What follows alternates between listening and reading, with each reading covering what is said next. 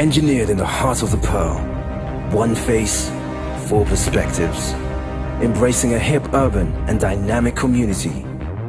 Keeping dibs on the constantly evolving African scene. Fanning the hottest talent in Uganda and beyond. Inspiring beautiful minds across the world. Literally changing the game on television. This is XXL TV Show Season 4. Go big or go home. Otherwise, be inspired.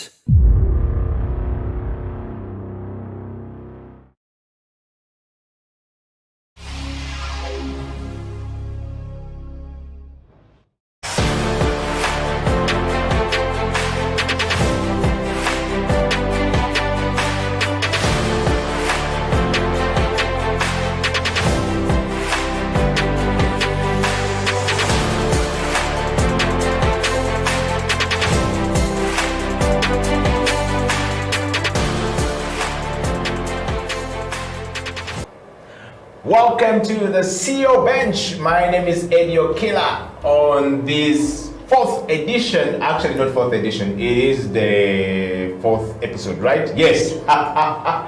Welcome to the CEO Bench. My name is Eddie Okila. And without any further ado, it says if a man needs too long introduction, he doesn't deserve one. And he who has the opportunity to introduce himself with so much doesn't require one. Ladies and gentlemen, all across the world, live on Facebook, on Twitter, and on YouTube, in the studio is the newest CEO, Woo! The one and only Daniel Lugwama Chigozi, aka Navio, actually known to you. Welcome to the program. Thank you. We're so not allowed to shake hands. Yes. A sanitized bonga will suffice. Yes. How are you? I'm okay. I'm good. Can't complain, man. It's been a testing time, to say the least. Yes. These COVID environs are not for the faint-hearted. Yes. But I think it's been an interesting one and a challenging one. Yeah. And I think we enjoy a challenge. Me personally, I've had to have seen this like a challenge, and I've had to kind of cultivate a positive mind frame, to make it through everything that's happened. So I'm okay. Let me say that I'm okay for now. Yes. yes. Well, welcome to the CEO Bench. Thank you. The CEO Bench often bring people like you to the bench. Mm-hmm. And the reason for the CEO Bench is to discuss leadership, change management, and of course transformation of human beings, foray into the people that we become today, that change society. And you are of course the newest CEO, I would say, from the top. Yes. And we thought about you. We often look for the CEOs. We ask people to vote and say, who do you want us to bring on the CEO Bench? Yes. And this week, you actually won the vote. Thank you, my fair people of Uganda. Yes. And the world, actually. Because this show. So you are talking to over 1.8 million people in Uganda. These are Ugandans. Yes, absolutely, and man. About 15,000 people on Facebook. That are looking forward to this interview. Nice. So welcome to the show. Thank you. Etienini, Etiabe, Jebale, Ariamabe, all of them. Yes.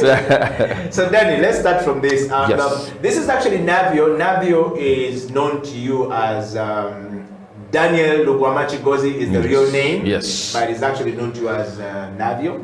And he's a musician. He's the CEO of Navco. And we're here to talk about Navio as the CEO, and we're looking at the leadership abilities that determine the level of effectiveness of a leader. Yes. And we're looking at the success stories of Navco. Yes.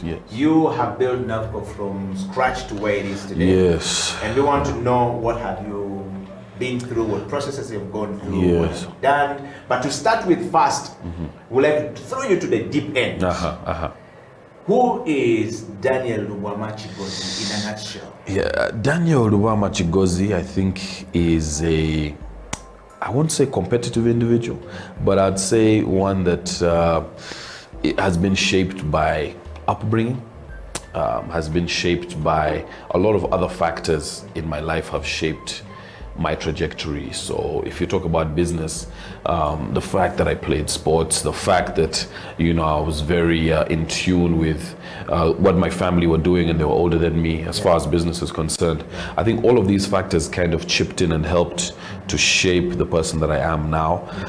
So I can say I'm a person who, I think my brother is the first person I ever heard say work hard, play hard. When it's a play hard scenario, that is what will happen. When it's a work hard scenario, I expect people to switch those caps with me, and so I've always seen myself as kind of a train, and I'm on that train. I'm heading in a certain direction. It's incredibly hard to stop a train, and I hope people jump on with me to see that common vision.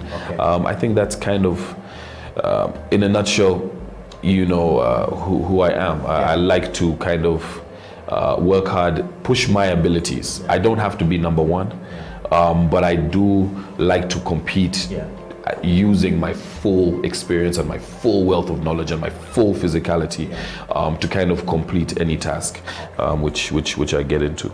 If you had to rewind the clock back to, let's say, a certain age when you are still young, back to the days of clear cut, which age would you be, and why would it be your very favorite age? I think age 14, turning 15. Why 14, 15?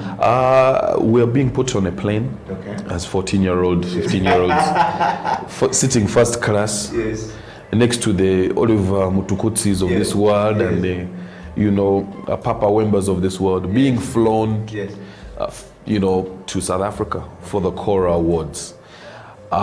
So you can imagine this is like otherworldly for us, One day you're, catching a border, to an underground battle in DV8, and then off your second song, pretty much you're being flown out, and we are nominated for Most Promising and Revelation of the Year.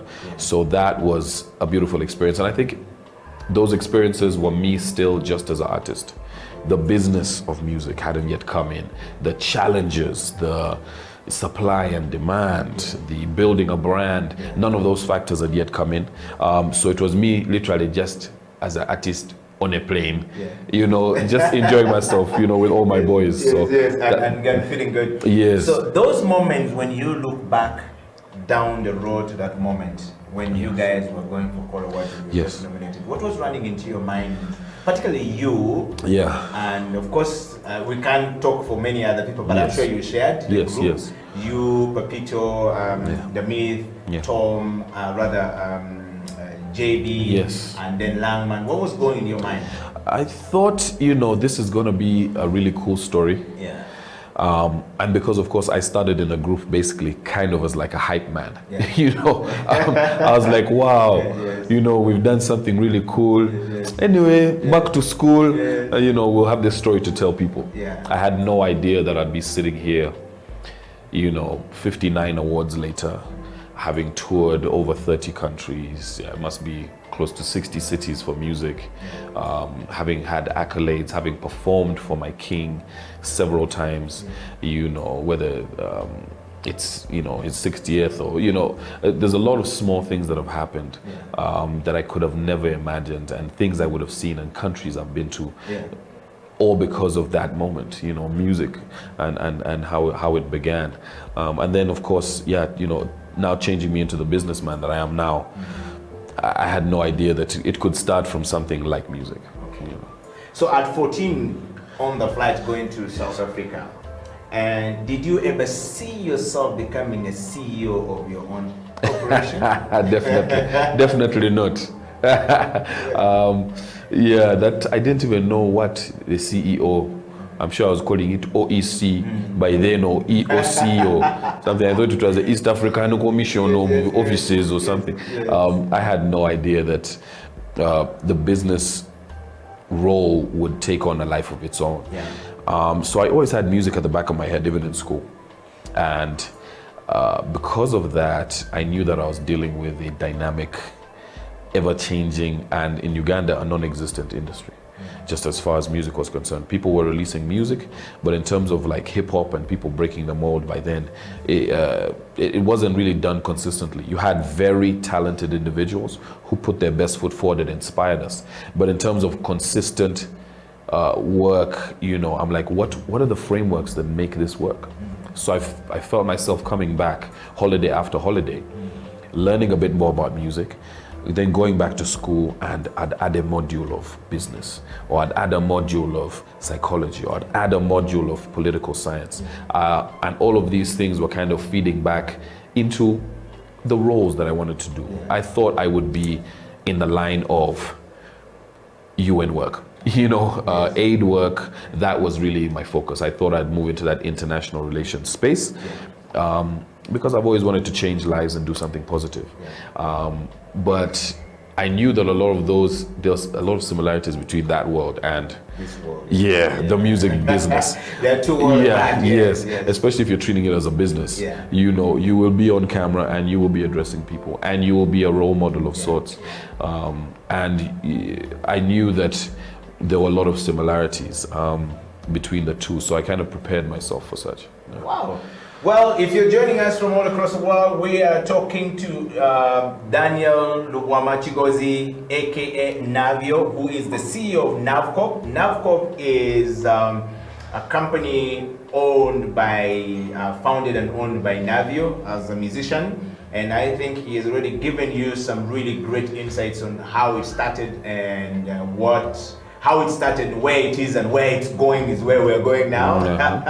And so please tap your neighbor, tap your cousin, tap your sister, grandma, grandpa, everyone down and tell them there is a CEO called Navio on television. Yes. Navio, we're going to talk about something very interesting. Yes. Change management. Yes. What is your idea of being a leader now that you're a CEO? First of all, how did you become a CEO of your company? I think for me it was born out of necessity. You know, there's only so long you can stuff money under your mattress. There's only so long you can stuff money in your cupboard and your shoe boxes, and eventually, if you're growing at the rate which we were growing, then you have to make allowances to expand and do them in the right way and a safe way. So it came out of necessity. First of all, setting up the company, you're doing tours all across the world. A personal account is great, but how these things are taxed becomes important for your business later on. As soon as you cross that threshold of 50 million a year, you're now in the interest becomes shares. Yes, they'll be like, can I see your documentation? So as soon as you cross that threshold, you can't just be trying to balance things from your own account and such. So it really came out of necessity. The industry and my personal career had moved to a point where I had to be doing business professionally. You cannot just be directing 20, 30 ma into your personal account and not really keeping track of what's going on. And two, setting up a framework, I think, protects you at the end of the day. You have all your books and you've ticked all your boxes. There are a lot of people running around who do promotions companies, but you're actually supposed to get a live show component to your company that has to be written in your memorandums, all that stuff. So there are a lot of people who can get shut down at a moment's notice. People can walk in and be like, do you have permission to do this live show? Do you have permission to be on stage? Whose songs are you singing? Your copyright and such. So it was really about necessity for me. And of course, the role of CEO, it's not one that I thought I could take on at the same time as being an artist. But I think it makes sense because you have the legwork that a lot of the management does, and you see the world, you have that inside view of the world of music yourself. And a lot of people want to meet you. A lot of businesses, you attract people and attract clientele, sometimes using your marketing.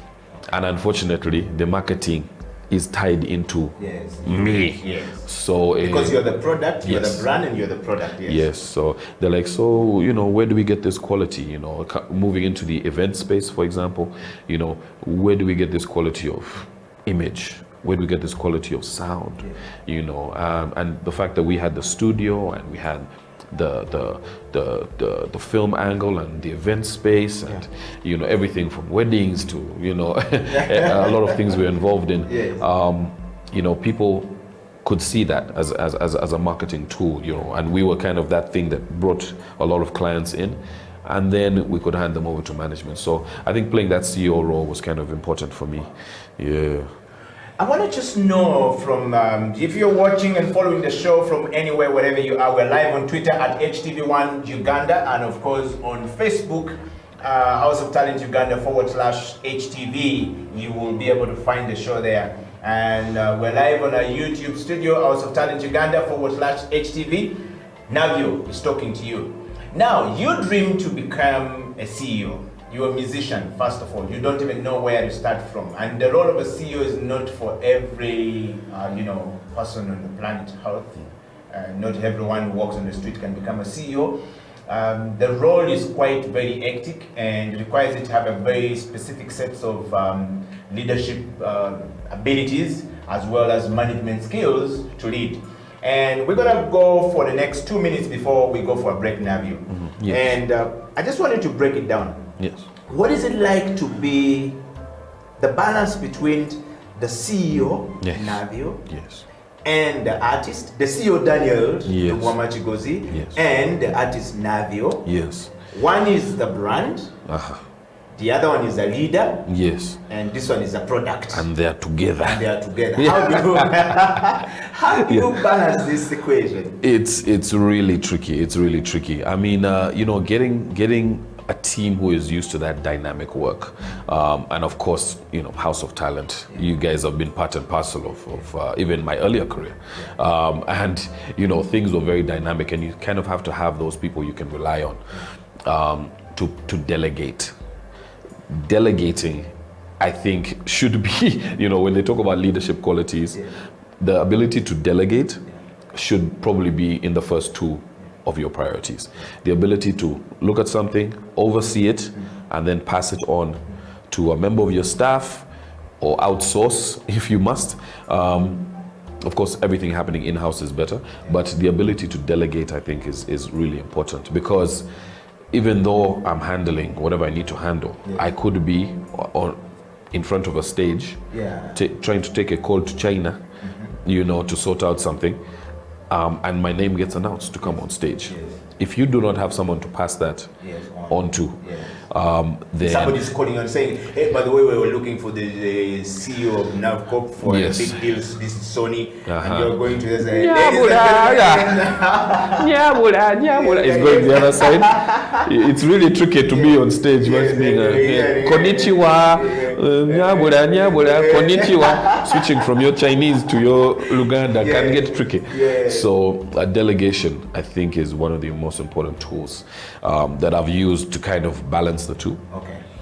And then trying to, you know, it sounds, of course there are other things before this, but I'll say healthy mind, healthy body. Trying to create a framework where my mind keeps working and keeps challenged, and I keep reading and keep trying to update myself is important. But also physically, exercising is important, you know. I meet a lot of guys and CEOs of their companies, and they're like, yeah, man, for me, I don't believe in getting more than 3 hours of sleep, or I have insomnia, and I have what? That, to me, shows usually there's an imbalance in their life. Yes. You know, you can't sleep and whatnot, you have an excess of energy. Human beings are supposed to exercise. It keeps the mind healthy. So as well as keeping your mind healthy, exercising and you know, a balanced diet to a degree. You know, I'm not perfect, but a balanced diet and trying to stay physical, it really helps. Wow. You know, just as far as longevity is concerned. Because as soon as the body tires, the mind tires, and vice versa. So these two actually work in unison. I'd say also in terms of keeping balance between, you know, there's situations where it's past you. You have to choose which one you're going to do. You can never be ashamed of losing one deal in order to push the other. Sometimes you'll be in a situation where they invite you to Big Brother Africa. At the same time, there are people who want an event here, and they want you at the helm of that event. Big Brother, you have 400 million Africans watching, plus people online, plus you're getting paid. On the other side, you have a client that's come, future work, you might get a new reference. What do you choose? You know? So that is a real balance for CEO. Yeah. So those kind of decisions, and that's just the music standpoint. You know, so you can imagine all the other things and the farm as well. And the farm and all this stuff. So you have those kind of deals that come in where people need shipments of stuff and product from the farm, and that's a very precise business. And that's one actually makes it easier to delegate. But as soon as you have stuff going in the event space and they want you at the helm, aid work, they need you at the helm. If you're doing a refugee project, and then they're flying in Alicia Keys, and they need your presence there, the balancing act is very careful. But I think as a CEO, the most important thing is knowing you are going to lose something at some point. Yeah, you can, like they say, jack of all trades, master of none.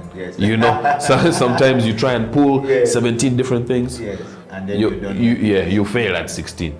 But if you pick 3 or 4 things, concentrate on those, you have a shot of excelling. Wow, we're going to take a break, Navio, and when we come back, Navio is going to be telling us, I think you probably have an understanding of why this show exists, which is to talk about change management, changing from Navio, the artist, the 14-year-old who found himself in the plane going to South Africa for Cora and, Clear Cut and the group, and now to Navio that had to transform himself to being a businessman and being a CEO, and the complexities that comes with that are not something to play around with. He's been the only CEO, so far we know, as an artist, transform himself into a CEO that is successful in actually running a corporation as a business. Now that's a plus. Say right there, we're going for a break, and when we come back, Navio will be telling us more onto the CEO Bench. This is the CEO Bench.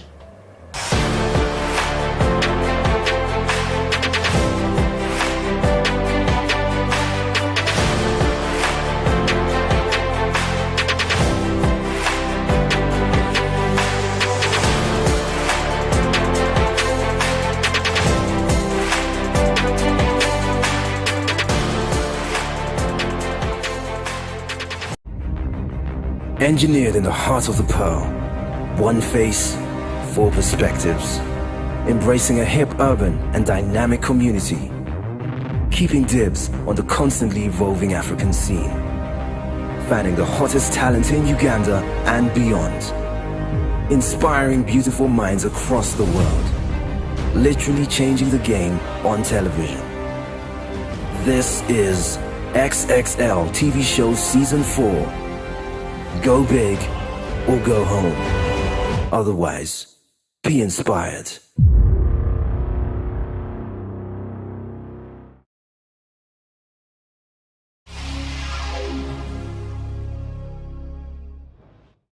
I'm a believer of functionality over form.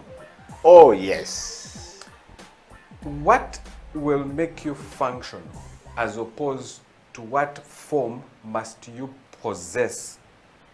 Like you've done all the theories, you've done all these, but I'm a believer of functionality. Now, people will tell you, for academics is not about only just functionality. So we must give you basis, approach, all the things that you need to know. Granted, must it take 4 years? Certainly not. Thank you. So how do we, because you see, time is no longer luxury. And COVID has showed us that. Thank you. So we need to really search deeply and ask ourselves, what do we want? What do we want to achieve with this? And then how do we run the transformation? How do we change? And how do we manage change? I think for me, like I said, until it is painful, you can't.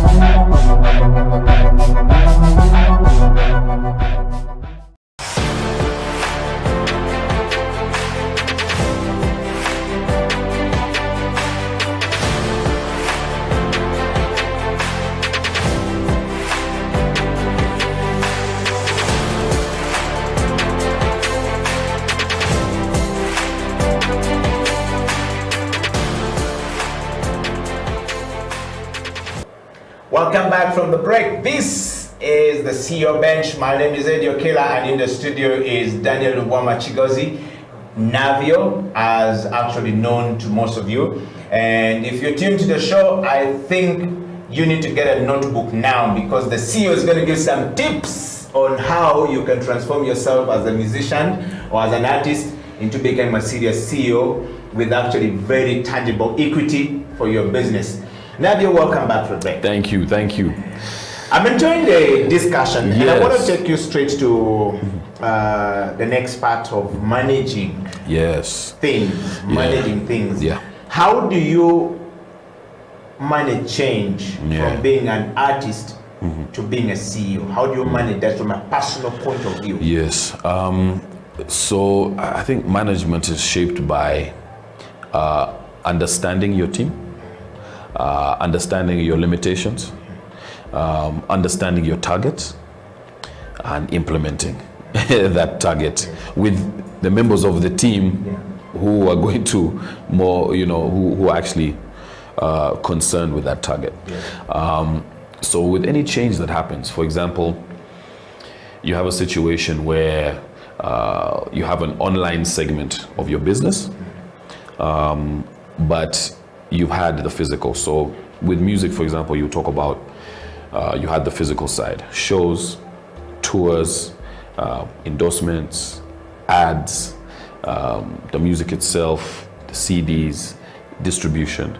That's the physical side of it. And then on the other side, you had the online element, promotion, marketing, brand, a lot of the other intangibles that you had. So if, for example, you take the biggest change that's happened in any business in the last 100 years, apart from World War, those were quite relevant. But COVID has been that biggest change that's happened in the world. So when you take an element like that, you're now taking out all the tangibles. Performing, gone. Touring, gone. Distribution, how you used to do it physically, gone. All of those elements now switch up. So a decision in a situation like that would be now to concentrate on the online. What are some of the intangibles that you've done?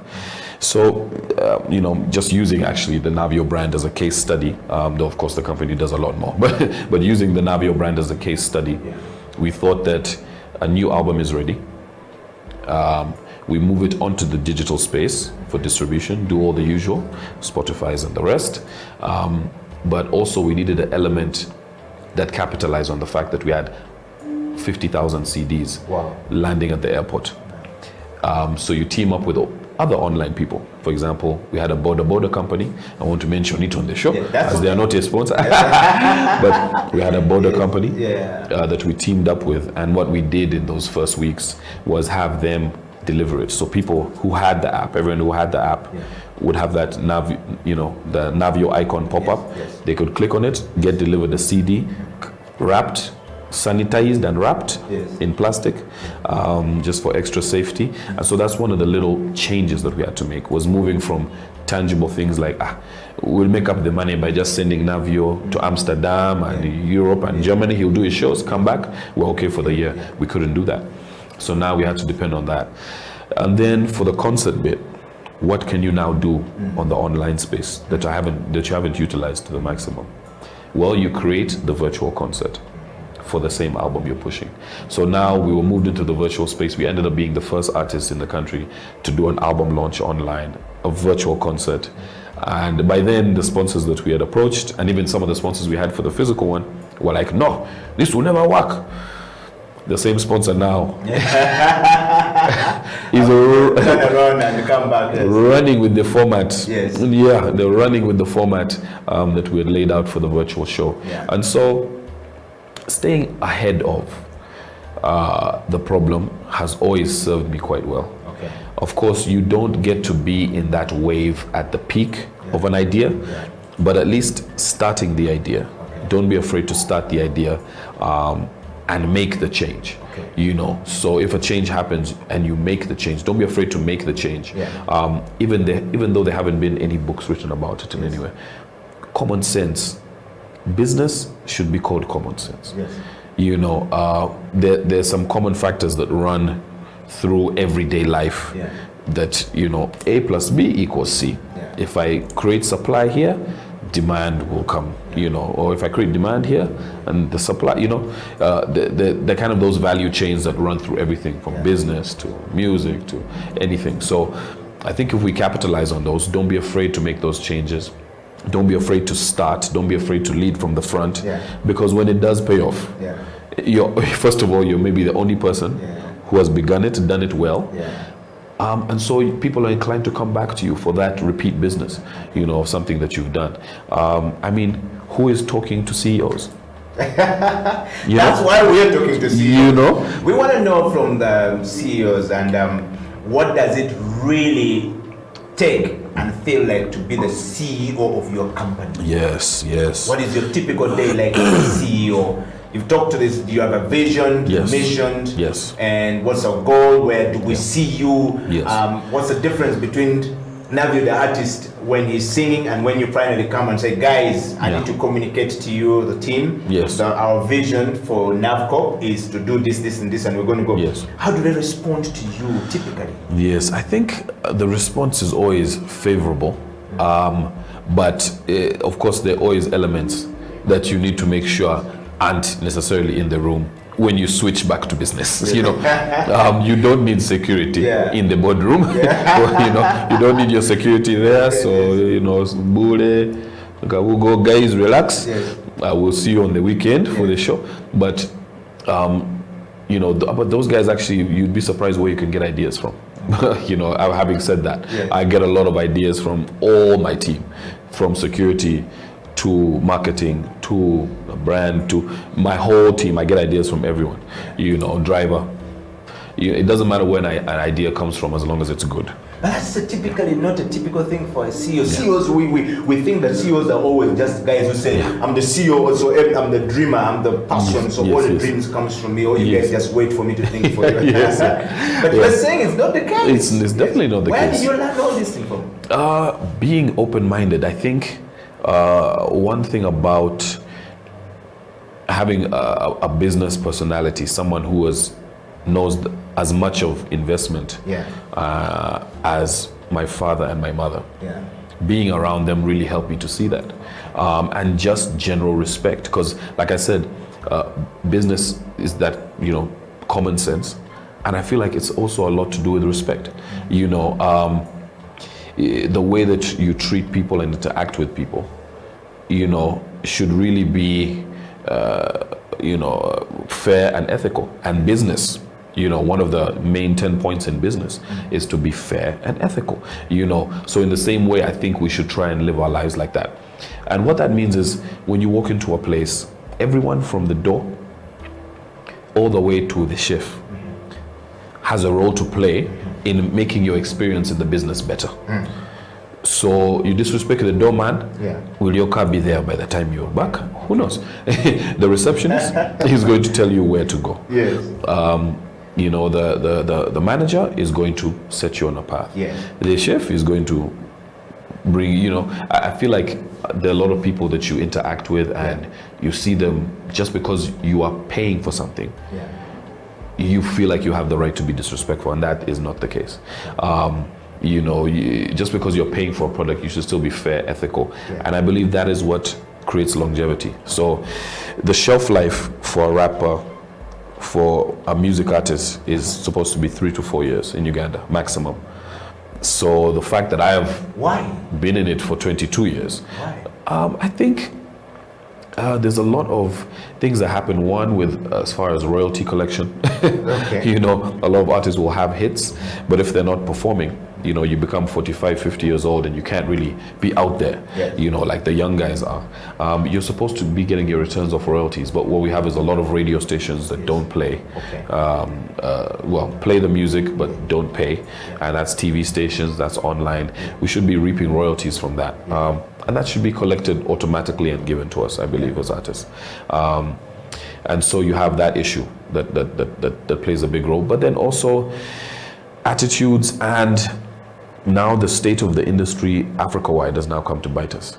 Back in my day, I mean, it's very few artists who have performed in Pattaya, Ouagadougou, Bobo Dioulasso, Accra, Cotonou, Zimbabwe, Botswana, Uganda, Rwanda, Kenya, Tanzania, Congo. yes. That's before we go to Europe, Germany. I mean, it's like 30, 35 countries. Nowadays, you have people performing like 3 countries. So we're not able to export our culture. The last barrier that has happened for artists now is also the fact that networks have refused to basically create an African framework for us to work in.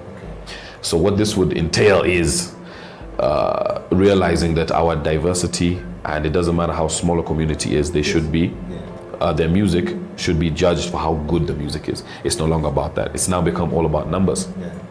So it's very hard for a kid from Burundi to, you know, where they have 3-4 million to compete against Davido, where they have 190 million in the country and 40 in the diaspora.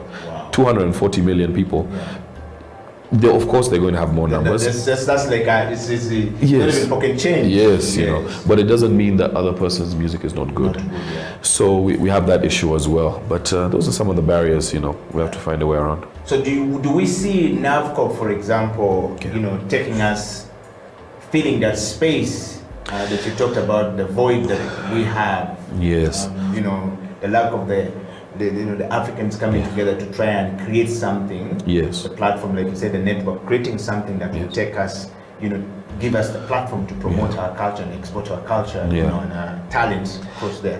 Do we see yourself working towards any of that as NAVCOP? Yeah, I mean, it's a big risk. You know, one of the fundamentals of business is minimizing risk, taking risk, but minimizing it. So what it would actually entail is a revolutionary announcement and constant,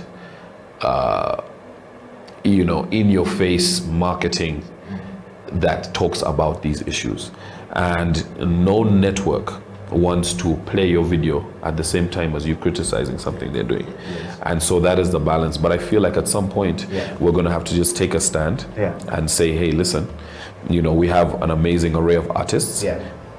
People from Mozambique who will never see, because you just look at the numbers. Davido has 10 million. You look at you know, an artist from Madagascar and you say, whatever. You know, we have people from small countries who are doing amazing music, and I think as Africans, our diversity is what puts us there. So the way forward really would be to make an announcement, create that network, and maybe come together with a few acts to put that forward. But it wouldn't be a business move, more as just a ethical call, you know, to do it. Why wouldn't you make it a business move as a strategy for NAVCOP?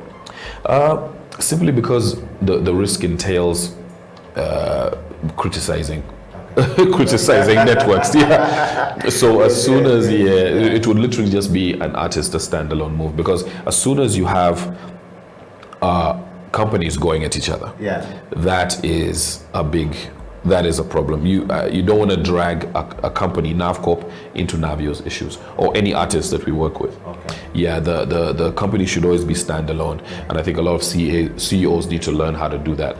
Stand apart from your company. You know, Ruparelia Group should have nothing to do with Sudia's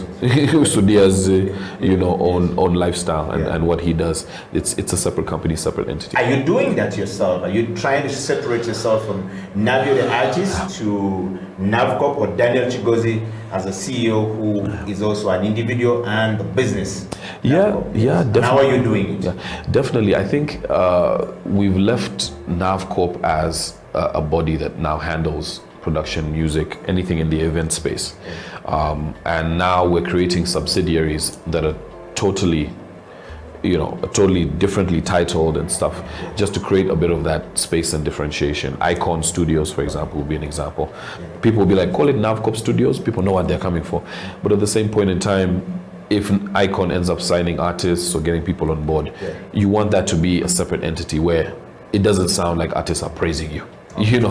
As far as the farm is concerned, that is also now a separate company. The real estate that I'm getting into this year, that is going to be a separate company. So I think when you're in the spotlight, all humans are fallible. All humans fall, but companies should be eternal. And companies should always be grounded. So keep them apart from your personal life. Wow. Now we're going to dive into it. Our time is coming fast spent. We're going to dive into some discussion about transformative leadership approach. Yes. And the leadership abilities that often defines a leader's level of effectiveness. Yes. On a scale of 1 to 10, rate the CEO of Navcorp.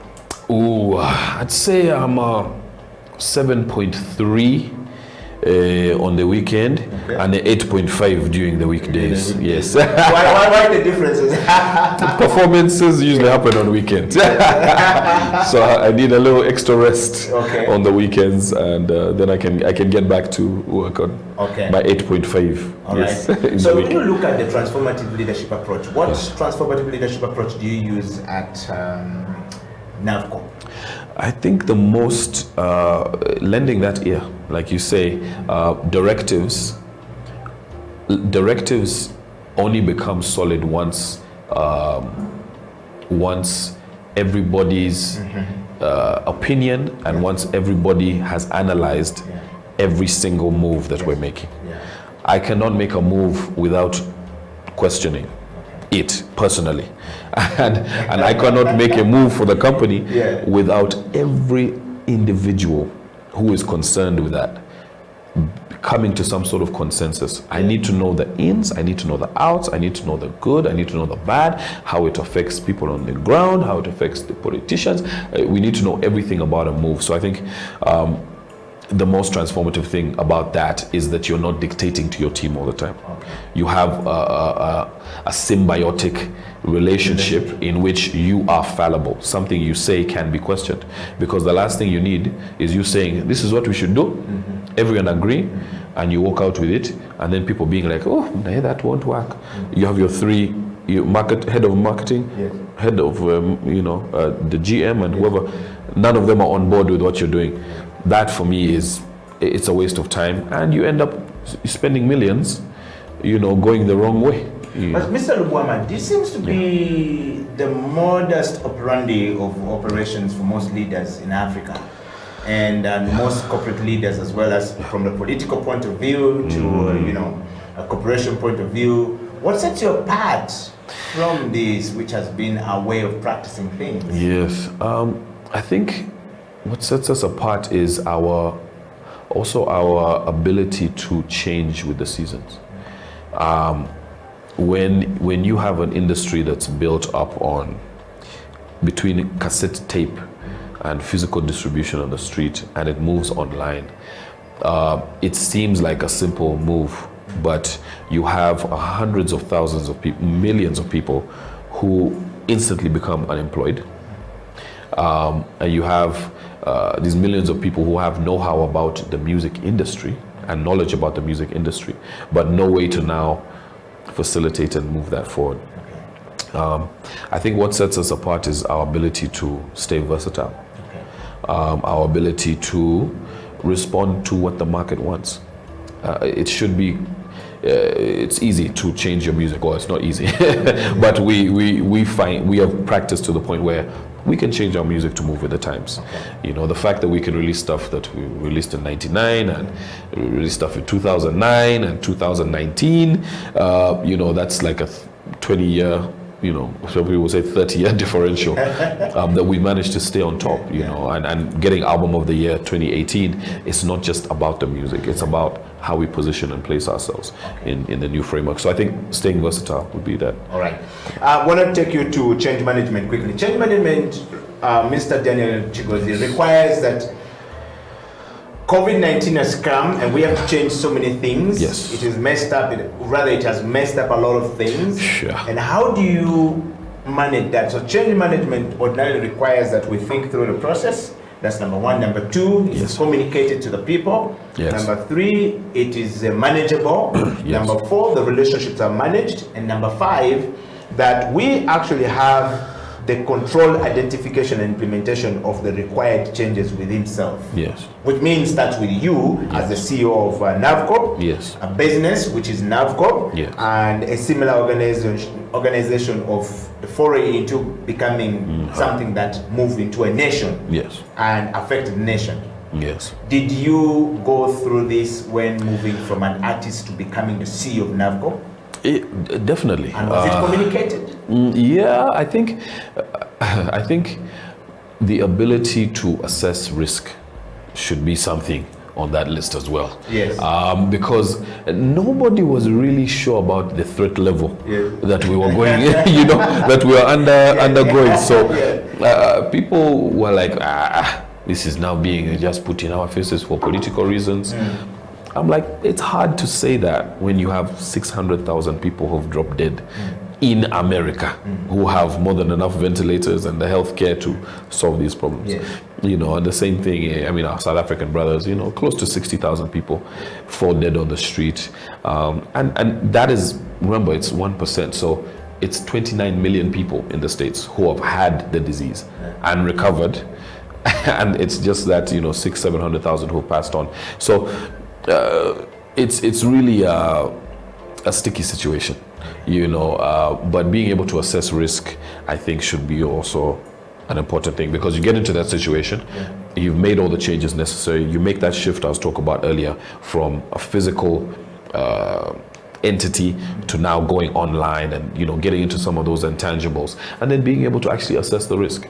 You know, can we go to that refugee camp?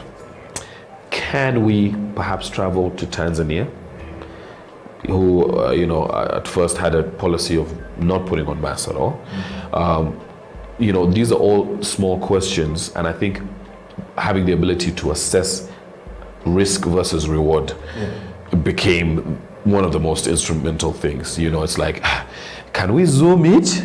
Can we do a Zoom? Or do we all, 5 of us, need to go and sit down in the conference? So risk assessment, I think, became, for me, like, became pretty much the forefront. Can I really risk sending More to that meeting? Or should I tell her to Zoom? You know, small things like that, I think, came into play heavily when COVID came through. But the ability to change and stay versatile, I think, is ingrained in us because of the longevity we've had in the career. So we made do. Do you think that is available to everyone out there, to every CEO out there at your level? Do you think they think that way? No, I think it's such a divided thought process. You know, you walk into one meeting, you still have CEOs throwing their hand out, even wanting to bizu, give you a trick, you know. You meet those guys from the islands, the guys are doing the forehead thing, they rub noses, you know. So you're meeting people in those business capacities who, some of them really don't care. And these are CEOs in their 60s, they're in the target group. And so also managing those relationships, like you mentioned, is very important. If someone puts his hand out to you that you're making a deal with, do you refuse? Do you recoil? Do you say, coronavirus? There's money here. You know, because now you're in a framework where you're dealing with their how sensitive they are to the issues and their own assessment. They have assessed that the risk is nominal. You know, so All of those little things I think came into play. Okay.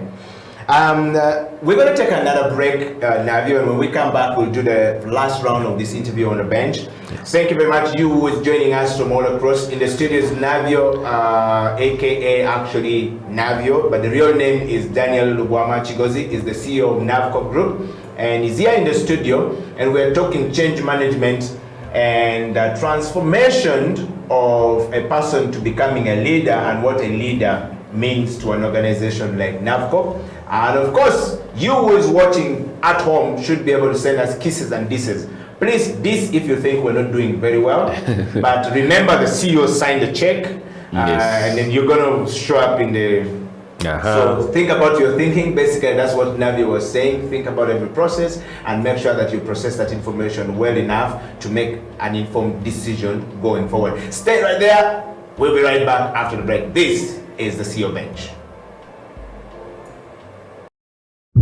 I have the pleasure to present to you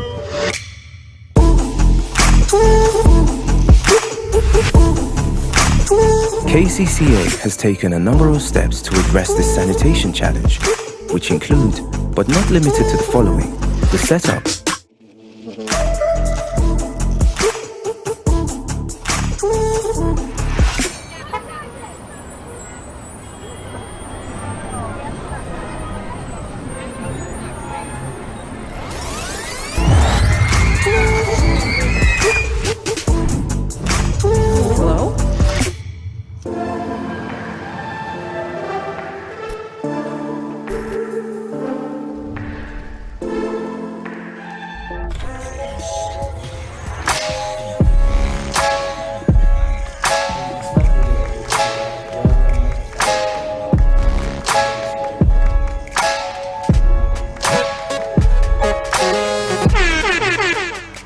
Welcome to Slam Dunk Basketball Talk.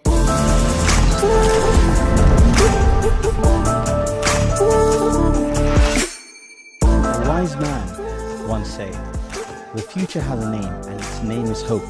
A tiny flicker of light that feeds on hope is enough to shatter any shield of darkness." At Mandulus, we really believe.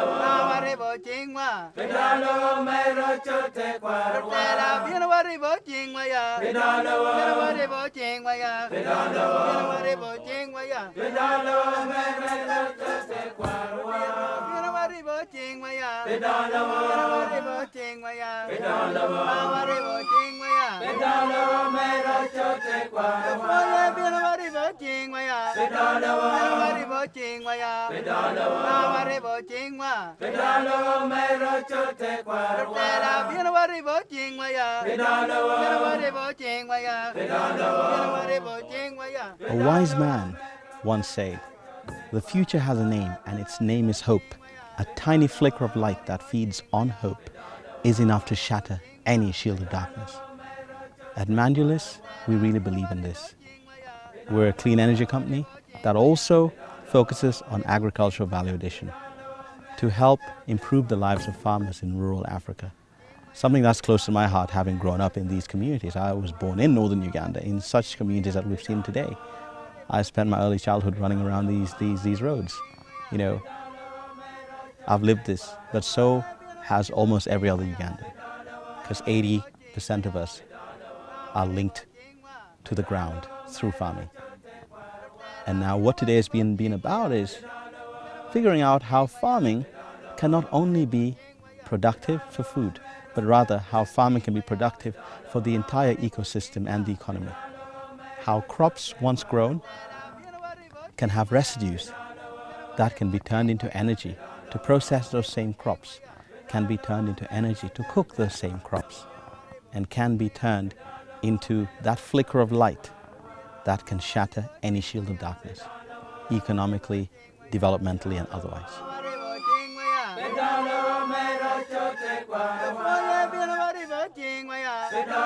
I am Jean-Baptiste Fauvel. I work as a program manager at the EU delegation to Uganda, and I'm in charge of working on inclusive green economy. Inclusive green economy is one of two focal sectors of the EU's development cooperation with Uganda, so we have allocated a significant amount of resources to advancing this agenda of promoting inclusive green economy in line with the government's ambitions in this regard, because Ugandan authorities have launched the Ugandan Green Growth Development Strategy end of 2017, and we are keen on supporting this.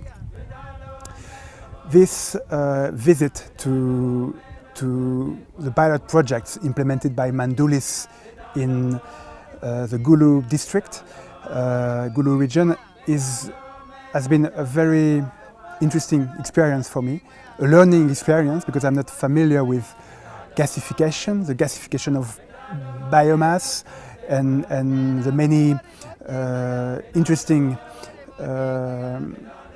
technologies implemented by Mandulis here. So I've learned a lot, and I am extremely grateful to Peter and his colleagues for showing this and the very inspiring message conveyed to us visitors. What's interesting about this project, what I've learned from Mandulis, is that they are covering the missing link in rural electrification. And that missing link is that, we try to electrify people, and it always requires subsidy. What they're bringing is they're connecting the value chains, the agricultural value chains, the groundnuts, the rice, the maize, and this value chains, which are worth a lot of money. They're using the waste from these value chains to make energy, which returns resources to the community. And this has not been done successfully in East Africa yet. So this is a really exciting project. And so what my plan and what I'll be working on is to try and help them finalize the business so that it's investable in a way that they can grow to meet all 16 of the target areas. I'm telling you that take this stove, okay, take this shigiri, go home, after you've made your muchama and you've eaten and you've enjoyed yourself, I'll buy back the ash from you.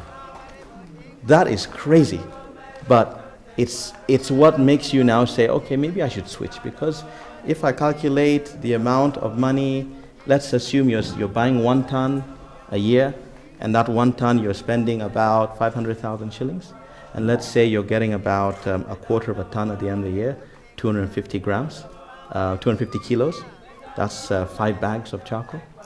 How much is 5 bags of charcoal? You're like, okay. So if you're spending 500,000 and you're earning 100,000 from your waste at the end of the year, in a rural environment, that's covering 2 terms of school for 1 kid. So it gives that incentive to switch, because you're saying, look, it's still wood, but this is cleaner. It doesn't beat the environment. It's cheaper, but more importantly, it is an income stream for you as a family. I have been very impressed by what I've seen.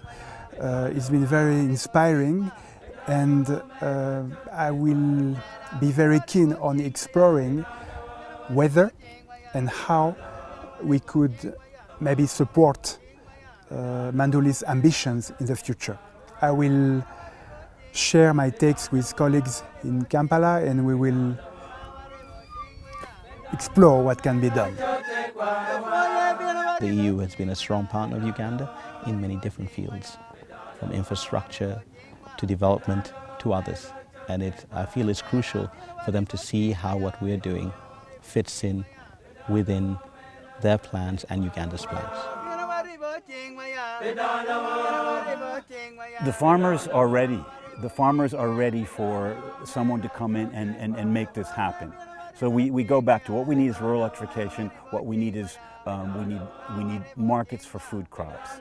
The markets for food crops are there, and the opportunities for rural electrification are there, and the farmers are willing to participate. So what surprised me, it didn't surprise me, but is how knowledgeable they are. Mandulis, I think, has raised the awareness, but they're ready to participate, and they understand that they have a role to play in this great activity. And I'm impressed as well at the potential of this region in terms of agriculture and agro-processing. Just have a look at what's around the landscape.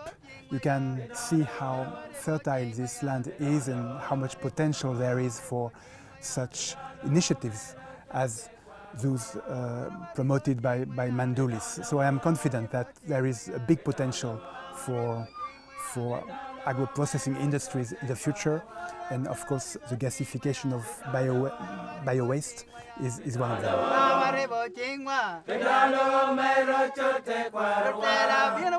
This is a beautiful area. This is a wealthy area. You know, when I heard about Gulu, I had no idea. I kind of thought northern Uganda was very dry, and I didn't really know what to expect. And so when I got here, what I've seen is a very rich area, a lot of crops, a lot of farmers, a lot of young people looking for things to do. And so I think that the agricultural value is here. So what surprised me is the amount of agricultural activity and the potential here. It was fantastic. I was very much impressed by how welcoming and friendly the local communities are, especially here in Paminolango. We were treated with a fantastic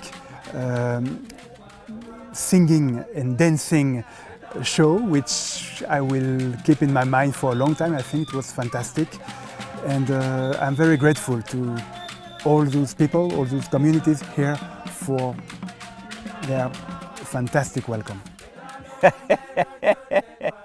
I have not had sorghum ugali like that for a really long time. I mean, in Nairobi we get maize ugali, but sorghum ugali, and then the local food here is just fantastic. I'll also talk about the music. That was like the best village orchestra that I've seen in a long time. So the food and the music, that was like a cherry on top of the experience, and so I'm really looking forward to working on this project.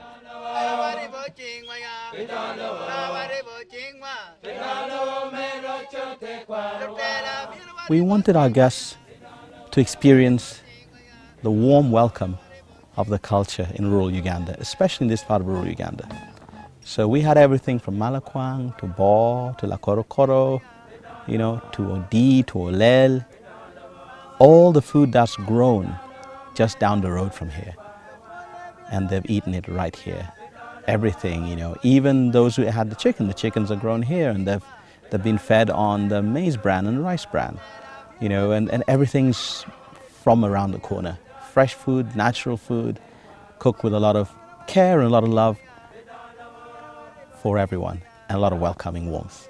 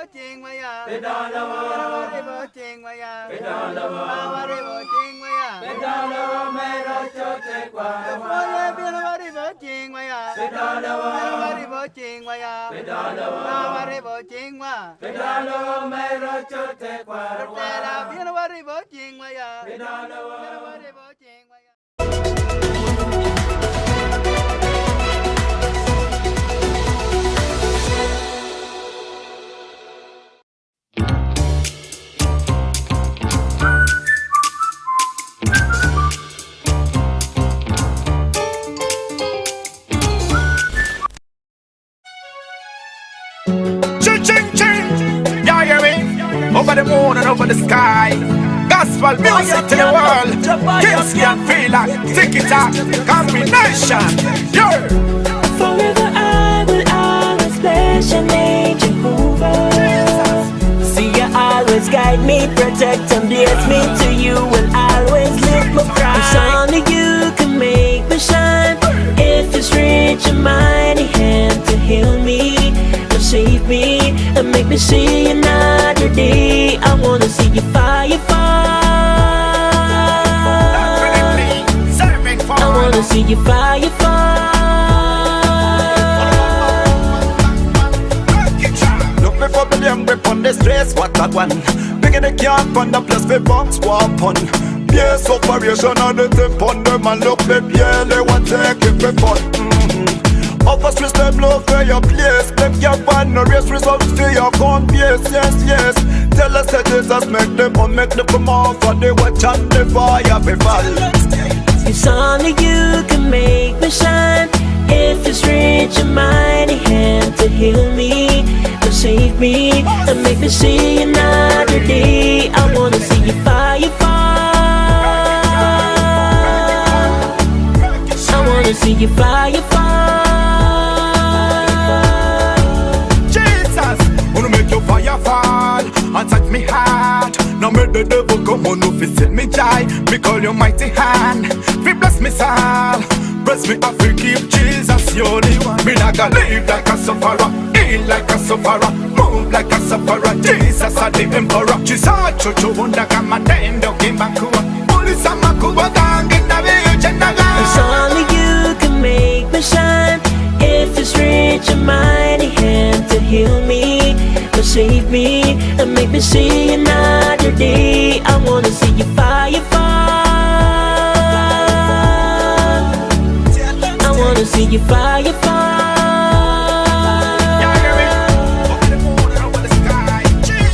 Forever I will always bless your name, Jehovah. See you always guide me, protect and bless me. To you will always lift my cry. Someone tell me, brother, my sister, and the brother, man, love from the child of a man. You love and bless me, you did restore me. You hear me? Gospel music to the world. It's only you can make me shine. If it's reach your mighty hand to heal me, to save me, and make me see another day. I wanna see your fire fall. I wanna see your fire fall. I wanna see your fire fall. I wanna see your fire fall. I wanna see your fire fall. I wanna see your fire fall.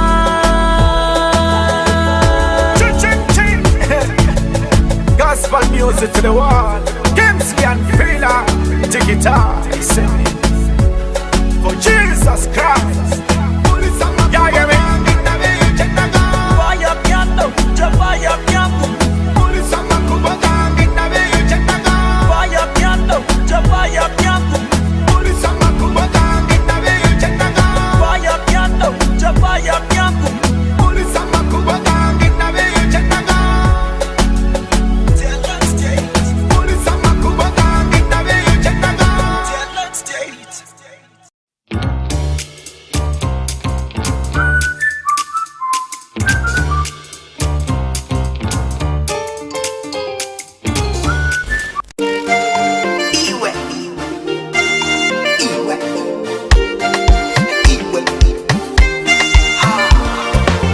Likapunjako mu nyanja amaisaga ng'okagakwata n'omutima gwange okagutwara ninzigorra bokiwe ninzigorra bokiwe aboki ijamutwale owangiwe aboki ijamutwale nabaragaine tibetana aboki ijamutwale owangiwe aboki ijamutwale nabaragaine tibetana abasaija nsangire bengi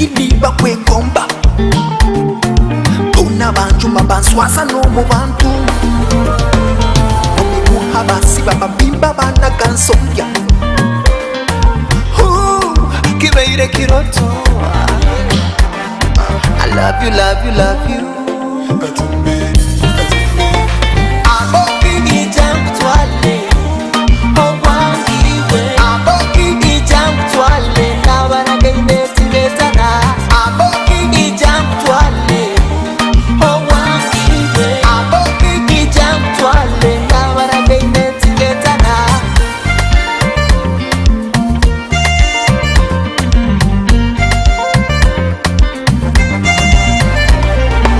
Ulikapunja ku nyanja,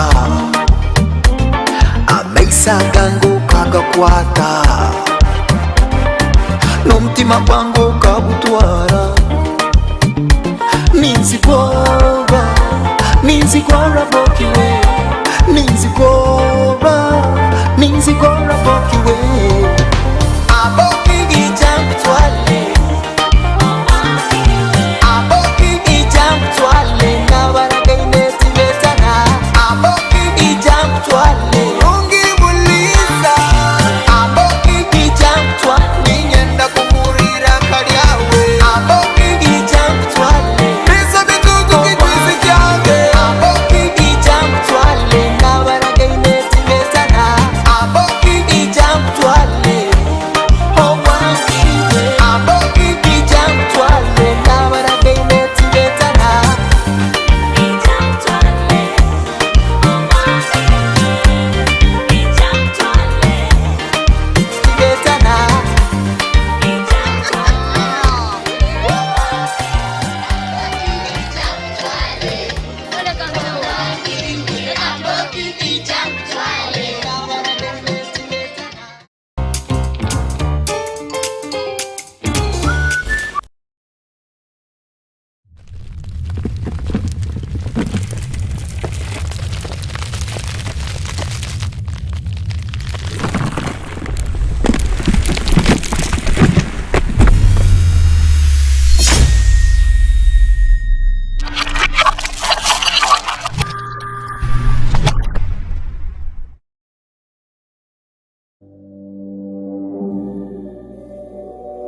Kampala, the capital city of Uganda, like many other sub-Saharan cities, is characterized by peri-urban and dense unplanned informal settlements, and with an ever-growing population that is gradually surging past the 1.5 million mark, city amenities are at times overwhelmed. Kampala Capital City Authority, KCCA, a body established to administer Kampala Capital City on behalf of the government of Uganda through its Directorate of Public Health and Environment, has been at the forefront of efforts to improve on-site sanitation in Kampala City. So Kampala is one of those cities with a low sewer network coverage. Ours is less than 10%. And that means over 90% of our people rely on non-sewer sanitation. So in the bid to get innovations and solutions, RASOP has provided quite robust learning solutions in terms of capacity building to provide non-sewer sanitation, in terms of innovations. Under the Reinforcing African Sanitary Operators Partnership, RASOP project, focus is on providing technical guidance to promote sustainable sanitation, including non-sewer systems and fecal sludge management, building capacity of sanitation operators, enabling and facilitating the adoption of appropriate regulatory framework for implementation of sustainable urbanization and project management and governance. We've had several trainings or capacity building programs that have been held in Kampala City. We've had different trainers coming in from different cities to train our own emptiers, and this has helped them to develop their businesses. For example, creation of and interpretation of sheet flow diagrams, where we had different sanitation stakeholders getting really to learn how to draw a sheet flow diagram. They just used to see it on paper. They didn't know how it came about. They didn't know how to write a report, but everything has been done and we are having some results come out. When RASOP also came in, people were told to put on safety gadgets. You can see people now are putting on overalls, they are putting on gumboots, and when they go to work out there, they're also putting these things on so that they can safeguard themselves from the disease related to their business. 3 years down the road, through investments like RASOP and others, we're actually seeing fecal sludge management coming to the fore. It is now something that whose awareness is now raised, and actually the different various stakeholders are willing to participate to see that it is even improved better. Since the inception of the RASOP program, KCCA has been able to secure the participation of various private sector players, research institutes, communities, the government, and many local and international partners in its drive for a cleaner and healthier Kampala city.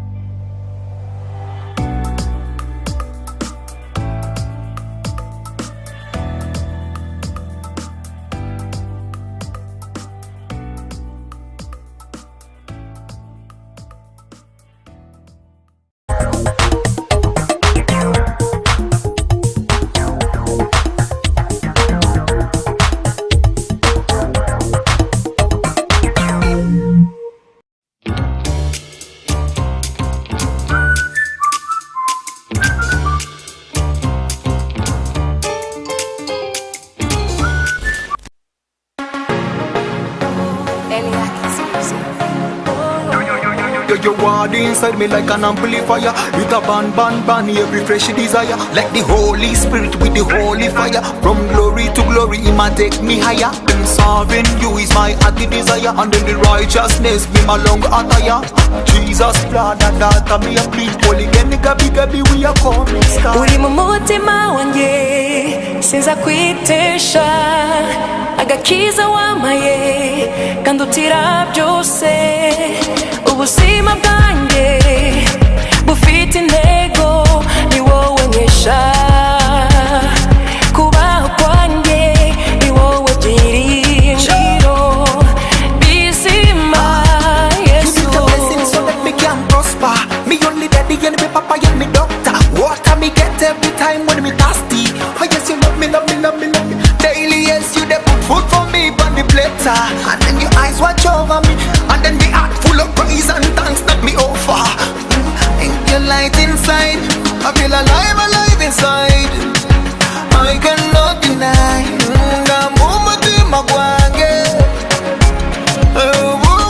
Uri mu mutima wanjye sinza kwitesha agakiza wamaye kandutira byose ubuzima bwanjye bufite intego ni wowe nkesha kubaho kwanjye ni wowe byiringiro bizima Yesu. Sinzaho nari kuba ndi iyo wowe Yesu utaza kuncubura nta nzira nabonaga imbere yanjye nta cyizere cy'ejo nari mfite hari umwijima wicura burindi imbere yanjye ariko Yesu waraje uramurikira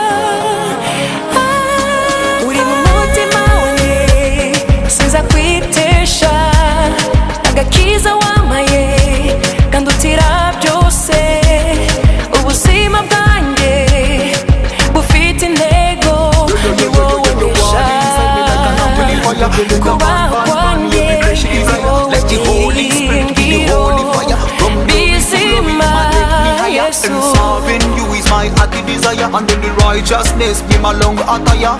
Jesus blood and that me a please. Holy gabi we are coming style.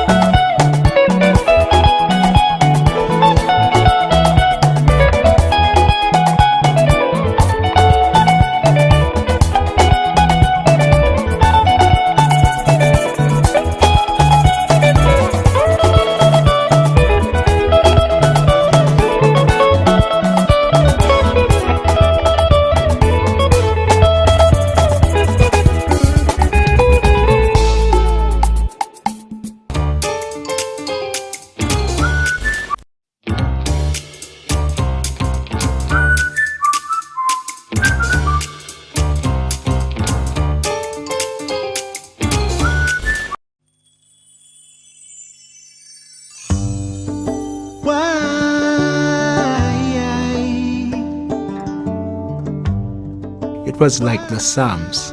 When you look at David, he's passing through hard things, but then he's willing to talk about them.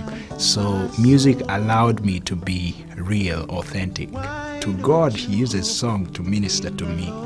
So it was more, it's personal, I can relate to it, and he's helping me overcome through that, to be able to be used as that vessel that delivers this message, which I know that I've just borrowed from heaven.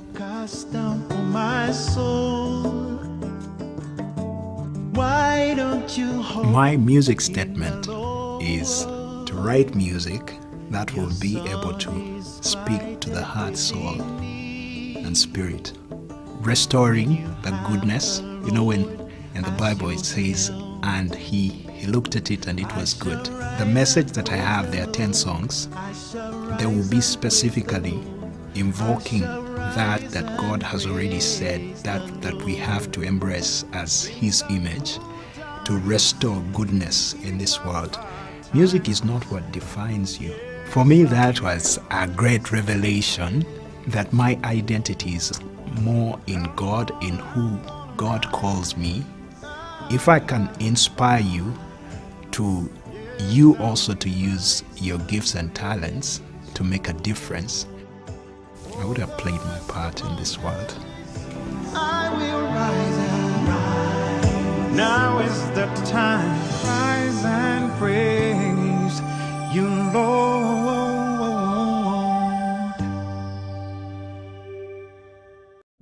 I have the pleasure to present to you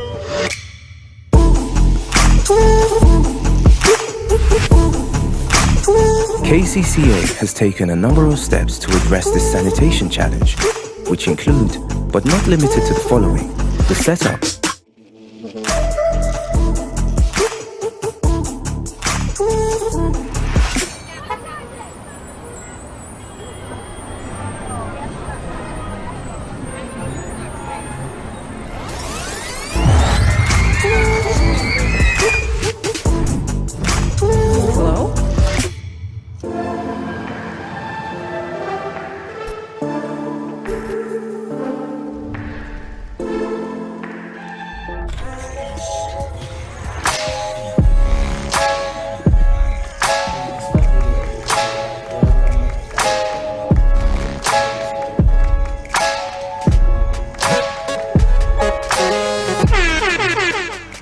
Welcome to Slam Dunk Basketball Talk.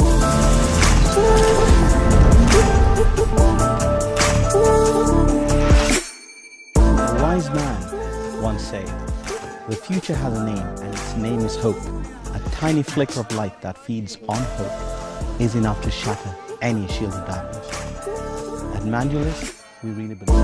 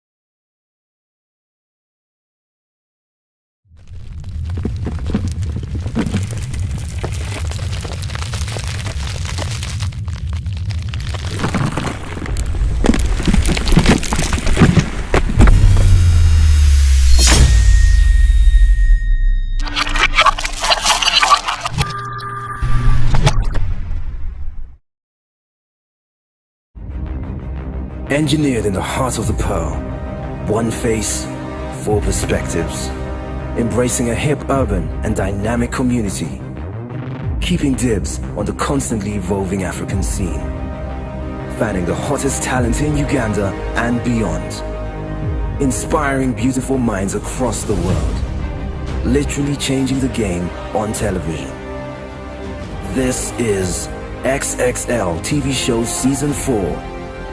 Go big or go home. Otherwise, be inspired.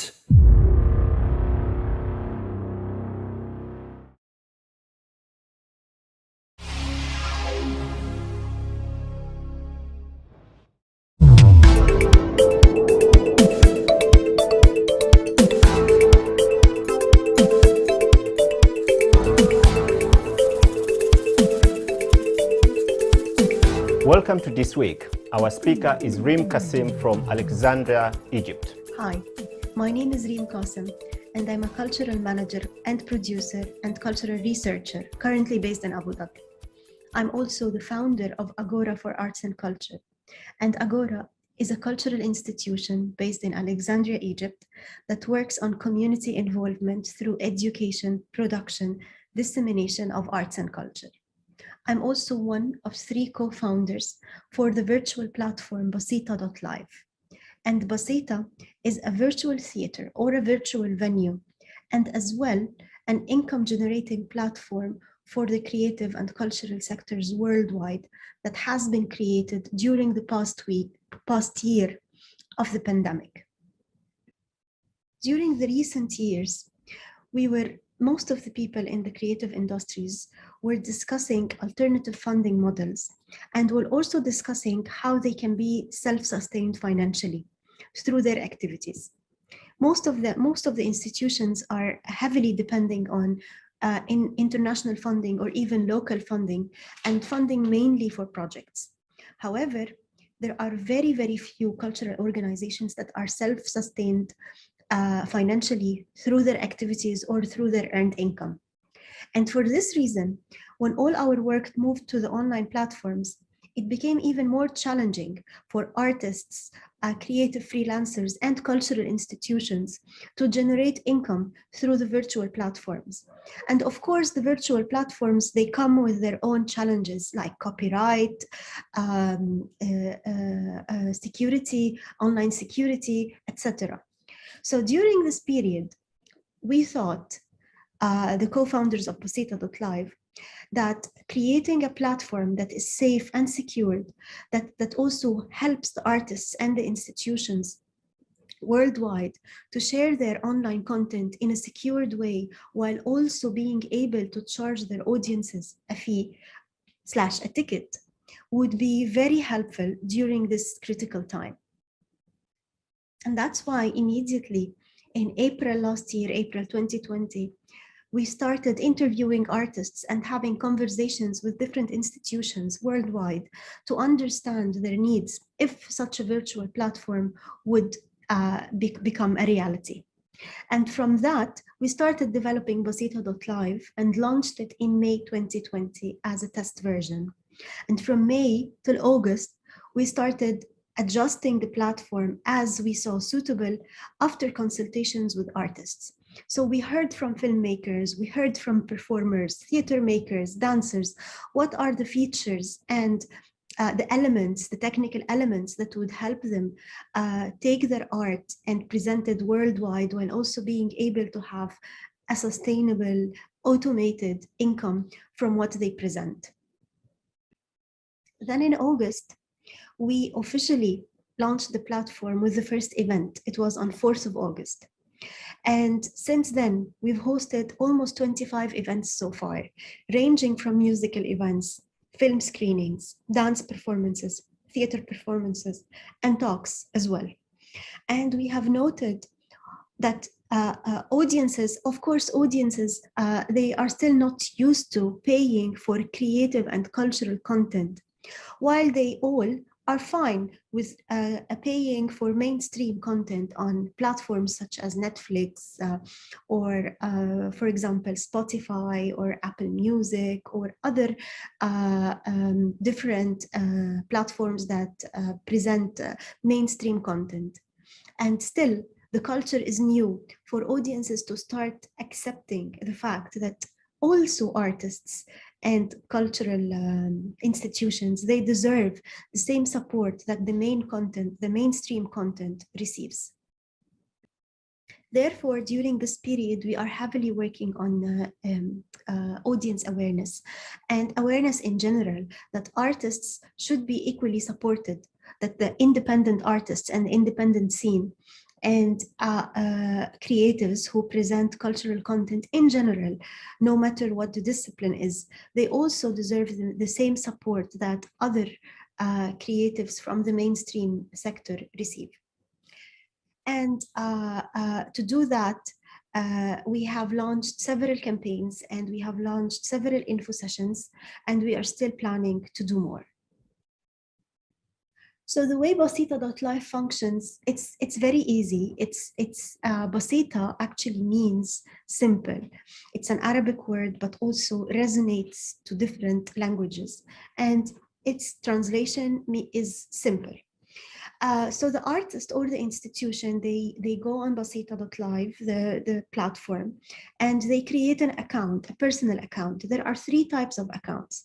An account as an artist, so a musician, a filmmaker, or even a visual artist, an individual artist can create an account. And there is also the venue or an institution account. So if it's a cultural center, if it's a band or a festival or any type of institution or a venue can create another account. We also have a 3rd type of account for audiences. So also audiences create accounts. And creating an account is very simple and straightforward. They just fill in some information, a quick synopsis, bio, a photo, a profile photo, and social media links, and that's it.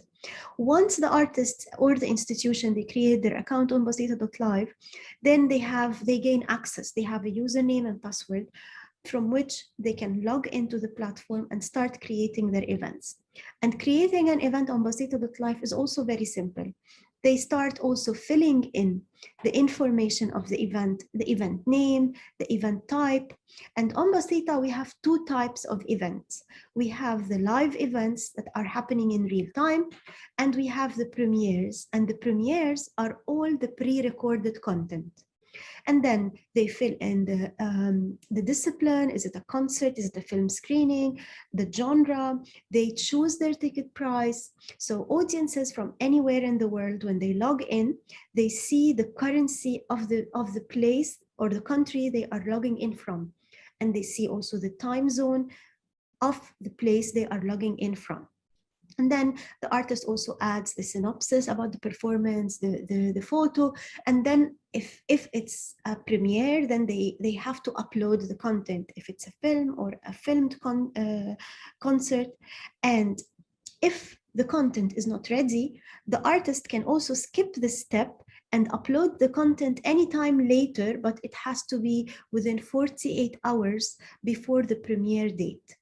And then the artist submits the event for approval. It goes to us for review. We review the event details, and then we approve it and confirm. Once the event is approved, then it appears publicly on our homepage, and the artist can start promoting the link. People can start buying tickets, and it works really in an automated way. Also, there are several different features that the platform offers. So for example, for films, there is the option of uploading subtitles. Also, for all the events, there is the option of geo-blocking. We understand that some people, sometimes they want to make their content available in some regions or some countries, and some countries not. For simple reasons, like for example, they don't own the distribution rights in certain regions, and they only own it for certain countries. So this feature is also there. There is a feature to make the event with invitation only for a limited number of people. You can make your event available for unlimited ticket purchase, or you can make it only available for a certain number of people if you want to keep it for a small number of audiences. And of course, the content is very secured. We use 2 types of security. First of all, encryption technology, so the content is encrypted. And second, on our web version, we use watermarking technology. So of course, anyone who accesses the content, who buys a ticket, has to have an audience account on Basita.live. And therefore, when the audience are watching the content, their IP address and email address appear on the screen as a watermark every 5 minutes randomly. So anyone who wants to screen record or try to infringe the content in any way, the content owner will be able to know who this person is. And also the platform offers detailed statistics to the creative users, the artists and the institutions. So whenever an artist creates an event, in their panel, their events panel, they can see statistics such as who are the people who bought the tickets, their demographics, their information, from which country, which nationality.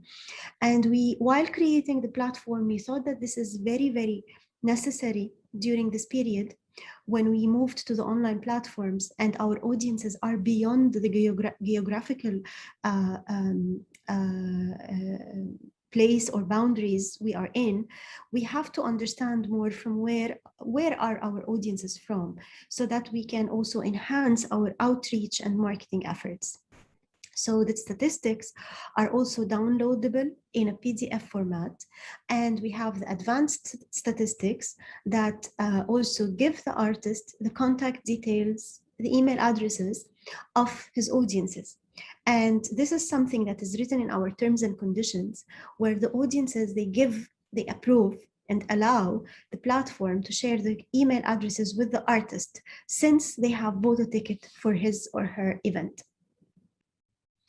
Our observations so far, after hosting nearly 25 events during the past 9 months, are that we've seen that audiences, they have the tendency to pay for the online content. And this is when the audiences are from the loyal followers or the fans of the artist. People who don't know the artist are less likely to commit to paying for a ticketed online event. But also we noticed that theater, dance, and film are selling more than music. But we haven't hosted a lot of musical events so far. We haven't hosted new performances so far, new musical performances so far. So also we don't have enough data to confirm our analysis. However, from our initial findings, we thought that because music is widely more available online and there are so many music platforms such as Spotify and Ghani and other, that's why audiences have lots of alternatives. However, we are also going to examine again when we have a new production on the platform or a new collaboration, something interesting that is not available on other platforms. But for film and theater and dance, we've noted that people are more interested to pay for such a content, especially people, for example, we hosted lots of events from Egypt. So lots of Egyptians living abroad, they were very keen to watch those independent films or theater performances from their country because they are unable to access this content physically in Egypt. We have noted also that the platform through the platform, artists and institutions reached new target groups. And these new target groups tend to be more on the two broad spectrums of age. So a younger technology generation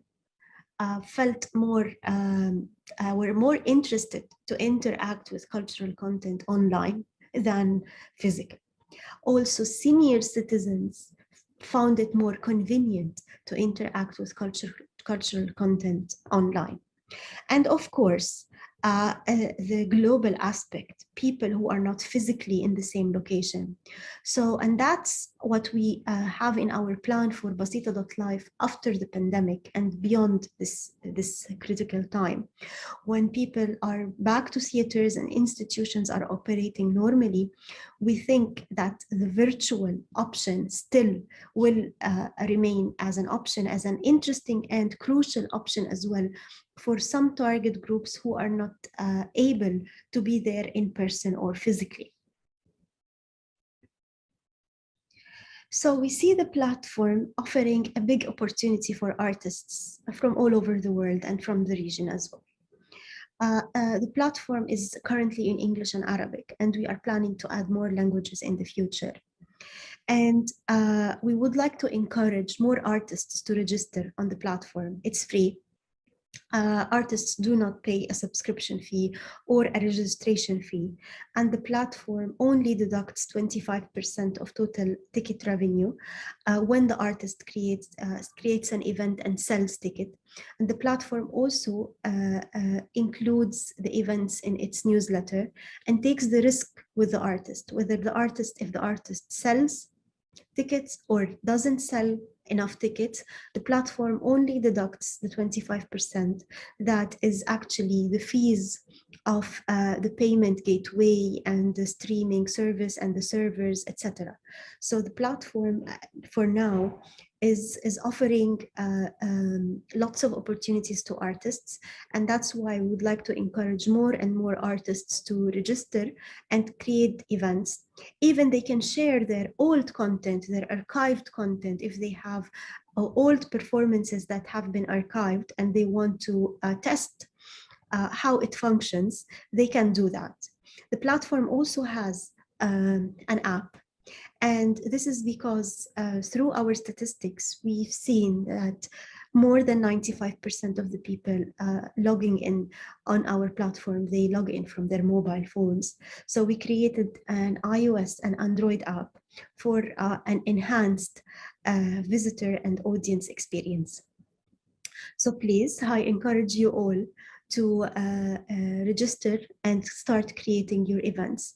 It's automated, easy, simple, straightforward, and it's free.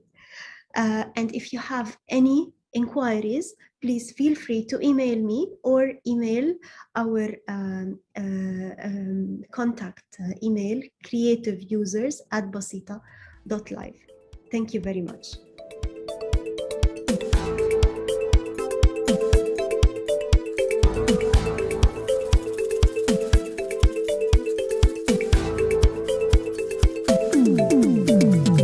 Welcome, ladies and gentlemen, to Doa Doa 2021, the virtual docu-series. As you've heard from the speaker, now let's get to know the artist. The artist in focus this week is Deo Munyakazi from Kigali, Rwanda. Enjoy.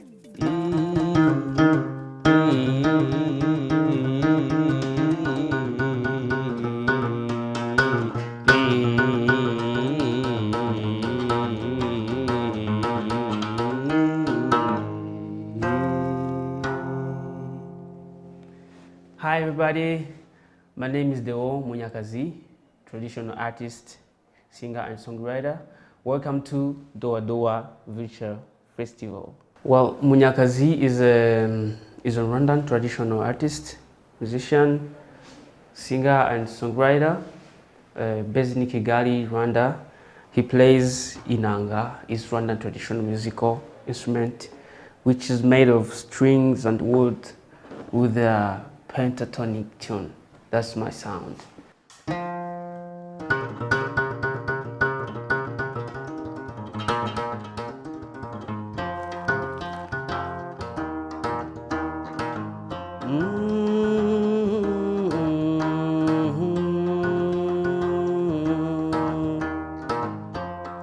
Nimuze kwimakaza umuco w'abanyarwanda nk'uko byahozeho, duhuza amarembo tugwiza amararo, dusenga n'Imana dusangire byose, dufumbata imfubyi dutera n'inkunga, duhana inka duhane n'abageni,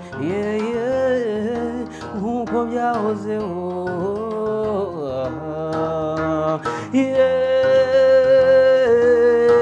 Isoko dusangiye ni umuco w'abavuka Rwanda, ni umuco w'abavuka Rwanda.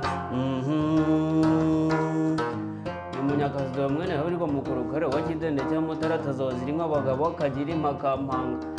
Habe nk'umucyo inkotanyi abagabo ingabene bayimashira ziraguhunga ni ikimenyimenyi uruhanga z'ubusa na cyenda nari gihangana. Nangara insurance marangara insurance mwiza insurance mukonyi insurance cyane mu bwana cyangwa bagiye batera kurutirwa abantu bahagurutsa bavuga makaya miseke n'imiseke bagwiza mu itembo nanjye ncyura inganje ngabandi sanzu nk'irya rusuka mwene tema hagari wo mu gisaka.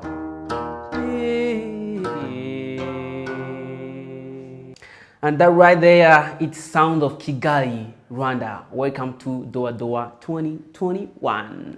Well, my musical journey has been a blessing so far, because I got a time to introduce my music, my Inanga sound to the universe. I did collaboration with different artists, worldwide artists. I've been traveling in the music festivals, workshops, and many different projects. So, and I've released my album, which is named Isoko Dusangiye. So far, I'm still working, so I'm feeling grateful for my instrument.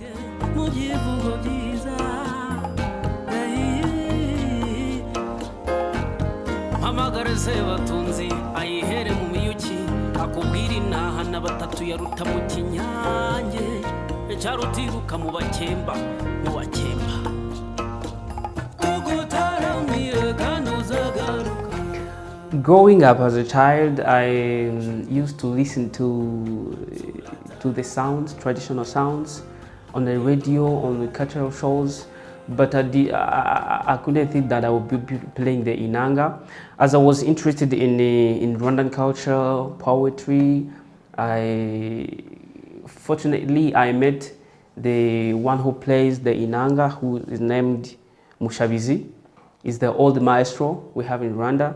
So I was really impressed to meet him in person. I asked him to teach me. He said yes.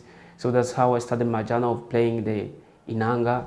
So for now, what motivates me doing what I do every day is to bring back the original sound, the sound of Africa, the sound of Rwanda, and keeping alive African music. Wherever you are, this is the sound of Rwanda. Welcome to Doa Doa.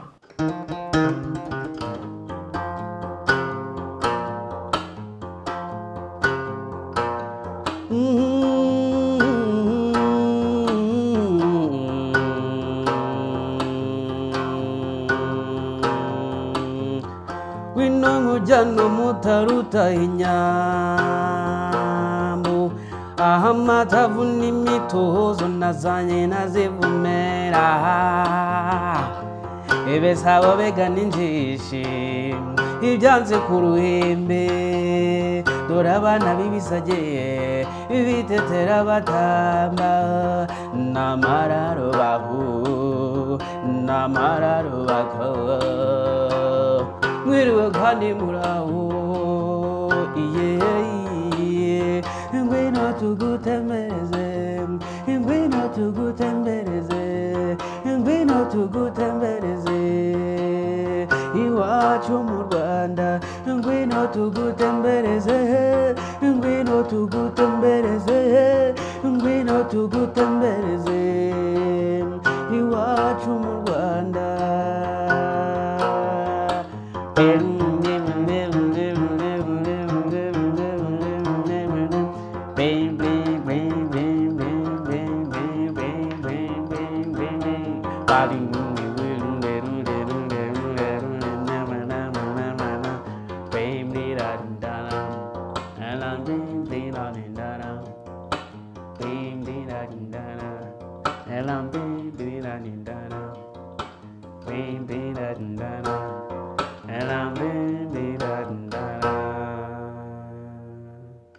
That right there is the sound of Rwanda, the sound of Africa.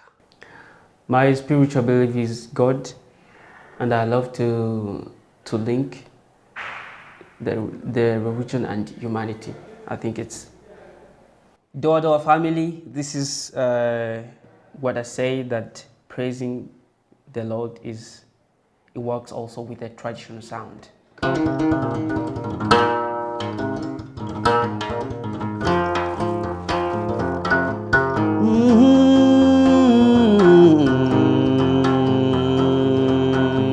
Burya uwaguhaye uramushimira, uwakugabiye ukamwitura, maze nshimire yaduhanze iyo gahangwa amasiteka, niyitugabira tugatunga, yaduhezagira tukeza, yadusiga tugasa neza, nirinde intambwe z'ibirenge byacu ngo hato tudatsikira shimwa mwami urakwiriye mwami urakwiriye urakwiriye mwami urakwiriye urakwiriye mwami ukwiriye gushimwa wastahili Bwana wastahili wastahili Bwana wastahili wastahili Bwana kupewa sifa osanide mukama osanide osanide mukama osanide osanide mukama okwebazibwa obonge nalo kumunzambe naga obonge nalo kumunzambe naga obonge nalo kumunzambe nangaye okwanenera ra okwanene okwanenera ra okwanene okwanenera ra okwanene okuzimirwa urakwiriye mwami urakwiriye urakwiriye mwami urakwiriye urakwiriye mwami ukwiriye gushimwa. Well, my dream is making the world, the universe more better than yesterday through my sounds. I love doing collaborations, been working with different musicians, Joston, Keza Jones, and many more, Cecilia Kairebga. But I really like collaborations because it gives more inspiration, and working together, fusing music together, it's creating something which is really good. And I've been part of Urban Music Rebel. It's a nice project which combined together different producers and electronic DJs and traditional musicians just to make new sound which never been before. So the one I'm dreaming to work with, to collaborate with, is Richard Bonner. He's my favorite. Well, my favorite venue so far is Doa Doa. I've been there, we've been there at festivals. It was really, really good. We had so much fun, good experiment. And so far, another venue I would like to be is New York. I want to experiment the sounds of New York with the different musicians and Canadian festivals, Memorial, and somewhere else.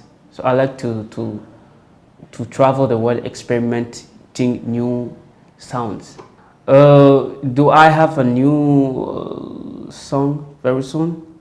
Yes, I'm working on. I'm in studio, working on my new song, my second track of my second album, which will be released maybe in 2-3 weeks. Wherever you are, you can find my music on digital platforms like Amazon, iTunes, Spotify, and you can also buy my album on Bandcamp.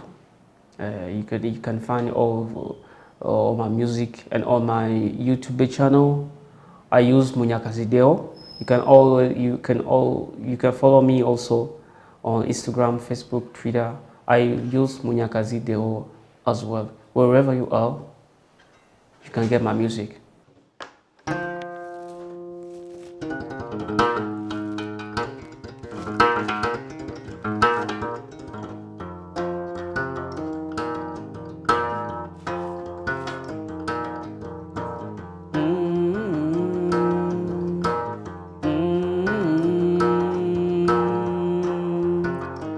Bega kwisiwe nunzije tujyane nzanye inanga yanjye tuzenguruka Afurika tugendagende iyi si tubabwira amahoro turirimbira urukundo iraba indamukanyo maze banyikirize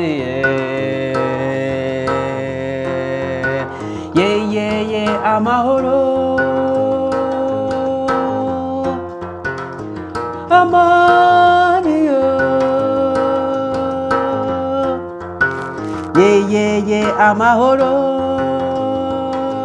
emilembe amani amani amani amani amani amani amani amani amani amani amani amani amani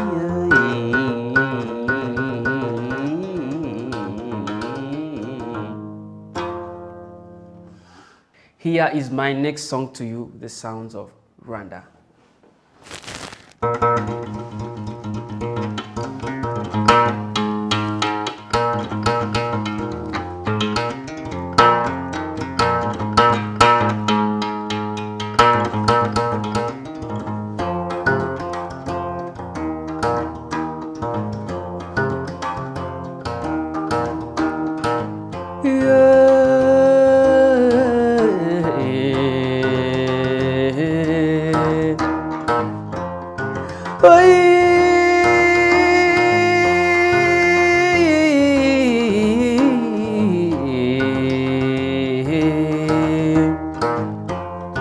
nimuhuze twimakaza umuco w'abanyarwanda nk'uko byahozeho duhuza amarembo tugwiza amanaro dusenga n'Imana dusangire byose tuvumbata imfubyi duterana inkunga duhana inka duhanira abageni nk'uko byahozeho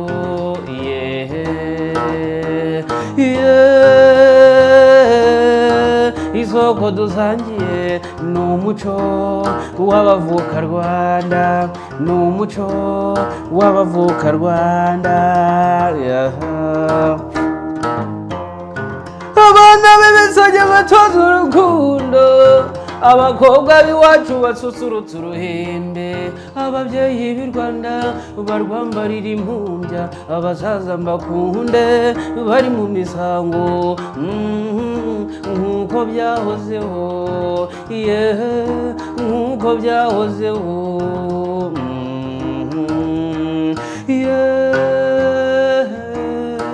isoko dusangiye ni umuco w'abavuka Rwanda ni umuco w'abavuka Rwanda ni umuco w'abavuka Rwanda. I wrote this song, Isoko Dusangiye, just to remind people to be back to the roots, to the basics, to the essence as it was before, and bring back the culture. And that was my story here on Doa Doa as Munyakazi Deo, artist from Rwanda. I hope you enjoyed. Until next time. Peace. Thank you so much for joining this week's show, Doa Doa 2021. I hope you had some fun and got some inspiration. If you have any comment, please don't forget to subscribe to our YouTube channel and leave your comment, or our Facebook page, Twitter or Instagram. We'll definitely get back to you. We are very grateful, and until next week, I remain your host, Faizo Kiwewa from Bayimba and the Doa Doa team. Keep it Doa Doa 2021.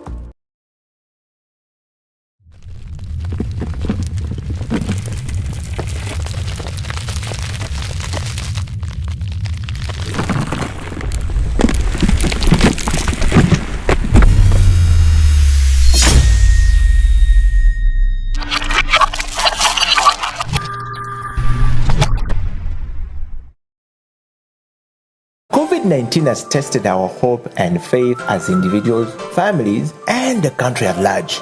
Besides destroying many aspects of our lives, the novel coronavirus has also affected our human rights in many ways.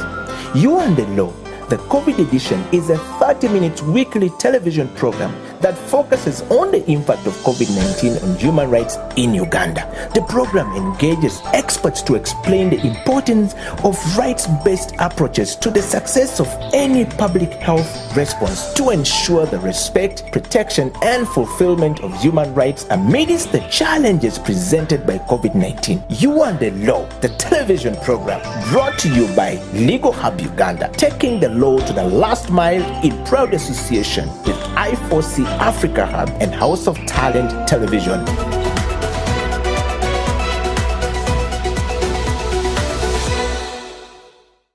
Angela, so having stated the obligations, what would be your assessment of Uganda as a country? How are we doing in as far as the prevention of gender-based violence is concerned? What would be your quick appraisal? How are we doing as a country? As a country, I'll first appreciate the successes. I'll commend government to some extent that there have been enactment of laws like the Domestic Violence Act. We have the other laws and even the Constitution itself.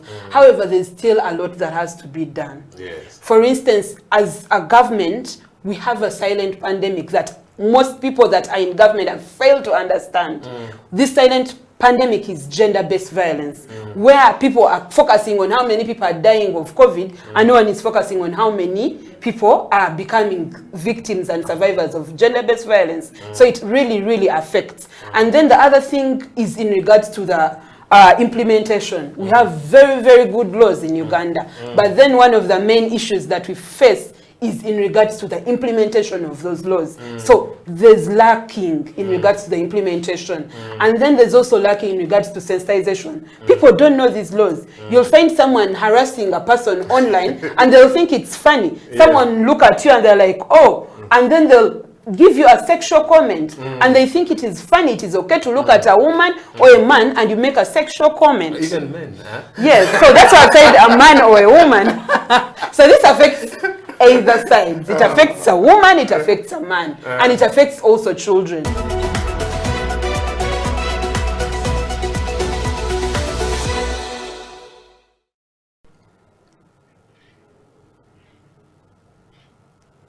Hello viewers, welcome to yet another episode of You and the Law, the COVID edition here on House of Talent Television. My name is Jonathan Ochom, your host. Today we're discussing yet another right or another aspect of our rights that has been affected significantly by COVID-19.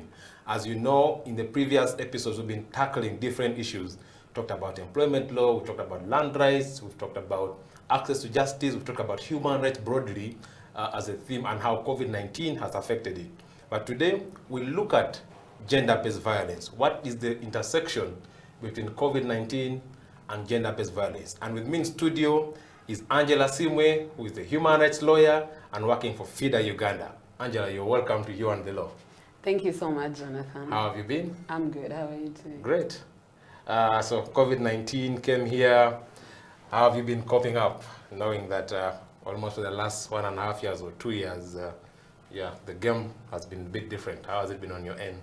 On my end, it has been a bit complicated, but with time I managed to cope up because I'm so much into online work.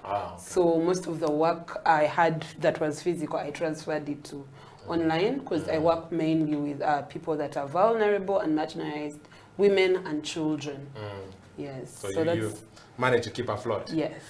Okay, so I know you do so many things, but I also know that you do some work for FIDA Uganda, and I thought perhaps you could give us 1 or 2, 3 lines about FIDA Uganda for people who could be hearing about FIDA for the first time. In the unlikely event that those people are there. Okay, so FIDA Uganda is a women's rights organization and a feminist organization that is a membership organization for women lawyers aimed at ensuring that people, especially women and children, get access to justice in all spheres of life. Yes, so that's what we do mainly. Oh, so I can't apply to be a member? No, men can also be members of FIDA, but they are friends. So women lawyers are members of FIDA. Yes. If you pay the subscription. Yes. But then for the men, you can be friend of FIDA. So I befriend Angela and I become a really. friend of FIDA. You befriend FIDA and the work FIDA does. So you as Jonathan, a human rights lawyer that advocates for the rights of women, girls and other marginalized groups, you can come to FIDA and request to be one of our friends. So you become a friend of FIDA. Okay. Yeah, so we have men that are friends. Perhaps I'll be filling a few forms after this show. Okay. So today we're here to talk about gender-based violence and seeing how it, how COVID-19 has affected that area, either heightened or reduced it. But I thought that we could start by understanding first the concept. When we talk about gender-based violence, what do we exactly mean? How would you explain to an ordinary person this whole idea of gender-based violence? Okay, thank you so much, Jonathan. So, gender-based violence, what we have to know is it evolved from violence against women, and that was under the UN Declaration on Violence Against Women, where they defined, or to make it easier for the ordinary Ugandan, like you said, it's any act of violence that can be physical, emotional, economical, or anything that is harmful to a person. So it's basically violence that has different forms. My quick understanding of violence would entail sort of physical contact. So how are people violated economically and, I don't know, emotionally?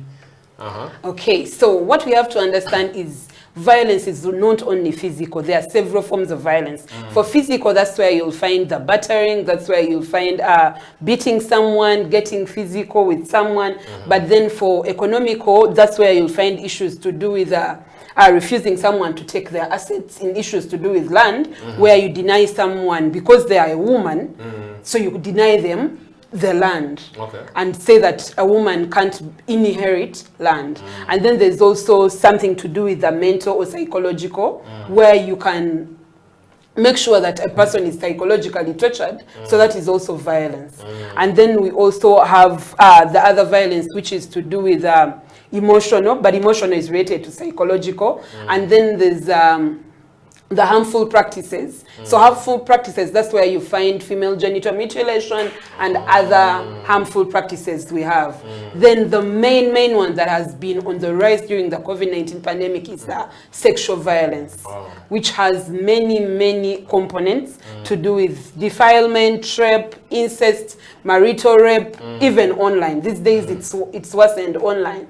Yes, so those are the forms of gender-based violence that we have. Yes.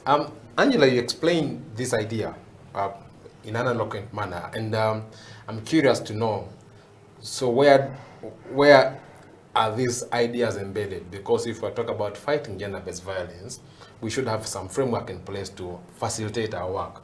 So if you look at global, regional, or national frameworks, what is there? What do they provide for in that regard?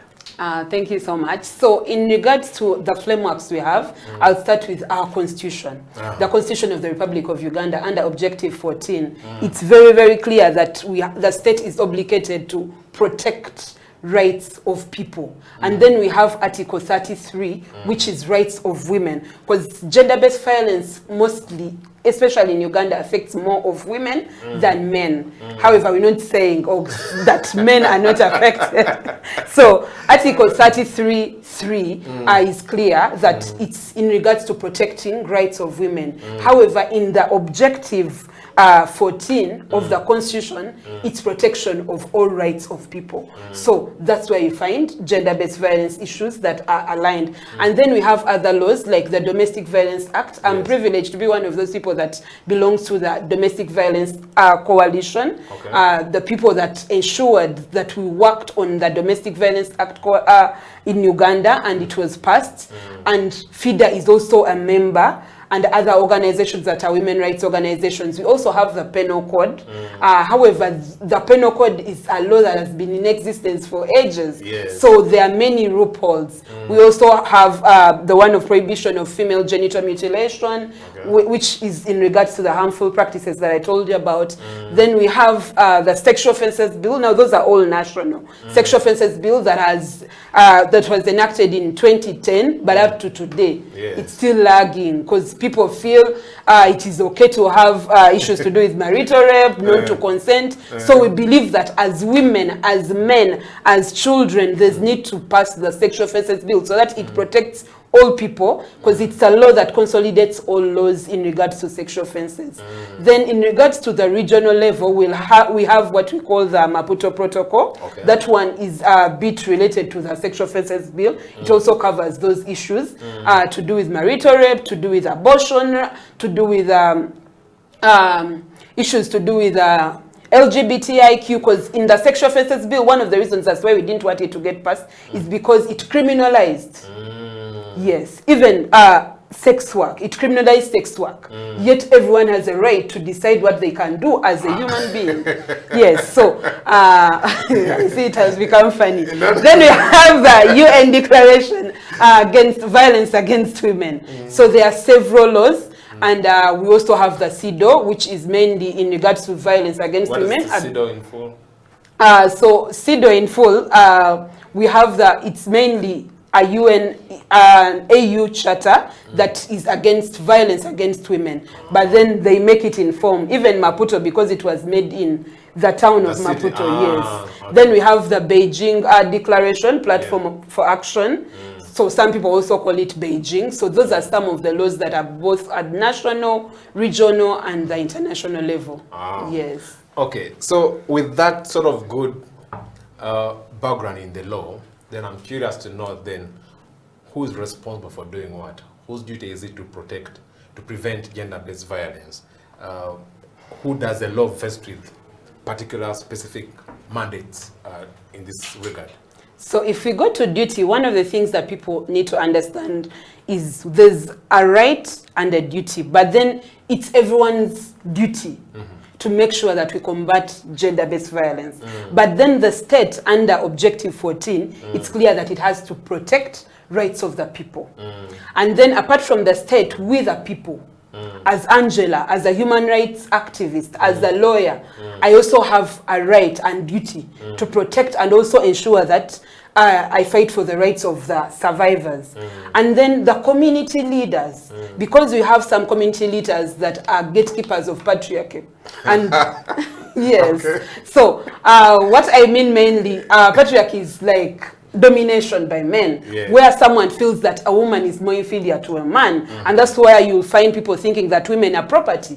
So a woman is abused just because a man paid dowry, and then they don't know that dowry is something where the case law is now clear that it's not buying a woman, it's just a gift. So you don't have to beat a woman just because you took something. And then there are also religious institutions. They also have a big role to play. So every time they keep telling women, you have to submit. If a woman beats you, a man beats you, it is okay. So we also have to engage them so that they play their role. And these days they are trying to do a good job, because I've listened to radio stations, TV stations, and it's clear. They tell people that gender-based violence is a vice that needs to be stopped.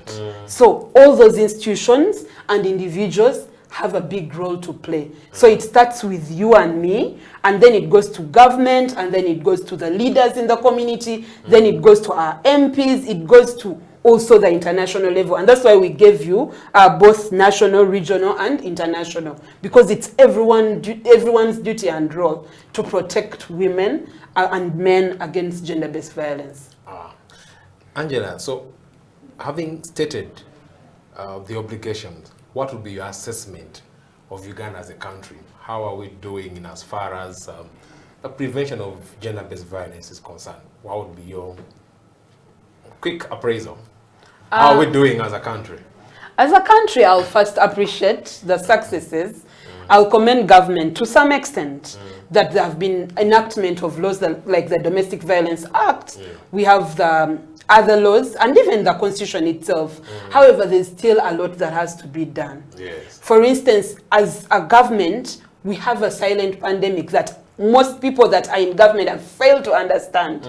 This silent pandemic is gender-based violence, where people are focusing on how many people are dying of COVID, and no one is focusing on how many people are becoming victims and survivors of gender-based violence. So it really, really affects. And then the other thing is in regards to the implementation. We have very, very good laws in Uganda, but then one of the main issues that we face is in regards to the implementation of those laws. So there's lacking in regards to the implementation. And then there's also lacking in regards to sensitization. People don't know these laws. You'll find someone harassing a person online and they'll think it's funny. Someone look at you and they're like, oh, and then they'll give you a sexual comment and they think it is funny, it is okay to look at a woman or a man and you make a sexual comment. Even men, huh? Yes, so that's why I said a man or a woman. So this affects either sides. It affects a woman, it affects a man, and it affects also children.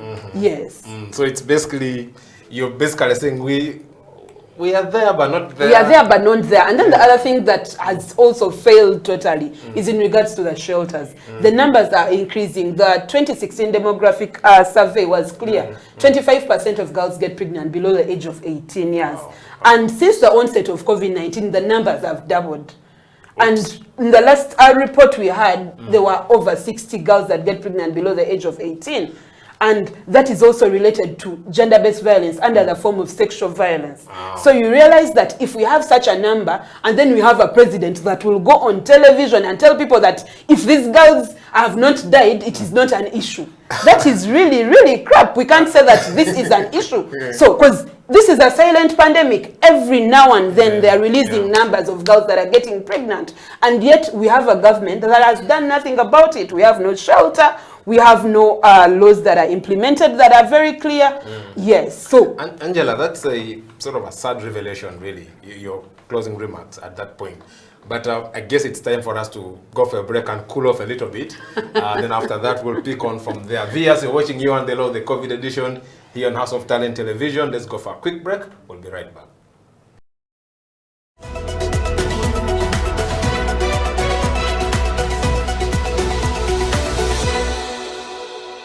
When it comes to the law, we basically live the law, you know, on a day-to-day basis, you know. Whether it is in your bedroom, there is a law that governs it. If you're married, for example, even if you're single, there could be something touching on the law, because you might be in your bedroom with an underage girl, or you might be with another person's wife, you know. All the things are the law, you know. If you're a human being, you have rights. Those rights are called human rights. They are examples: the right to health, the right to freedom from torture, that underscores human dignity, freedom from slavery. You're not supposed to be someone's slave. If you look at our penal code, it sets out another marriage laws. It sets out the persons who can marry and those who cannot marry, right? For example, you can't marry your close relatives. You know, if you did, you'd be committing a crime. The state is not supposed to tell you who to worship, how to worship, how many times a day. No, you have a right to work. The right to work, you have freedom of association. Cohabitation for whatever period of time does not make you husband and wife, right? And that is why we emphasize to people that when the relationship is still hot, you know, you must ensure that you do what? Marry. Yes. You know? For human rights to be respected, protected, and fulfilled, relevant government programs must actually work. Medicine should reach hospitals, oxygen should be there, health workers should have gloves, teachers should be present. Now they are mostly absent, and they have left the profession, a good number of them. They are into trading. So things must work. If things don't work, human rights are not respected, are not protected, and are not fulfilled. COVID-19 has tested our hope and faith as individuals, families, and the country at large. Besides destroying many aspects of our lives, the novel coronavirus has also affected our human rights in many ways. You and the Law, the COVID edition, is a 30-minute weekly television program that focuses on the impact of COVID-19 on human rights in Uganda. The program engages experts to explain the importance of rights-based approaches to the success of any public health response to ensure the respect, protection, and fulfillment of human rights amidst the challenges presented by COVID-19. You and the Law, the television program brought to you by Legal Hub Uganda, taking the law to the last mile in proud association with I4C Africa Hub and House of Talent Television, coming soon.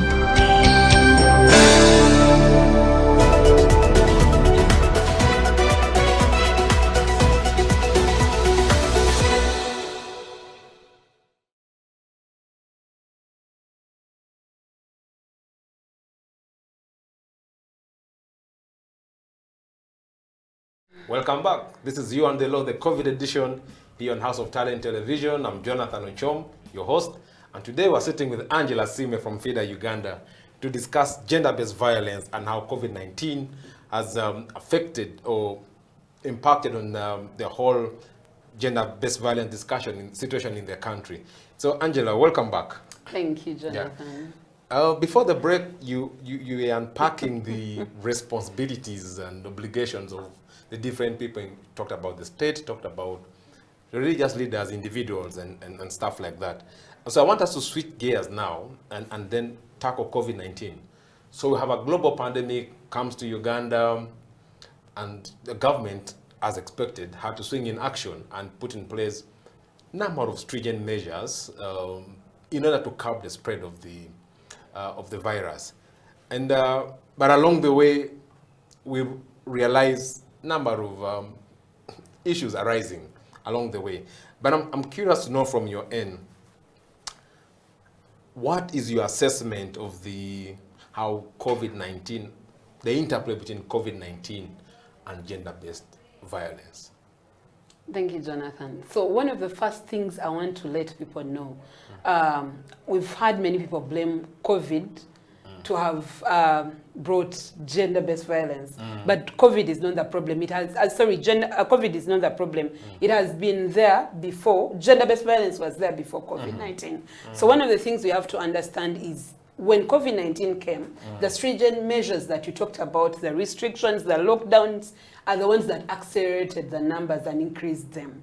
So when people were locked down, especially the first lockdown where people were not allowed to move, and we realized that people like you, the lawyers, were not allowed to work. You are considered non-essential, by the way. Yeah, so, but the borders were more needed at that point, yeah. So mainly what you have to understand, those restrictions increased the rate. And then that was because many people were stuck with their abusers.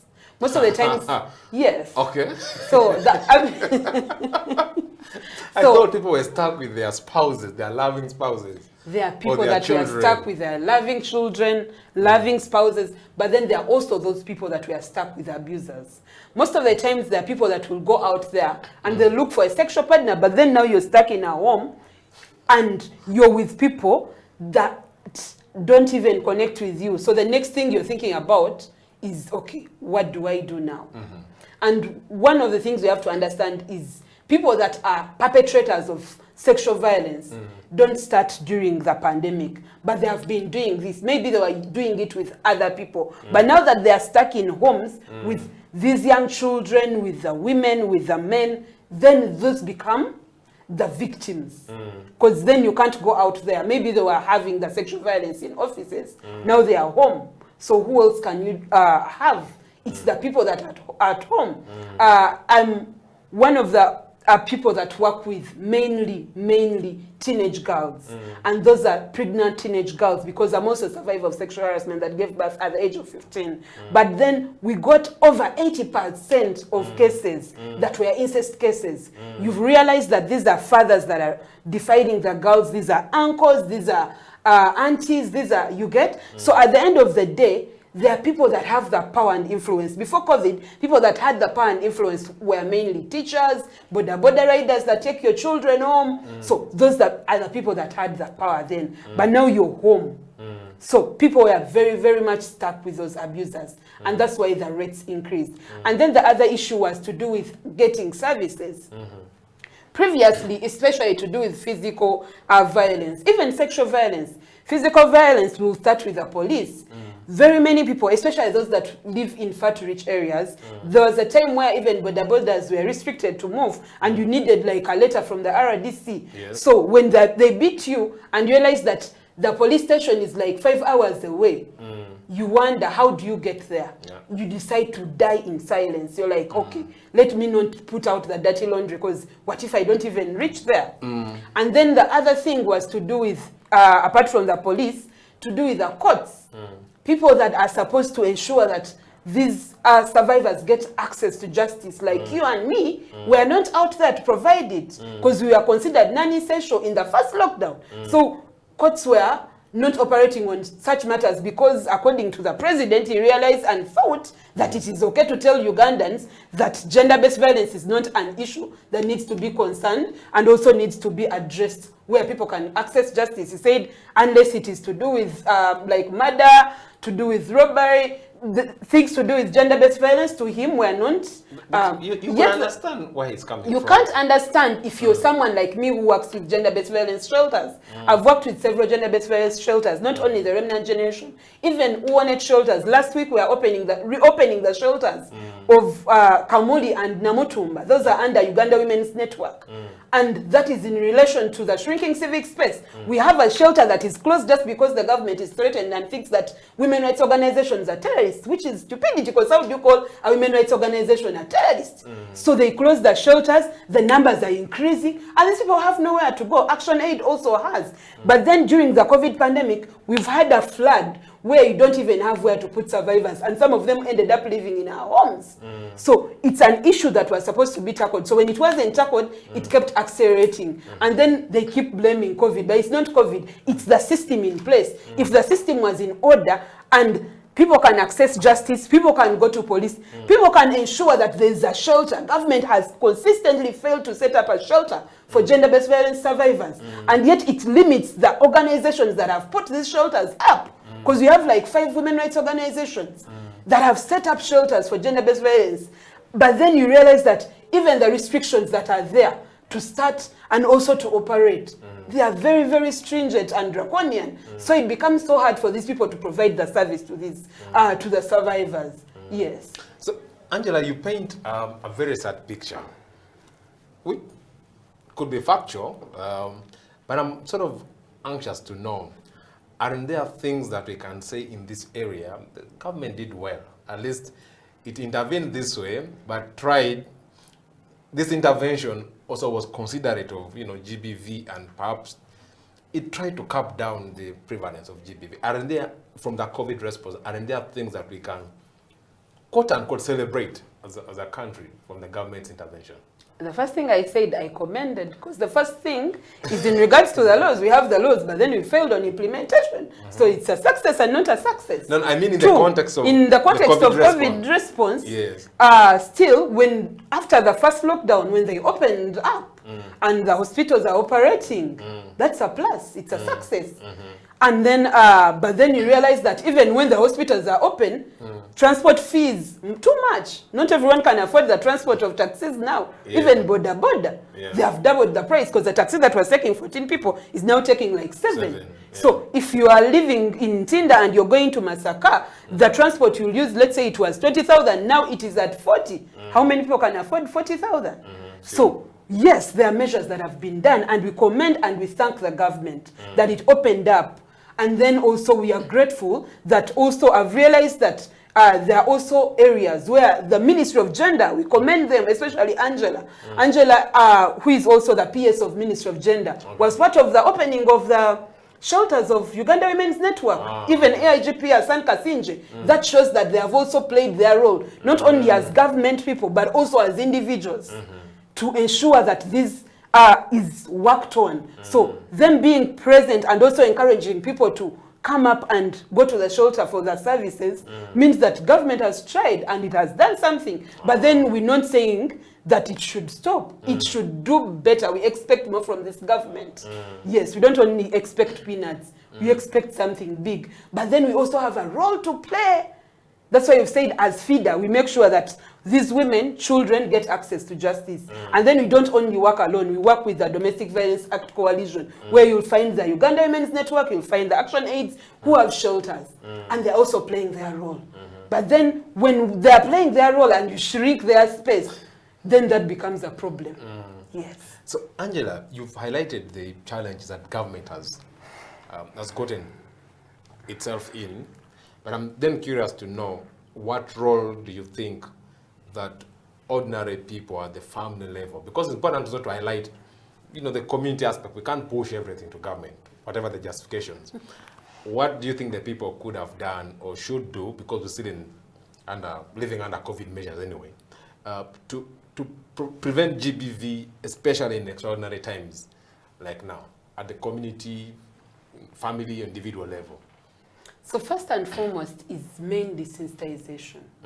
As community leaders, the time they were getting those microphones or whatever they are called, to tell people that mask up, they would also have used that chance to tell people and inform them about this silent pandemic, which is gender-based violence. And then also open their doors and inform people that in case anything happens, we are open, you can come and report. Because the other thing that really affects people is in regards to the norms, where someone can speak up, saying that you survive of gender-based violence is seen like a taboo. How do you say that? You're putting the dirty laundry out there. But then if we sat down as the community leaders, and they did that, but then we start from family. So as I'm a mother of a 14-year-old son. I always sit him down and we have the conversations in regard to sex education. I tell him, if they touch you like this, if they do this to you, if they make these comments, this is what happens. Please report. So encourage people starting from home to speak up. To speak up when they get issues to do with gender-based violence. But also make sure that other forums, because if you can't access the police because it's far, then let the LC be nearby and let the LC have, because they gave them motorbikes, I remember. So they can drive those survivors to the police station. Yeah. So it will start from family, where we talk to our children, then it will go to the leaders, and then it will go to government, because government indeed can't do everything. And then also as civil society and women rights organizations working together, because that is one of the main reasons and also a way that we've tried to make sure that that happens. And then other ways works to do with the toll-free lines. Many people, I also comment Uganda Police Force. They also got a toll-free line in regards for GBV. Yes, for GBV. Okay. Even other organizations, FIDA got, we have a toll-free line also in regards to GBV and other cases to do with women and children, Women's Pro Bono Initiative, the Remnant Generation, and other organizations. So really, there's a lot that has been done, but then there's more that needs to be done. A lot that needs to be done. Then in terms of the legal framework, which is one of the core obligations of the state, you've highlighted that there were a number of still challenges with the law. Are there specific laws that you are pushing for their reform to protect GBV? Yes. So the main law that we're pushing for is the Sexual Offences Bill. Sexual Offences Bill is the law that consolidates all laws concerning sexual offences. And it will work on in regards to the punishing the offender and then ensuring that the survivor is catered for, not only in court, but also mentally.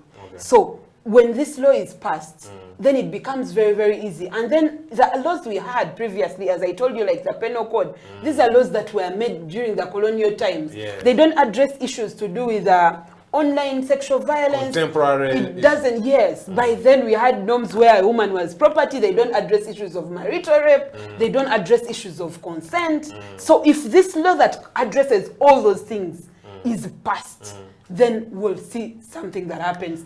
And then the other thing is in regards to the institutions. We realized that some institutions of higher learning were closed, but then others were operating. I'm happy to inform you that under FIDA Uganda, we worked with Makerere University, which is like the first university in Uganda or the public university, and we made sure that we had the policy which they had against sexual harassment was reviewed, because it was a policy that was enacted 12 years ago. And I'm privileged to inform you that as under FIDA as sent to be one of the committee members that participates in reviewing it with Professors Livia Tamales and Gender Mainstreaming Directory. So right now, when we finished reviewing it, it was passed, so it will also help in regards to institutions of higher learning. Okay, Angela, that's an important point. Perhaps we'll go for a break for now, and then we'll return and then try to project the future and see how we can prepare ourselves. Viewers, you're watching You and the Law, the COVID edition here on House of Talent Television. Today we're discussing gender-based violence and its connection with COVID-19. Let's go for a short break. We'll be right back.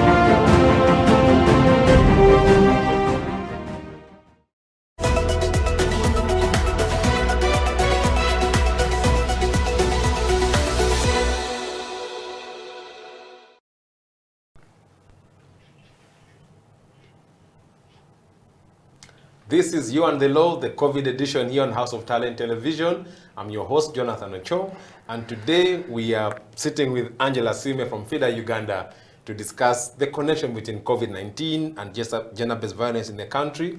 Angela, welcome back from the break. Thank you. So this is our final segment where we look at the future, because we recognize the fact that, yes, we're in pandemic times right now. It could come to an end at a certain point.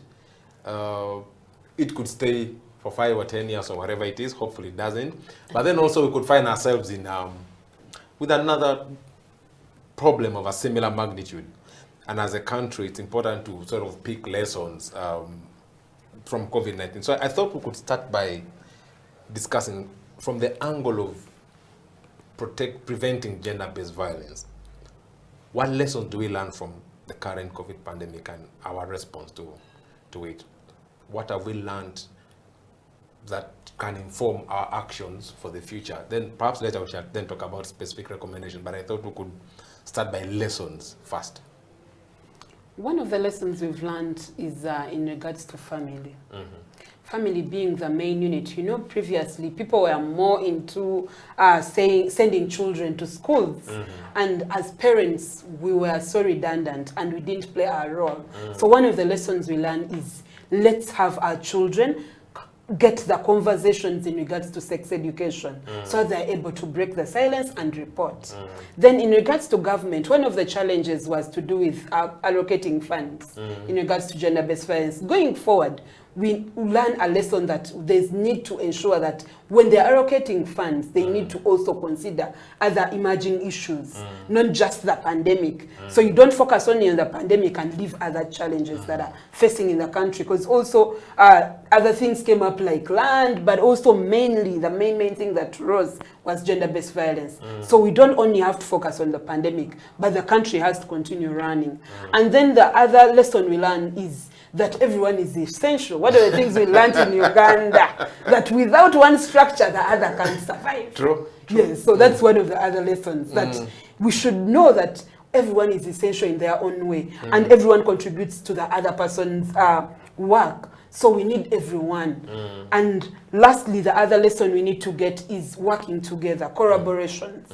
I like the collaboration, like I told you, our government now is coming on board to work with women rights organizations in combating gender-based violence. So we should continue with that, working together in ensuring that we end gender-based violence. But then ensuring also, the other lesson we learn is that there's need to have platforms that are safe spaces.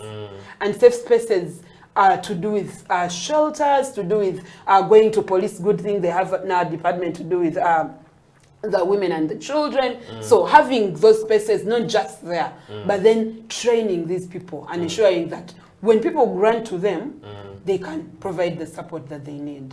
Yeah, so those are some of the lessons we learned. Okay, now we then need to think about where we headed.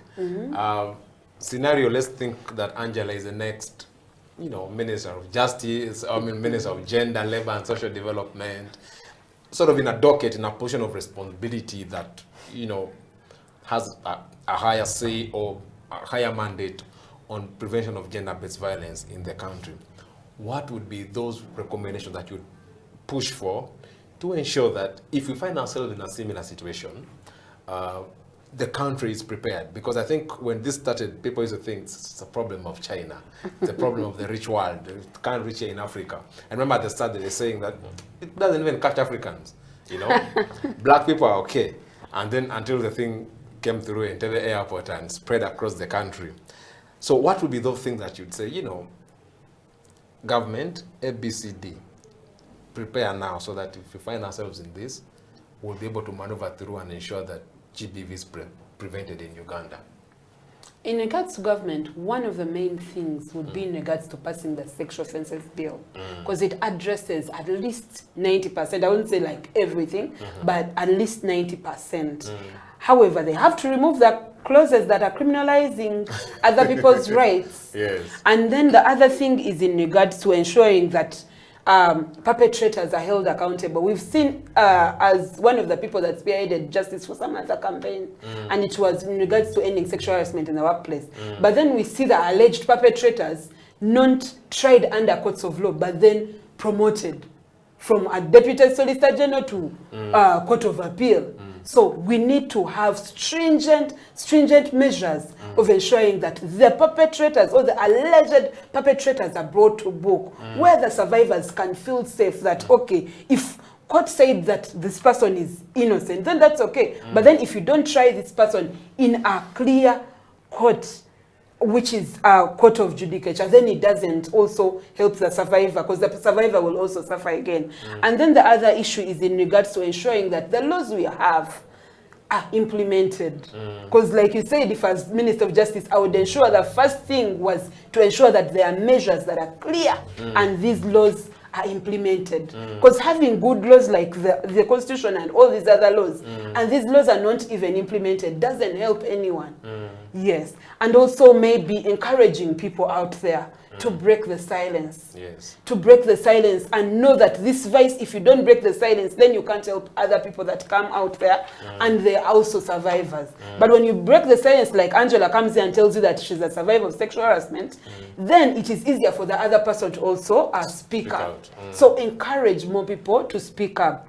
Then we also need to ensure that even the institutions that help in combating gender-based violence, like the police, courts, local councils, we need to have more trainings. I commend women rights organizations, especially FIDA, the Remnant Generation, Uganda Women's Network, who have done a great job at training police officers, at training cultural leaders, religious leaders in regards to combating sexual and gender-based violence. But there's more that needs to be done, especially at government level, where now the women rights organizations have done this. So they should also complement and do something in regards to that. So those are some of the things that need to be done in regards to combating gender-based violence. You highlighted training as an area of investment, but I'm sort of curious to know what other areas do you think need government deliberate attention on?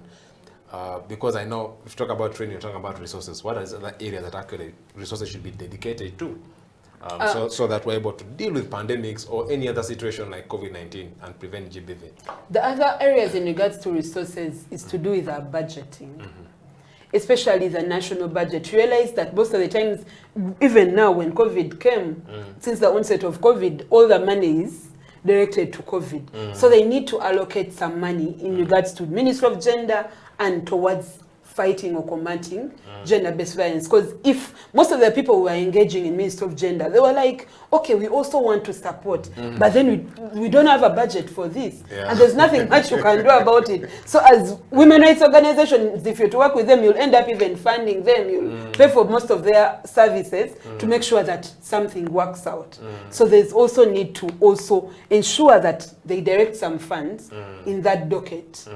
Yes. As we come to the end, Angela, I want to sort of get your parting shot, but in the form of, want to make a case why we should invest in prevention of gender-based violence. What benefit shall we reap as a country when GBV is prevented as we come to the end of the show? When GBV is prevented in Uganda and in the world, women and girls can achieve their full potential.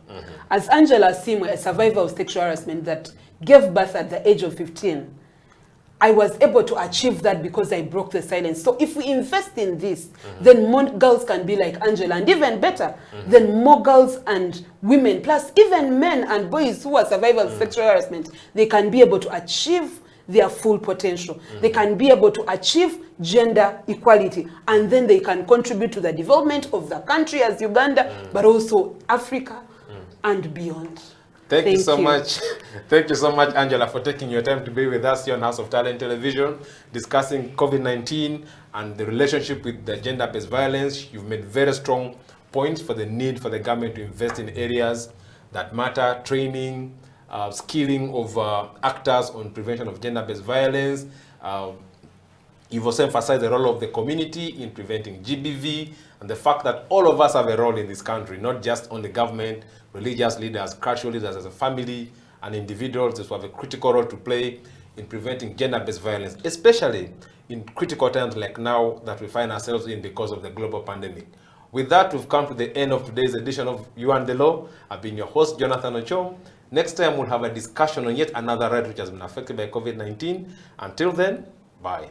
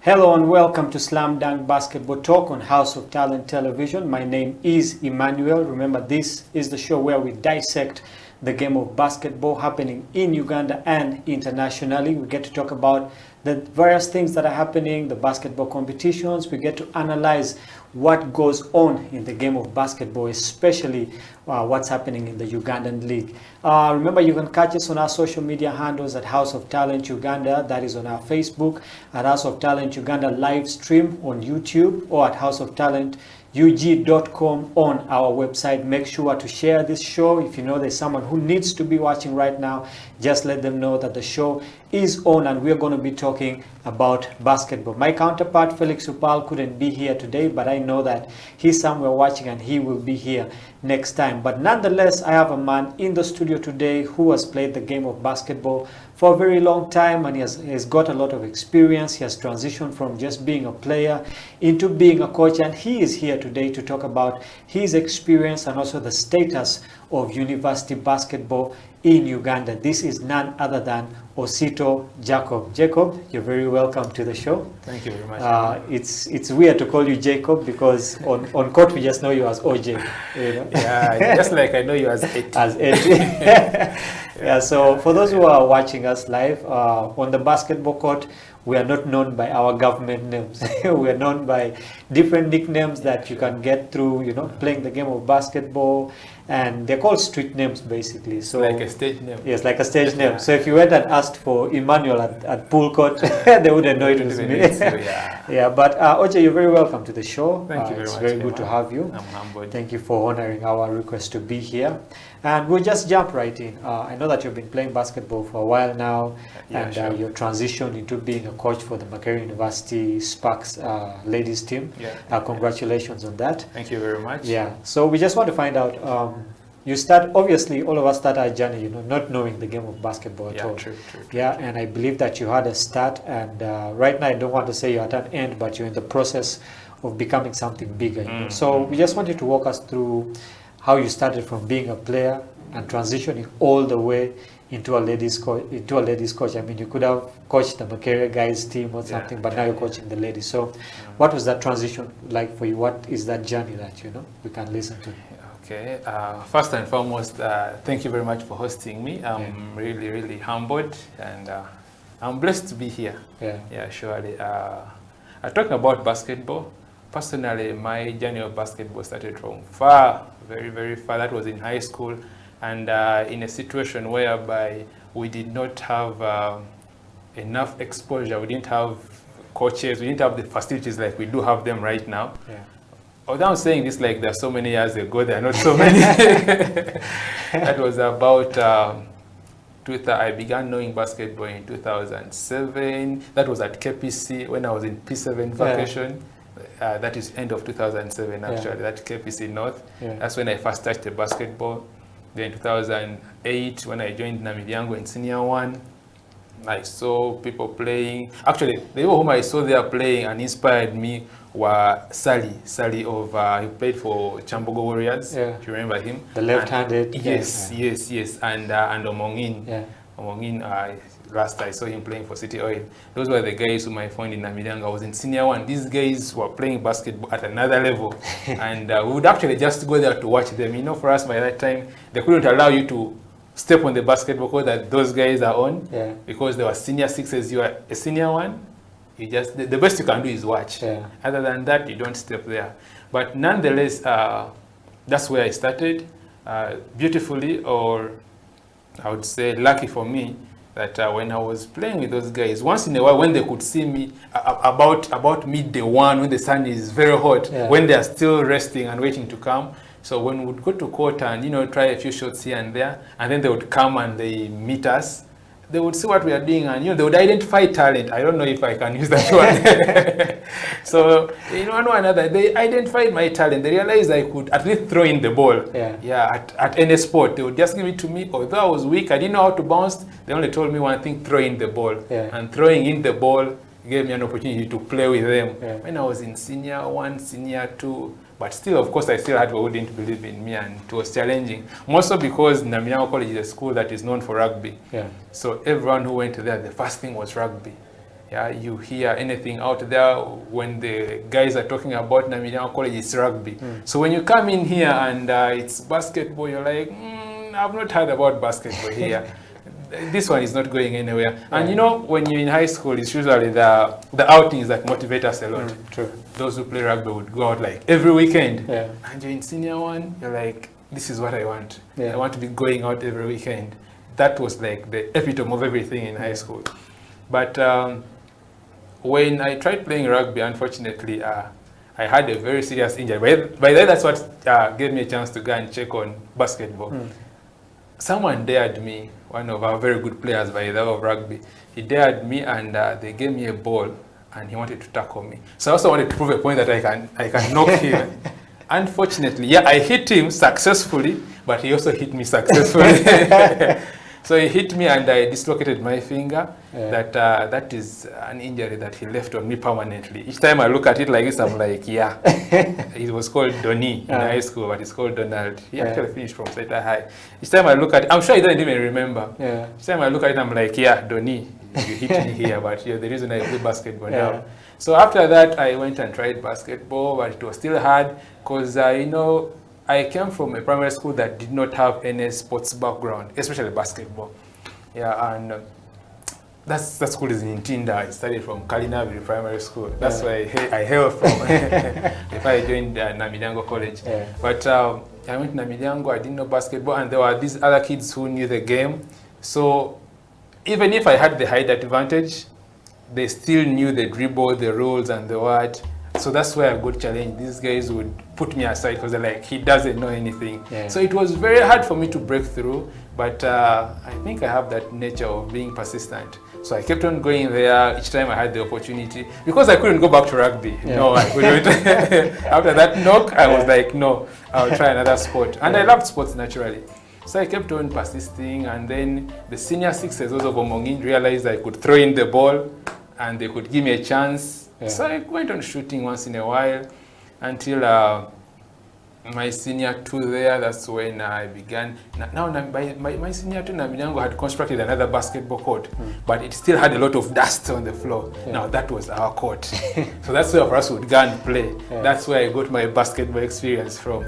Yeah, I began playing, and unfortunately by then, we did not have a basketball coach, like a permanent coach for Naminyango College. Yeah. Since I think the school was more focused into rugby, maybe, I'm not sure why, but I would just assume, because rugby always had about 2-3 coaches, and these were old boys of the school. Yeah. Basketball, I think we didn't have an old boy by then who was so much interested in teaching the game, because we didn't have any, and yet we needed one. Yeah.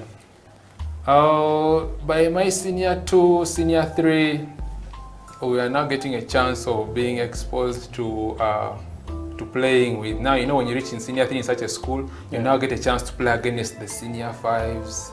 Once in a while, because senior 3, you're now a junior elder, I would say. Yeah, so you can also command some respect. So you get the chance to play.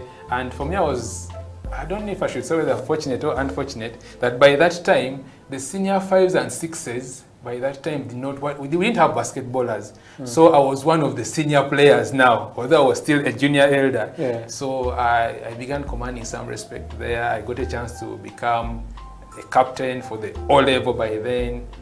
Then when I went to senior 4, we did not have a captain. Yeah. The HSCs were very poor at the game. Yeah. But this is something that used not to happen. It was actually not allowed.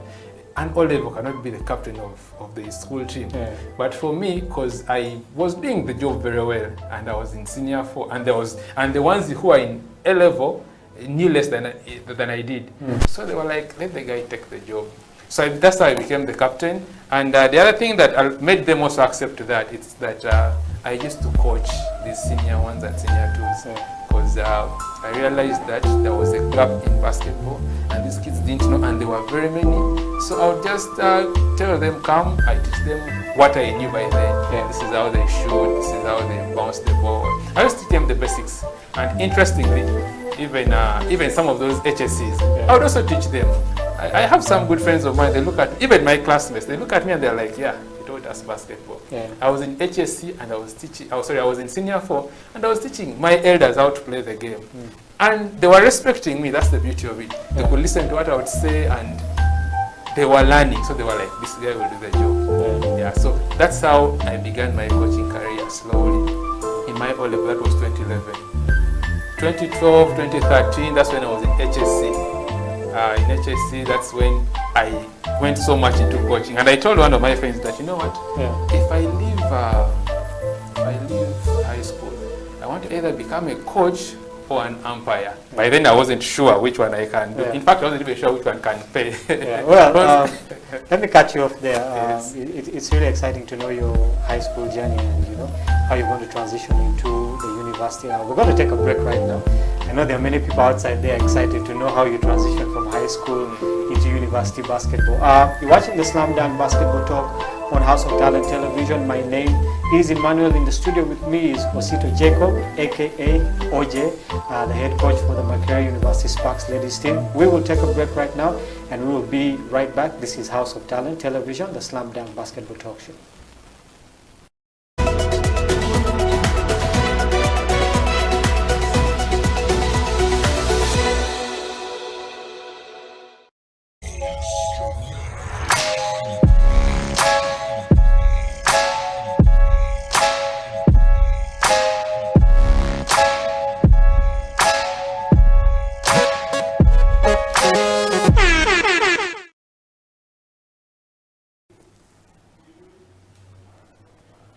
Welcome back to the Slam Dunk Basketball Talk. My name is Emmanuel and this is House of Talent Television. Remember, you can catch us on our socials at House of Talent TV, that's on our Facebook, on House of Talent TV Uganda live stream, that's on our YouTube. You can also catch us at HTV Uganda, that's on our Twitter handle, or at House of Talent UG basketballtalent.com. That's on our website. Make sure to share this show as far and wide as you can, because this is the show that we talk about basketball. It's the only basketball show in Uganda. With me in the studio today is OJ. His other name is Osito Jacob, but we only just call him OJ because that is how we know him on the basketball court. And before we went off for a break, you were basically telling us your journey, how you started the game of basketball, how in S3 you started coaching the S1s, and you know we had almost reached that point where you transitioned into campus, and you know you just take us from there. You know, moving from high school now moving into campus and becoming a coach. Just take us from there. Yes, from high school, actually my coaching started in high school in my senior 4 around there. Yeah. And then when I went to, that was in O-level actually, so when I went to my vacation, that was in end of 2013. Yeah. So I was in senior 6 VAC. Actually, not 2014. Yeah. I was in senior 6 VAC. I began by coaching. I was volunteering as an assistant coach to Namilyango College. Oh. You know, after just finishing, and I was their captain, and I was already coaching those who were there. But because by then my high school coach was Maurice Otedro. Oh. He taught me a lot of things. He actually used to tell me what to teach others when he's not around. And he was a very busy man, I remember. So he would tell me, on this day, teach them ABCD. I'll come back at the end of the week. So by the time I finished high school, I knew nearly everything that Maurice would coach us. Yeah. So when I was in senior 6 VAC, I was more like his assistant. Yeah. Although the school used not to pay me, I was more of a volunteer. So whenever there were games, I would go there and work with him, and I support him, and I learn new things. And I got an opportunity. My first opportunity was out of volunteering to coach Namilyango as an assistant. Yeah. Who knew very well, because I had experience. I had done that for about 4 years as his assistant. I got an opportunity to go and coach Hilton High School. They were having a game during qualifiers, Mukono qualifiers. They were having a game, and they were struggling. Yeah. So their coach, by then, he was also an OB of the school, and he needed help. So he called me to help in. Yeah. So I went to help in, and because of what I had learned, I just adjusted a few things in his game, and it was actually the girls playing, the girls of Hilton. These girls won this game by a big margin, and they were very excited. I was also very happy because it looked like a miracle. So that is where I think my breakthrough started in coaching. Yeah. Because actually, as a player, that journey was really, because as I told you, or as we earlier discussed, when I was in high school, I never got a chance to play nationals. Yeah. So, and you know, in our setting here, if you don't play nationals at high school, no one gets to know you. Yeah, true. Yeah, I was the captain of my team, but I never had the chance because my parents wanted me to concentrate on books, Yeah. which I did. And they later allowed me to do basketball after I had finished high school, interestingly. Yeah, so after they had won that game, Hilton, the following year, they were like, you know what, why don't you come and help us here? I told them, okay, I can do that. By then, I was the first year. I was just joining campus, first year. So I would move from Makerere, and I go straight to Mukono, Wantoni, that side. And I coach them, and they give me some command. They would fund my transport. I would go actually twice a week. It was Friday. It was either Friday and Saturday, 2 days a week. Yeah. And I was very happy because I was a head coach for the first time. You know, I had been under my coach. I was happy being under my coach because I was learning. Yeah. But now, you know, the feeling of you're the one in charge. Yeah. It was the first time. And I was very excited. Even if I would struggle with jam and run out of class to run to gun coach, I still liked it because it was me now in charge. I was the one to make the decisions. So I coached them for 1 year. The following year, fortunately, Maurice got an opportunity, and he was now living in Namilyango. So Namilyango never had a coach, and they began looking around, and I was right there, very present, very much willing. When they told me about the opportunity, and they were like, you have a contract to sign, I didn't even want to read the contract. All I wanted was to go and coach Namilyango, because Maurice had already put Namilyango at a certain level. Yeah, because everyone now knew that Namilyango plays basketball. And the beauty of it is I had moved with him through that whole journey, right from the time, because he came in when I was in S3, I was already coaching somehow. And actually I remember he came in because he had a young brother there. He actually plays, that young man plays for Riders. No, Riders. Plays for Riders. Asede. Yeah. He's popularly known as Acid, if you've heard that name also there. Yeah. So he actually left Namilyanga and went to Chibuli because he did so well, and Chibuli took him in his HSC. But that's the reason why Morris first came to Namilyango. So I learned everything from him, and by the time he was leaving, I could actually run whatever he had done. Yeah. So I ran Namilyango from about 2016, 17. Up to now, I'm still their coach up to now. And the beauty of it is that I was very successful. We always qualified for nationals until Fresh Diaries in Mbale, which was the last, that was 2019, I think. Yeah, 2019. So by that time, I was a student at Makerere here. And once in a while, I would find the girls training, and I would go and inquire from Coach Albert, can I also come in here and there? I didn't know that one day I would be the coach of Makerere. Yeah, but when I was in high school, I always thought about it because I loved the game so much. And I wasn't playing it because my parents would not allow me to play it the way I wanted it. My guardians. I told one of my friends, it's called Gerard Abidrabo. I told him, one day I want to become either a coach or an umpire. And he laughed and was like, yeah, maybe you can make it. So when I became the coach of Namilyango, he was the first man to tell me that, man, congratulations. As you said it, here it comes. And so when I reached Makerere, I didn't think I would be the coach at Makerere University, because it was a university, and there are so many people with more experience than I do.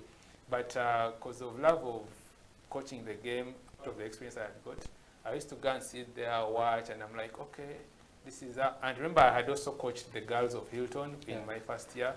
So I knew how to handle girls, and I also knew how to handle boys, because I had gotten both experiences. Yeah, so after a while, in 2019, Makerere was going for university games in Chisui, and incidentally, Coach Albert was not around, so they needed. So I volunteered. Yeah, I volunteered. They were going with a coach, with you know, Makerere has two coaches for the boys and for the girls. So I saw that as an opportunity. So I went to the sports union, to the sports department, and I told them I want to volunteer. I just want to go there and volunteer and help where there is need. They gave me the opportunity. They were like, all right, you can do that. Well, the only thing I wanted was where I can sleep and my lunch and supper, which was very much available. So I also went in like any other coach, but it was my first time with all the pressure, and I wanted results. Fortunately, something happened. We played Kumba Marines. Kumba Lady Marines? Yes, we played in Kumba with Ekon. They are a very good player, national team now. And she was part of that team, and we won that game. When we won that game, I think for me, my fate in coaching had been sealed. This guy is going to be a coach. Because after winning that game, I realized that anything is possible. And I'm a man who believes in myself so much. So I saw an opportunity, and I realized it could work out. And I was like, okay, I wanted to coach high school, but even at the university, it's working. Though I didn't have much experience at that level, I realized I could do it, because when I went there, and also as a player, I had seen those things happen. And also, I had a very good coach at the university, because after my coach in high school, that is Maurice Otedro, I met Coach Baju. That's how we call him, but his name is Ronald Bajunga, yes. Yeah, so I met Coach Baju, that's Ronald Bajunga, and he could advise us here and there, Oje do this, Oje do that, Oje work out. You know, he could talk to us like a father. He was more like a father figure to us. So he really, really mentored me in terms of basketball. Maurice taught me how to play the game. Coach Baju taught me how to understand the game and how to analyze it and how to read it. So he made me understand it more and how to act around people when I'm playing it. He inculcated that discipline into us, that when you're doing this, the crowd is reacting this way, the fans are reacting this way, concentrate on this. So when I got the chance to go and do that in Kasui, in Chisui rather, it was very easy for me. And we came out, although we did not win, we didn't take the championship, we actually went to play third place. We played against Uganda Matters, UMU. Yes, we played against UMU for third place, and it was a mess. It was a mess because our hopes had been raised so high. me and my players, but I don't know if my players were on pressure, but I was on pressure because I was like, I have an opportunity to get a medal. I want this medal. But one thing I forgot is, when the girls were playing, I had Coach Baju by my side. Yeah, he was telling me, Oje, now do this, now do that. Now, when we went to play the next game, Coach Baju was not around. So, and I think he was finishing up the boys' game, and they were like, third place, you can play the other side. So that's how we went there, and we missed the medal for that tournament. But from that day, out of that performance, good enough, I was being watched by other Makerere staff who positively recommended me. They said I could do the job. So when I came back, after that, 2019, 2020, I remained there as more of a volunteer to the university. I would come in because Coach Albert was still not around, I remember. So I would help in here and there when the girls are available. I can coach them, I teach them what I know, and I would also consult Coach Baju. And then when Coach Albert left, I then got the chance to now become the head coach of Makerere. So that's how I moved in as a coach. Yeah, that's how I found myself in this big position. I really felt like that. I felt like I don't have the experience more than compared to the other people who are there. Because if I see the coaches in Makerere, it looks like I could be amongst those with the least experience in the field of coaching. But maybe the other things I did was I had a lot of zeal, I was so passionate, and I commit myself to something. So I believe probably it's my commitment to being there when I was volunteering that made them give me the chance to be there. Well, that's an interesting journey. And I've seen the girls play, they really improved, from the last time I saw them. And it's a good job that you're doing, and thank you. Commendations to you. And we'll take another break right now, but when we return, we're going to talk about the status of university basketball. Because on the show I've talked about grassroots basketball, I've talked about the league, and the cancellation of the same league, so we really haven't talked much about basketball that is happening on the campus. So when we come back from the break, we'll be talking about university basketball. What is the status? Where is it at right now? Is Uganda ready to take part in the competitions that are coming up on the international level when it comes to university basketball? This is the Slam Dunk Basketball Talk. My name is Emmanuel, and this is House of Talent Television. We will be right back.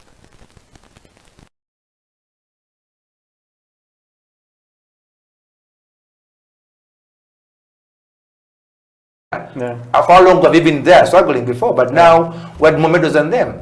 So the key thing is corporate companies please come aboard. The government will do their part. They will also squeeze whatever they can to come through. National councils will also keep on budgeting to see what they can do better on us. And also federations, all of them, basketball, football, whatever they come through. Let us have a fair share to everybody. I know football gets the biggest share in Uganda. I don't know why, but because I know my small analysis is athletics and basketball right now, and netball. Those are the top 3 games in Uganda that have carried athletics, netball, basketball to continental and worldwide. We're doing so much. So we need to also get a fair share to compete with football, which is getting $1 billion shillings plus. We should also be given that opportunity.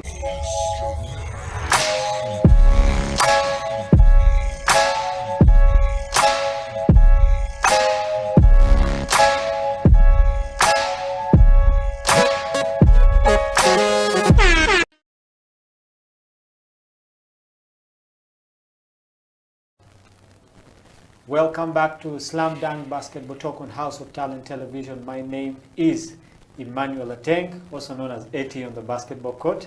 Remember, this is House of Talent Television. You can catch us on our socials on YouTube, House of Talent TV Uganda, live stream, or you can go to our website at houseoftalentug.com. You can go to our Facebook, House of Talent Uganda. Catch the show live. Let us know what is happening. Drop us a message in the comment section. If you love the show, let us know. Share some love with us. If you want us to change something, let us also know about that. But in the studio with me today, I have a man who is called Osito Jacob, but he's known as OJ on the basketball court. That is his street name. He has been a coach for Namilyango. He has coached at Hilton, and right now he's coaching the Makerere University Sparks basketball team, and he's here to talk about his experience and also to talk about the status of sports in university in relation to basketball.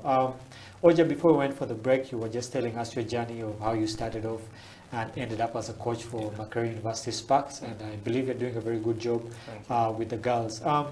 We just want to dive into the main topic right now. Obviously, you've played basketball at the university level. Yeah, sure.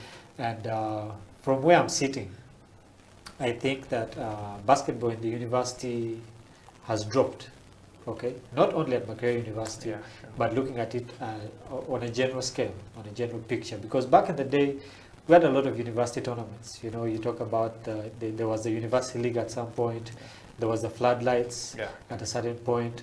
We had games, East African games and all these things. And one could say that because of the lockdown, it slowed down a couple of things. But if memory serves right, the University League, then the Floodlights actually stopped way before the lockdown came in. Yes, about 2017. Okay, and I think since then, basketball has really been on a decline. We've been focusing more on basketball in the league. Okay, so according to your perspective, what are some of those points that you can share with us that led to, let's say, I don't want to say the downfall of basketball, but the decline of basketball at the university level? Well, on that issue, with the current situation, I am not the best person to answer that question because I don't have the detailed information. As I told you, I am a rookie in this field. So surely, but at least because I was playing at the university level, I do have some information, and at least out of observation. But putting the issue of lockdown and corona aside, I think that the reason why basketball is declining generally in universities, I think it's because of the kids who are coming into the universities. I think their kind of basketball is not the same kind of basketball like the one of the kids, of the guys who used to join basketball that time. So the talent that is in right now is, I could say it's raw compared to the talent that used to come in those days. We can't put out the aspect of the people who are joining university by then were mature men who knew what they wanted and what they were doing. They had the self-drive. But right now, the people who are joining university can only train when the coach is there. You can see how that is a big challenge. So for me to make sure that my team is ready, I have to be on the basketball court on the official training days and even other days that I'm not supposed to be there. Because if I don't show up, chances are high that many of them are not going to show up. But if I show up, even if I'm not supposed to be there, but then I just show up, they'll know that, oh, on such and such a day, coach passes by and he says, on our free days we should shoot. So let me go and take a few shots. So that's what drives them. But compared to the days that you and I joined, maybe yours were much better than ours, but even me, the times I joined, when you wanted something, you would go and work for it. And I think that is one of the disciplines that I was taught from, maybe from high school, that when you want something, you go for it, you work for it, you push for it. You don't need someone else to push you to get what you want. And I think that is one of the things that we are lacking right now in and I don't know how that can even be worked upon, because surely if the kids are finishing high school when they are younger, whose fault is that? I don't think that's anyone's fault. But maybe if the coaches in high school could do the job, which is also very hard because high school needs a lot of time and yet they have the least time, by the way, compared to the university. So the aspect of the people who are joining in being younger is what is causing the biggest difference right now in the way basketball seems those days and now. But now when you talk about the aspect of the different leagues, I think I'm not the best person to answer that, because now that includes the issues of money, the sponsors, the institutions. I don't really know how much they operate to know that they want, because I really don't know why the Floodlights was cancelled. I'm one of those who played it. I think I played the last season of Floodlights, because I think that was 2017, I remember, with Makerere University. Yes. When I was there, I remember it was always played at night. That's why I think the name Floodlights was there. I remember we moved to Nkumba. We moved, yes, in Entewe, we moved to UCU, and it was something very interesting and very motivating. It would give us reason to work out even more. But now, without those games, of which I don't know the reason why they have scrapped them, I really don't know the technical issues, but without those games, you find that most of these students think that they're only working for December. The same mentality that we had in high school, that you only prepare for qualifiers for nationals. Yes, you only prepare for nationals. And when it's done, second term, no sports, third term, no sports. That's the environment I came from. I don't know if it was different in your years. It was the same thing. Yeah. So now for university sports, we see that nearly it's the same thing. Because right now, right now they are preparing for nationals. Yeah, the league aside, they're preparing for nationals. And then after that, the following end of the following year, they're preparing for East African Games. Are you seeing that? So there is a lag in between that time.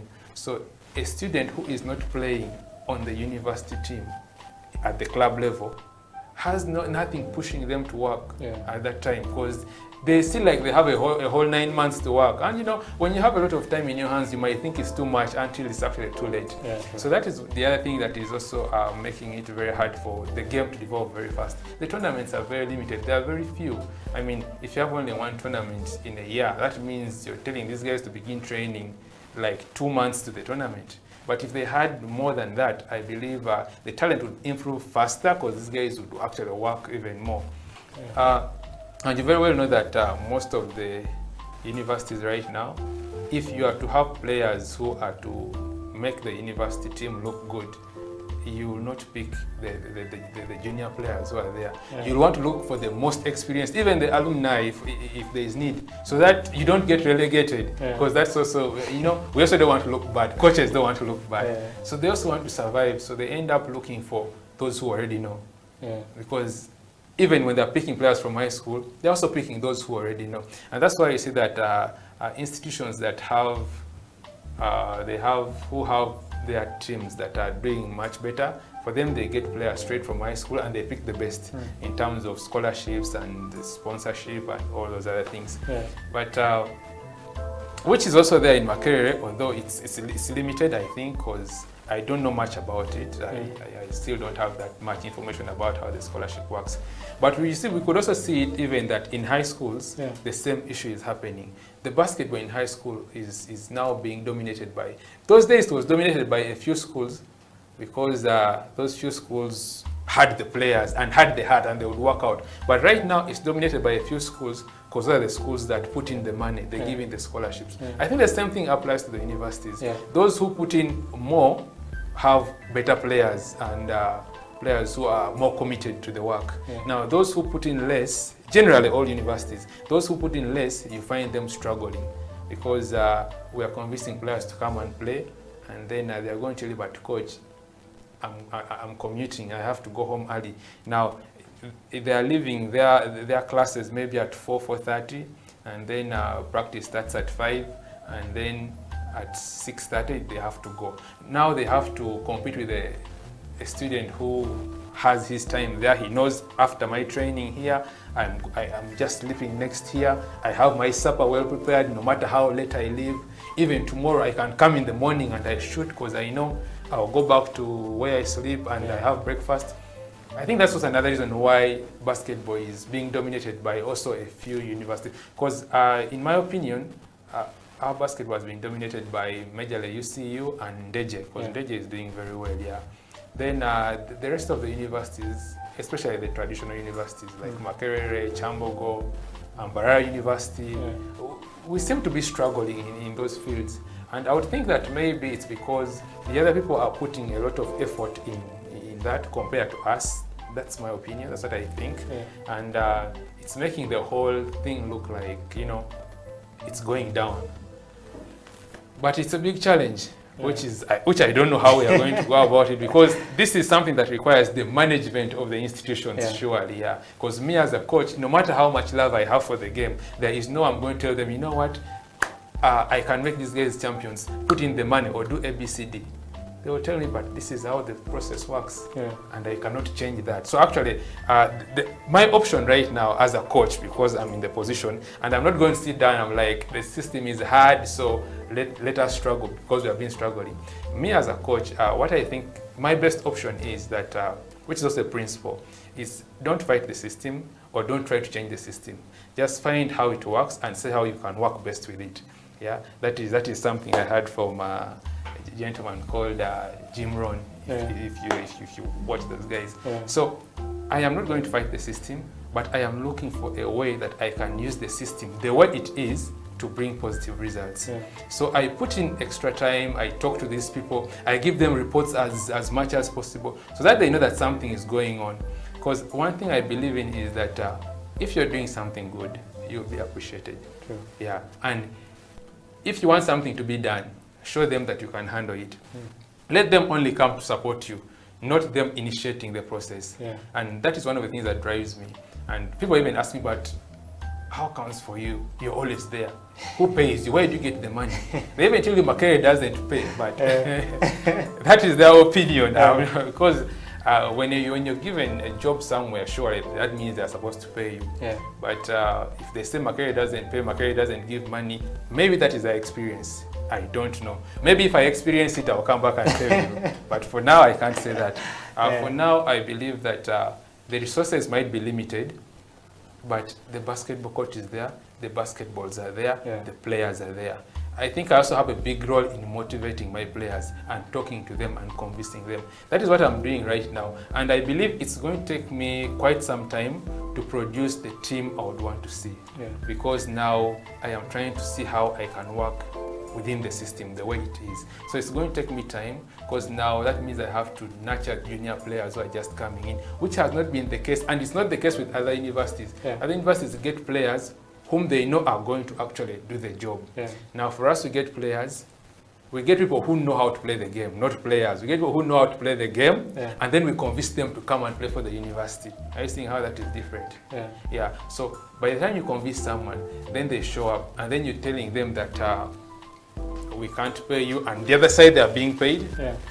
It makes things very hard because Makere, I'm sure Makere has students who are actually players in other clubs. Yeah. Are you seeing that? But even them coming back to play for the university, they'll ask you, what are you offering? Are you giving us transport? Are you giving us this? If it's there, of which sometimes it's there, if it's there, they are willing to come.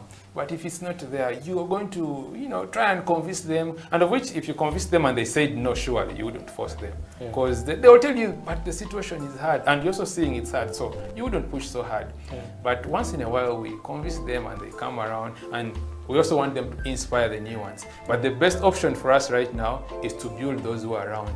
So for a university like Makere to reach the level of UCU and DJ, it's going to be a long process, of which some people are not going to be patient enough to see that happen. Yeah. Others don't even believe it can happen. I think that. But personally, I think that is what can work for me. I believe that is what can make us look different. And for the other universities, I don't know what their coaches and the administration plans to do and what. But for me on my side, and generally university sports, I think that's what I've given you, what makes us look like we are falling down, but I've also shown you how we plan to move up. I was actually going to ask you how we can get up. We're going to take another break right now. I like what you're saying about university sports and the perspective of why it's going down and how it can be rebuilt. Well, for our viewers out there, this is House of Talent Television, the Slam Dunk Basketball Talk. Remember, we're on our socials and you can hit us up, drop us a message in our inbox, in our comment section. Let us know what you love about the show. If you have a question for OJ here, let us know, we'll ask him. But we'll take a break right now. We'll be right back. This is the Slam Dunk Basketball Talk on House of Talent Television.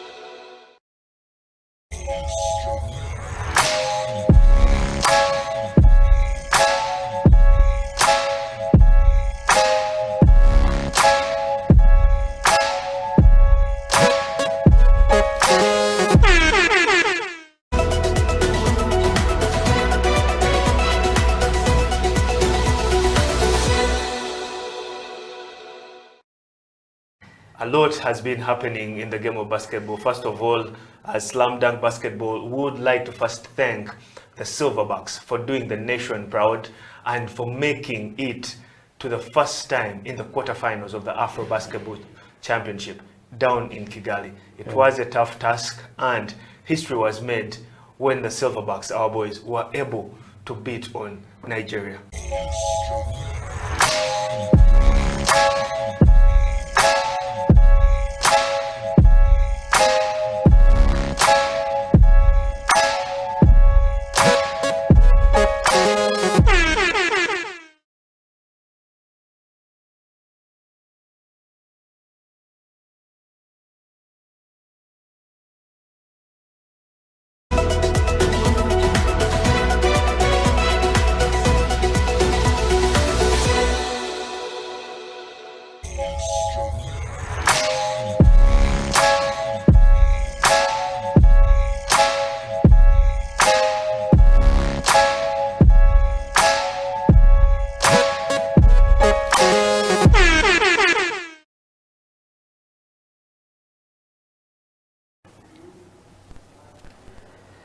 Welcome back to Slam Dunk Basketball Talk on House of Talent Television. My name is Emmanuel Ateng, and with me in the studio today is Osiko Jacob, aka OJ, better known as OJ on pool court, actually, you know, where we do pick up sometimes in the evening. And OJ has been taking us through his story, basically where he started from, how he ended up as the coach for the Makerere Sparks, that's the university team at Makerere.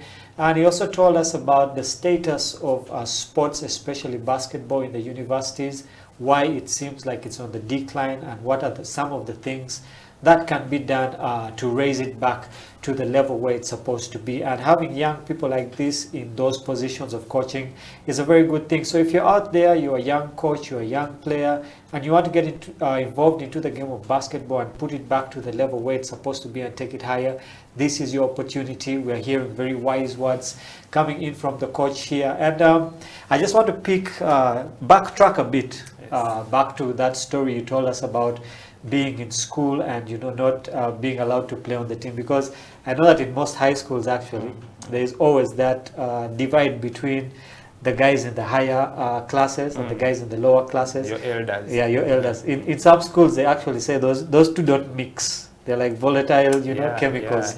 And you were telling us a story about how you were not actually allowed to get onto the basketball court, you know. And how did that feel? And what lessons can some of these kids pick up from it? Because I know that there are certain kids in primary school, even at the university level, who want to play, but they look at you guys now, the elders, and they're like, how do we get into, you know, this part? So just take us through that situation you went through, and, you know, some of the lessons that these kids can learn and how they can be encouraged to get into the game of basketball. Okay, thank you. Yes, with that, flashing back to my time in high school, because that's where things were hardest. You know, the start is always the hardest part. As I told you, for me, I came from a primary school where basketball was not known as a sport. My primary school had a secondary section that had a basketball court, but we used not even cross there, so I really had no idea. I first saw basketball when I went to KPC. That was in my vacation of P7. That was in end of 2007. But when I was at Namilyango, I was with classmates who had come from primary schools that had the background of basketball, which is what I didn't have. What I had was height. For them, they had the skill. And you see, when you're at that level, it doesn't look like height works. It looks like it's the skill that counts. And they didn't see the skill in me. So actually, these guys are my good friends, but I'm sure they also did it unknowingly, having been senior ones. But they never gave me the chance to. I felt very, very disappointed one time when these guys were told, hey, the junior team, make a squad that is going to play. We're actually going to SMAC, that is Chisubi. We're going to SMAC, and they were saying, hey, you guys make a team. In my head, I knew I am going. And you know, as I told you, going out was the most interesting thing when we were in high school. So I was in senior 2, And it was the first time, you know, for us in Namilyango, it's rugby players who used to go out so oftenly. Yeah. Basketballers, your opportunity would come once in a while. So the time had come where I was sure now I am going on merit. Yeah. Little did I know that my friends on the other side are like, that tall guy cannot make it. So we prepare that weekend. I don't check the list assuming that I am going. I don't check. Yeah. The following morning, I go to the dining hall. That was a Saturday morning, to see the list of those who are going, and my name is not there. I was heartbroken. I even actually, with all the anger, I still went to the bus with the hope that I would enter. Yeah. I stood there, I saw them enter, and I saw them leave. I was in senior town. And in my head, I was like, you know what? You guys have done this to me, but one day, I'll be the one writing your names on that list. Yeah. So after that, actually, I remember that day I went back to play. Because I enjoyed the game, actually. Other than just going out, I enjoyed the throwing in, and it was actually my shooting started. I think that's the talent in me. The talent is just shooting. The other part of the dribbling, I think I don't have that. Yeah. But I enjoy just throwing that ball and it would just go in like automatically. And everyone would be wowed by that. They would see me and they're like, that guy can actually do it. Yeah. But my teammates actually knew this guy can't bounce the ball, he can't dribble, and we need someone who can dribble. They didn't really think they needed someone who could do what I was doing. Yeah. But then I also realized that that is the advantage they had over me. That is the skill they had come with from primary school that I didn't have. So I began working out on my own. I put in more effort. Unknowingly, out of, I don't know whether it was anger or excitement, but unknowingly, I put in a lot of effort in basketball when I was in high school. Even with the challenges that come with, high school, you don't have that much time. At a school like Namilyango, when it's time for this, all of you go and do that. When it's time for the other, but all my free time, I would put it into basketball. Yeah. So I learned the game, and these guys began accepting me. Each time they realized that when they are playing with me, I make the shots and the shots drop, and it's the shots that makes their team go out. They were like, I think we need this guy if we have to stay. So that's how my fellow junior players in high school by then allowed me into the circle of basketball. Yeah. And because of my work ethics, in a year, the following year, I was one of their best. Yeah, and I was more like their captain. And before I knew it, my senior 4, I was the captain of the school team until I left. Yeah. So that's how I broke through in that field. But then I had another challenge of my parents, my guardians for this matter. Yeah. They never wanted me to play basketball. Yeah. And the reason, having been our background, I had a cousin who was playing rugby. He was really, really good. One time they went to play in a tournament in Chadondo, and he got a concussion. I don't really know what happened. I even didn't know what a concussion was until it happened to him. Yeah. So they took him to the hospital, and I don't know what the school took care of and what they didn't. But then they called our guardians at home, and they were like, your boy is in the hospital, this and this happened, please come and check on him. And we have true African parents. They are very furious and very tough on certain things. So when they went there, now I was the one to be talked to. Yeah. You see what we told you. You see what we told you about sports. Yeah. Why would you go and do these things? I don't want to hear anything concerning sports. Yeah. And in my head I was like, but that was not me. That was rugby. I don't even play rugby. I don't even know it. Yeah. So that is how I felt. But they had made up their minds, and they were like, you went to Namilyango to study. I was like, okay, I'll study, but when I get my time, I'll... So I studied, I did well, I passed, I went back to Namilyango, but then actually my first qualification for nationals, we had a challenge. We had never qualified for during my time there. I don't know the years before me, but I never had. But I can't assume I was the first, because the salaries were actually there. But the time I was there, they didn't qualify. That was 2018. And all my time there, we had never gone for nationals, and it was more like a dream. And now it was me driving the team. And I remember I had guys like Orenga Daniel, when we were in O-level, we were together in Namilyango there. Of all the guys who play basketball, he's still the only guy whom I see. The others are going into other things. Yeah. So in our senior 4, I led that team into qualifying for the first nationals. It was an exciting moment. It's like we had made it in life.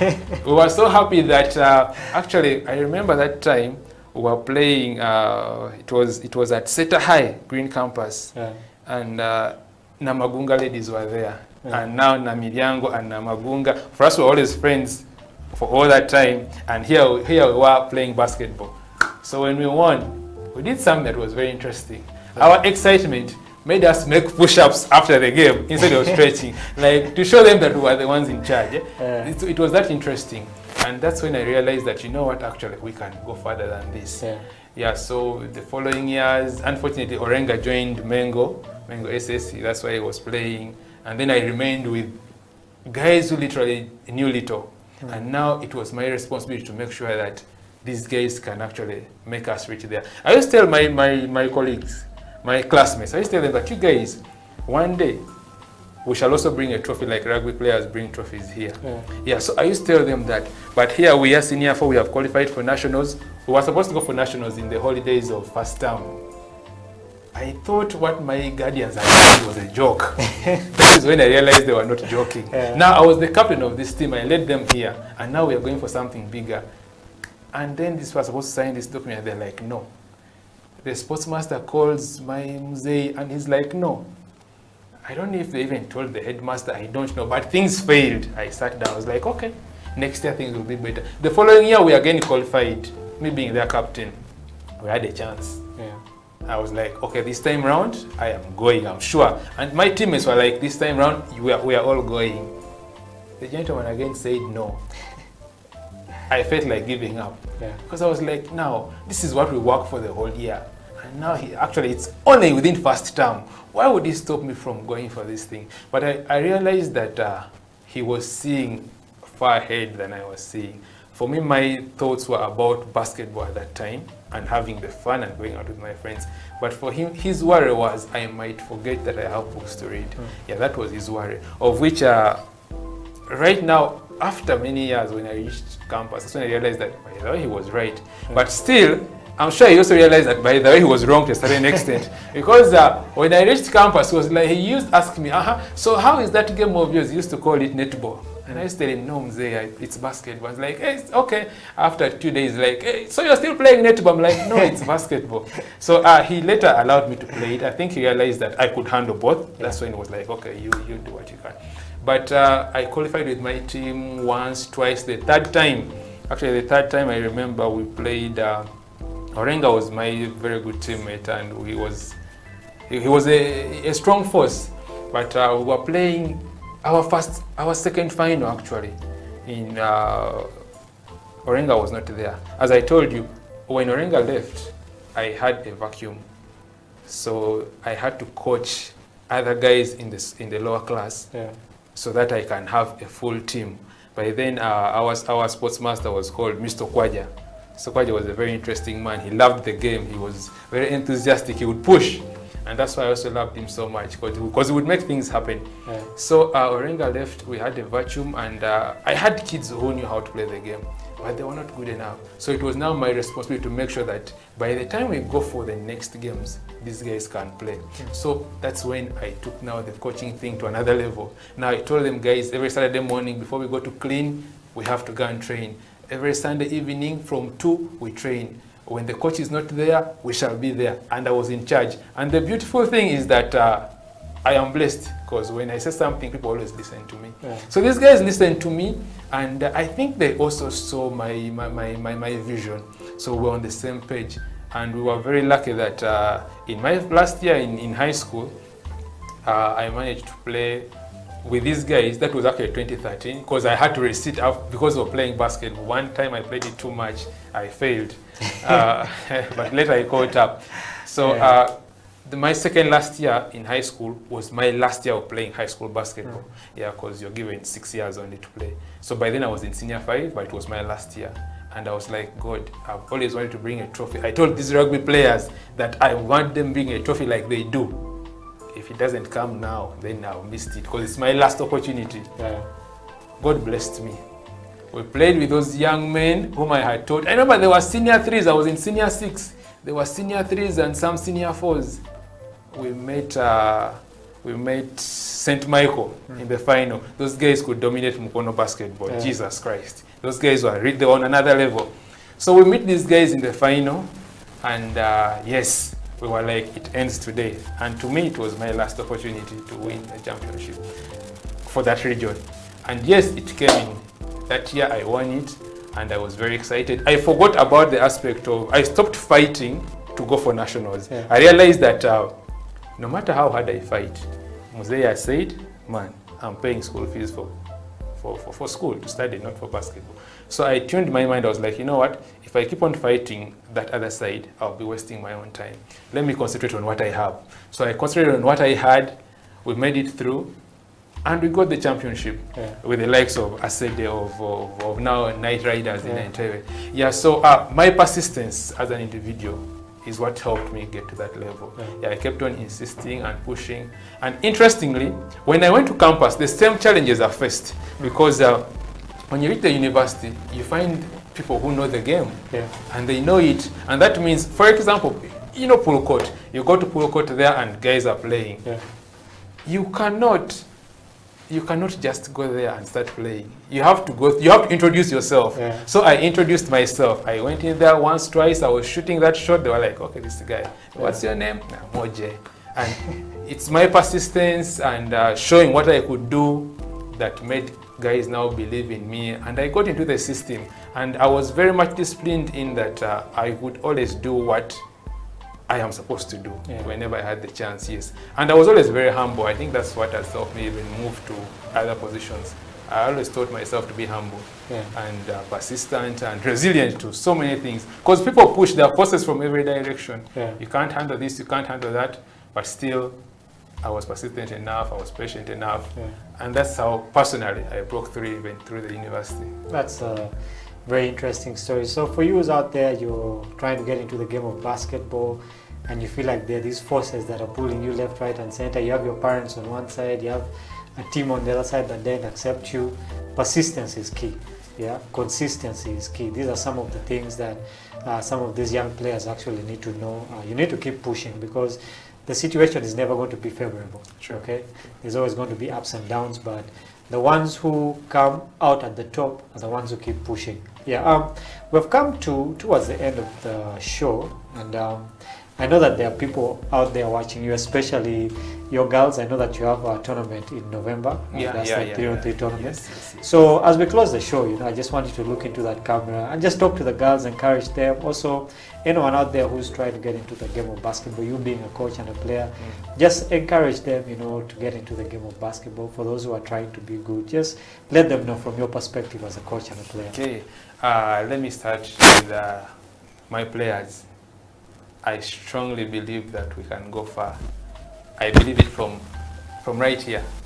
And I want my players to also believe in it. I have drawn a program that if we follow very, very well, we shall not go wrong.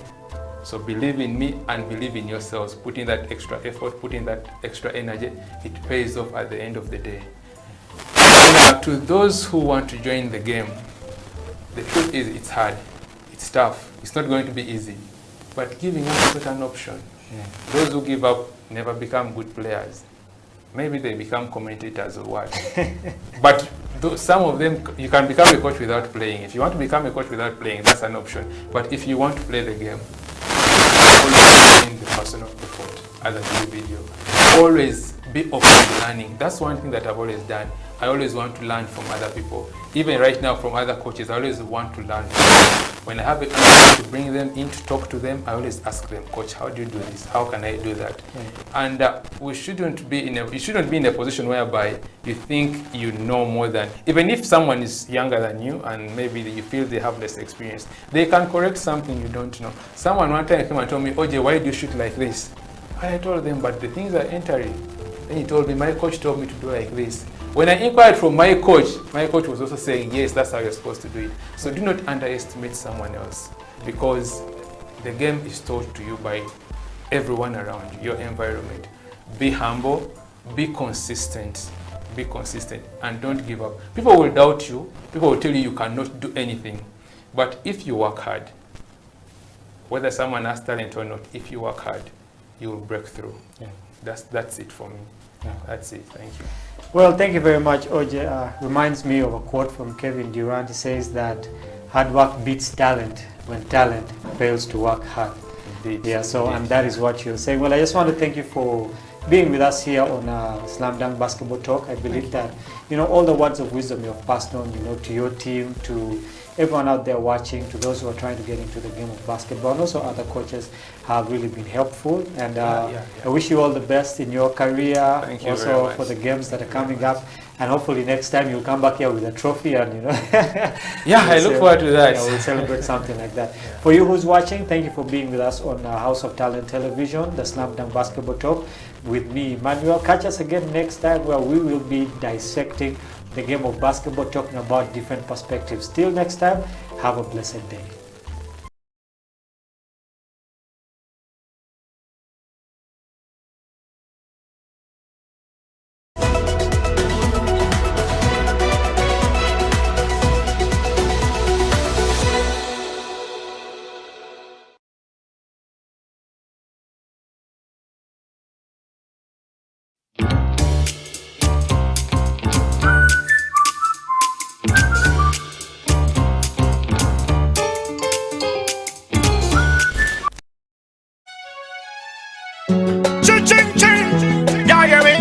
Over the moon and over the sky, gospel music to the world. Kingsky and feel like take it out, combination. Yeah. Forever I will always bless your name, Jehovah. See you always guide me, protect and bless me. To you will always lift my pride. It's only you can make me shine. If it's reach your mighty hand to heal me, to save me, and make me see another day. I wanna see you fire fall. I wanna see you fire fall.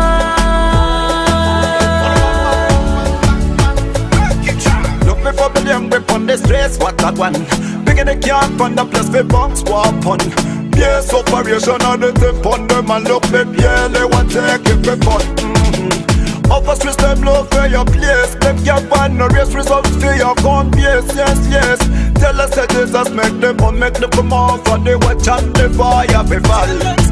It's only you can make me shine. If it's reach your mighty hand to heal me, to save me, and make me see another day. I wanna see you fire fall. I wanna see you fire fall.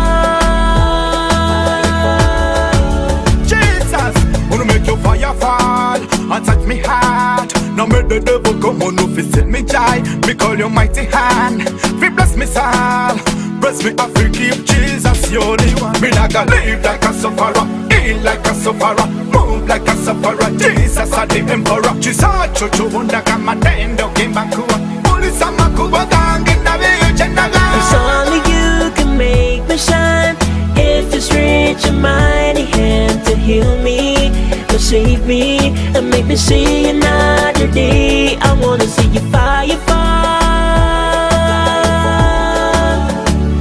I wanna see you fire fall.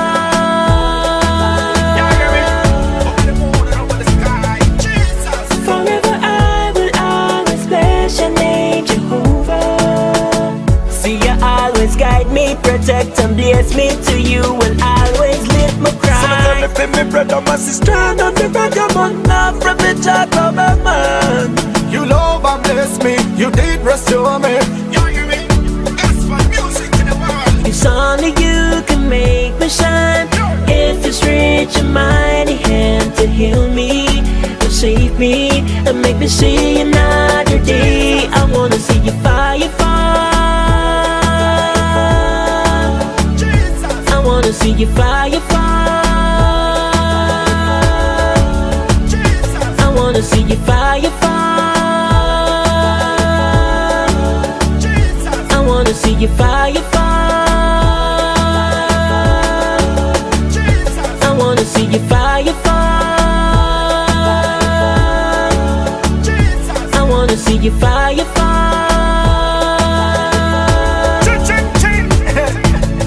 Gospel music to the world. Kimsky and Fila, take it out. For Jesus Christ. Yeah, yeah, man. Fire piano, fire piano. Fire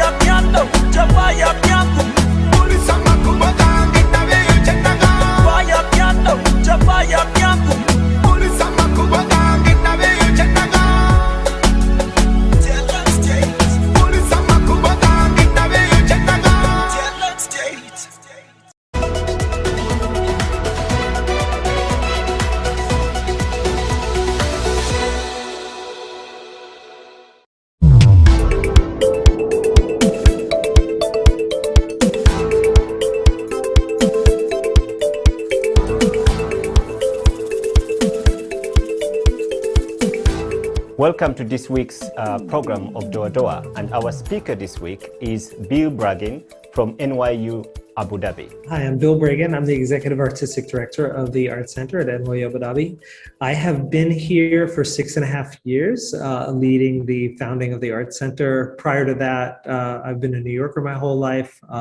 I came immediately from Lincoln Center for the Performing Arts, where I was the Director of Public Programming. Prior to that, I was at Joe's Pub at the Public Theater, at Symphony Space, at Central Park Summer Stage, and spent a lot of my time presenting multidisciplinary work from all over the world. I'm also a co-founder of Global Fest, which is a festival that takes place every January, tied into the APAP conference. The university, NYU Abu Dhabi, is part of what NYU calls the Global Network University. The idea is that there are 3 hub campuses in New York, Shanghai, and Abu Dhabi that are full 4-year universities. Each has their own identity. And then there are also 11 other study abroad sites where the students are studying all over the world. NYU Abu Dhabi is celebrating its 10th anniversary. It's primarily a liberal arts college with an orientation towards research as well. There are about 1,500 students who come from all over the world. So our students come from about 115 different countries. There's no dominant majority, so a big point of the university is to create this international cohort of really exceptional students and future global leaders, as they like to say. The campus is on an island called Saadiyat Island. It's about 15 minutes from downtown, which has been designated as the cultural district for the UAE. So we're just down the road from the Louvre Abu Dhabi and from Berkeley Abu Dhabi and the future Sheikh Zayed National Museum and the future Guggenheim. And that has been in place for about 6 years. And so the Art Center really started once the campus moved from downtown in a temporary location to Saadiyat. We have 3 primary venues. We've got a 685-seat proscenium flyhouse. It's one of the finest venues in the country. That's the Red Theater. We've got a black box, which we refer to as sort of our laboratory for performance, flexible space, 300 standing, about 225 as a thrust theater, about a 165 head-on. And we really reconfigure it almost every time. A lot of artists, both professional artists as well as student artists and faculty, all create a lot of work in there. We've got the Blue Hall, which is a 150-seat recital hall where we do concerts as well as film series. And then we also present outdoor performances on the plaza in front, as well as site-specific performances. Within the Art Center, it also houses all of the academic programs for the arts. So there's film and new media, theater, music, visual arts, and interactive media. And there are a lot of studios and maker spaces. So what's interesting is we're bringing multiple disciplines and maker spaces and learning spaces all under one roof. The Art Center's role is to take part in all of those activities. So we are presenting professional work from artists from all over the world. We are developing work both with students and faculty as well as UAE-based artists, and we're really integrating everything that we do within the curriculum of the university. But roughly in pre-COVID times, roughly 80 to 85% of our audiences actually come from the general public. So we really are a public resource for all of the UAE.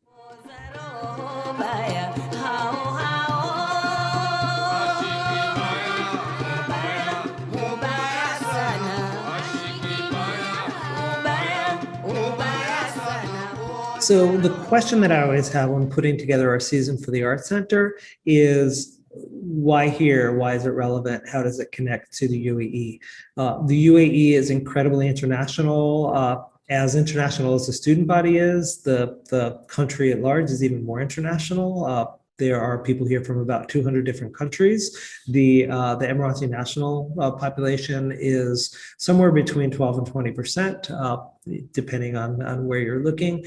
So international content is always really important. And also there are a lot of people here who don't necessarily have a lot of past history with traditional performing arts. And so the question is, Why would someone who's never been to a theater play before, why would somebody who's never been to a contemporary dance performance be interested in the work? What conversations is it going to open?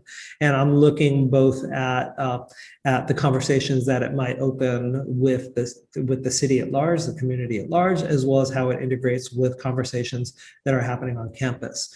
So a lot of the work is looking at issues of the environment and climate change, or global migration, or gender issues, or sometimes we are looking at formal issues, artists who are kind of pushing art forms forward, and we're looking at that as well, because we are in part also planting seeds to help to contribute to the larger cultural economy of the UAE.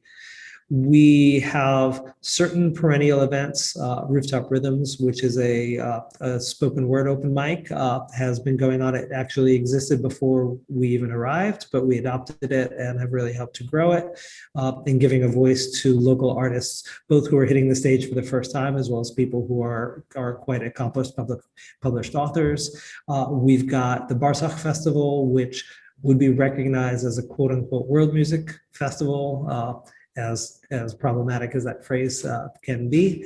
We have Hakaya, which is a National Day event that celebrates history and tradition for UAE National Day, but it is also designed to represent the transnational nature of the UAE. And that happens every year, right at the end of November, beginning of December, primarily poetry and spoken word, as well as some music. And then lots of programs that really run the gamut of disciplines with a personal interest. For me is hybrid work that is not easily categorized, that might be music with interactive video. It might be a durational performance in a human-sized aquarium with 12 tons of water used as a way to open up a conversation about global warming and rising water levels. Might be site-specific dance, but we're really often looking at artists who are mixing disciplines and mixing cultural traditions.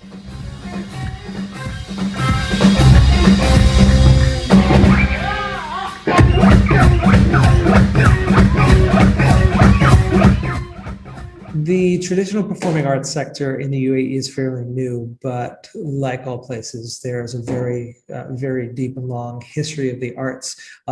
In terms of performance traditions, the most valued tradition is poetry, and there's a traditional Bedouin form of poetry called Nabati, which is really valued.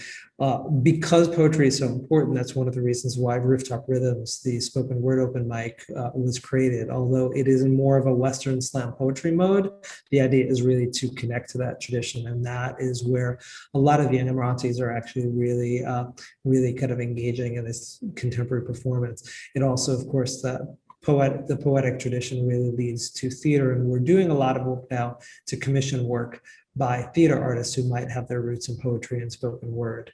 On the musical side, in addition to the Bedouin desert traditions, there's a long history of pearl diving music. All the expeditions that would go out to dive for pearls, a tradition that ended more or less in the late 20s, had a song leader that was an essential part of the expedition. And those traditions really brought together influences from the Gulf with influences from East Africa as well as from India. And there are artists like Boom Dewan who are working now to update those traditions and mix it with jazz. In terms of dance, there are traditional forms like Ayala and Liwa that are brought out at celebrations like weddings, at official government events, and so on.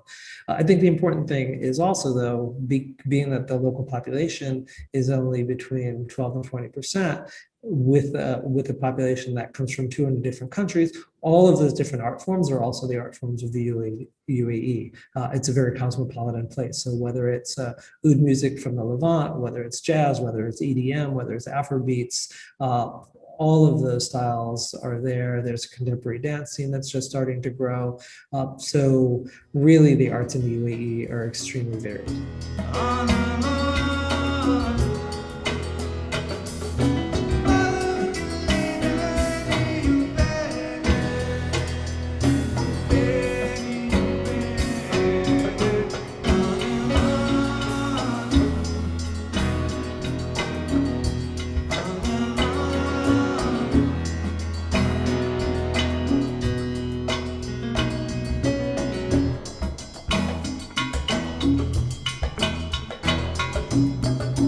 We primarily present using a residency model. We're not on a very typical touring circuit. So when artists come here, they're generally coming here for about a week, sometimes much longer, sometimes maybe a few days shorter. And over the course of the week, they're participating on a number of different levels. So they're doing public performances is often the center of that. We're also doing invited performances. We work a lot with local schools, both government and private schools, whether it's elementary or high schools. We also work with other universities.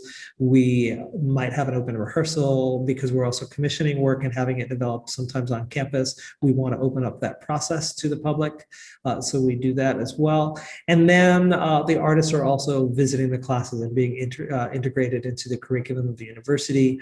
They are doing workshops and sharing technique, whether it's a dance class or an acting class or so on. We're also working closely with our Career Development Center and with our art gallery to do a series of career chats, arts chats that are designed to not only build the skills, but also help people to think about how they can turn participation in the arts into their profession. So we're really looking to integrate people on a lot of different levels. We also really want to make sure that they get to know the community. It's not just a tour stop. Many of the international artists are coming to the UAE for the first time. And so we want them to come away really with a sense of the richness that is NYU Abu Dhabi and that is the UAE as a whole. And we want people from the community to have a chance to meet the artists outside of the context of their performance so that they can really meet on a human level. So we do community building events. For example, we have a dinner with every single artist who's here where we invite students and faculty and staff, other people from the community, that we curate almost like a dinner salon where we really want to just find some people who can get to know one another with the arts at the center of the conversation.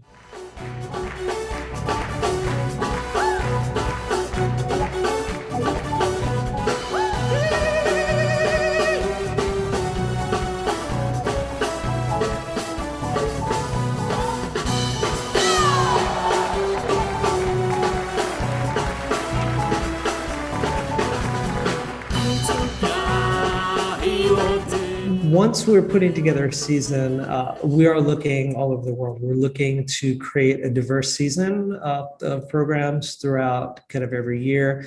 In typical times when the world is a little bit more predictable, we're planning anywhere from 6 to 18 months in advance. And we're really looking at a global array of artists who are working in every conceivable discipline. We've had a lot of artists from East Africa. Actually, I'm recording this on the day that was the anniversary of a show in our pilot season with Just a Band from Kenya. It was our sort of pre-opening event where we were just sort of experimenting with what do all of these residency activities look and feel right. And they were in a lot of different classes. They also pulled together members of the community who joined them on stage for the show. And it also allowed us to really bridge to the Kenyan community in both Abu Dhabi and Dubai and really get a sense of the conversation that goes back and forth. And that was 6 years ago. That was really one of the events that helped us to figure out the role that the Art Center could play in the community. Beyond that, over the years, we've had the Nile Project, which is a multinational project with artists from all over East Africa. That was originally founded by Maklita Darrow and Mina Girgis. We've had from Ethiopia, Fendika collaborating with the Dutch post-punk band, The X.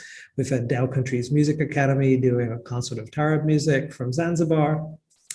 We opened the season a few years ago with Circus Abyssinia, and we've been working a lot with Boom Diwan, which is a group that mixes pearl diving music and jazz. It's based primarily between Kuwait and the UAE, but I think really speaks to the historic connections between East Africa and the Gulf. And I think that's one of the things that's really important. Historically, there are so many ties between this region and between the countries of East Africa, both on a heritage and kind of and deep historical level, but also on a contemporary basis as well. There's a huge East African community or multiple East African communities in the UAE. And so when we are looking to do international programming, we're both looking at how we can connect with the local communities of origin for the artist, as well as the fact that we are in a place that's got no dominant majority and that people are really open to discover work from cultures outside of their own.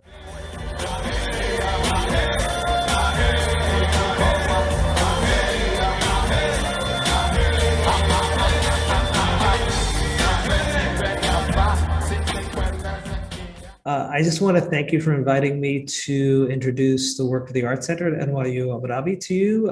We are all over social media. You can find our website is NYUAD-Art Center, spelled the US way, CENTER.org. We are also on Twitter, Instagram, and Facebook at NYUAD Art Center. On our YouTube channel, we also have a lot of performances from our archives. We also have our career chats and some of the workshops from our Off the Stage series. Rooftop Rhythms or Open Mic is there. So if you really want to understand and get to know better what the Art Center is about and what our approach is, I encourage you to look at that, look at some of the mini documentaries that we've created around pieces that we've commissioned. And then we look forward to meeting a bunch of new artists from East Africa. Thanks so much.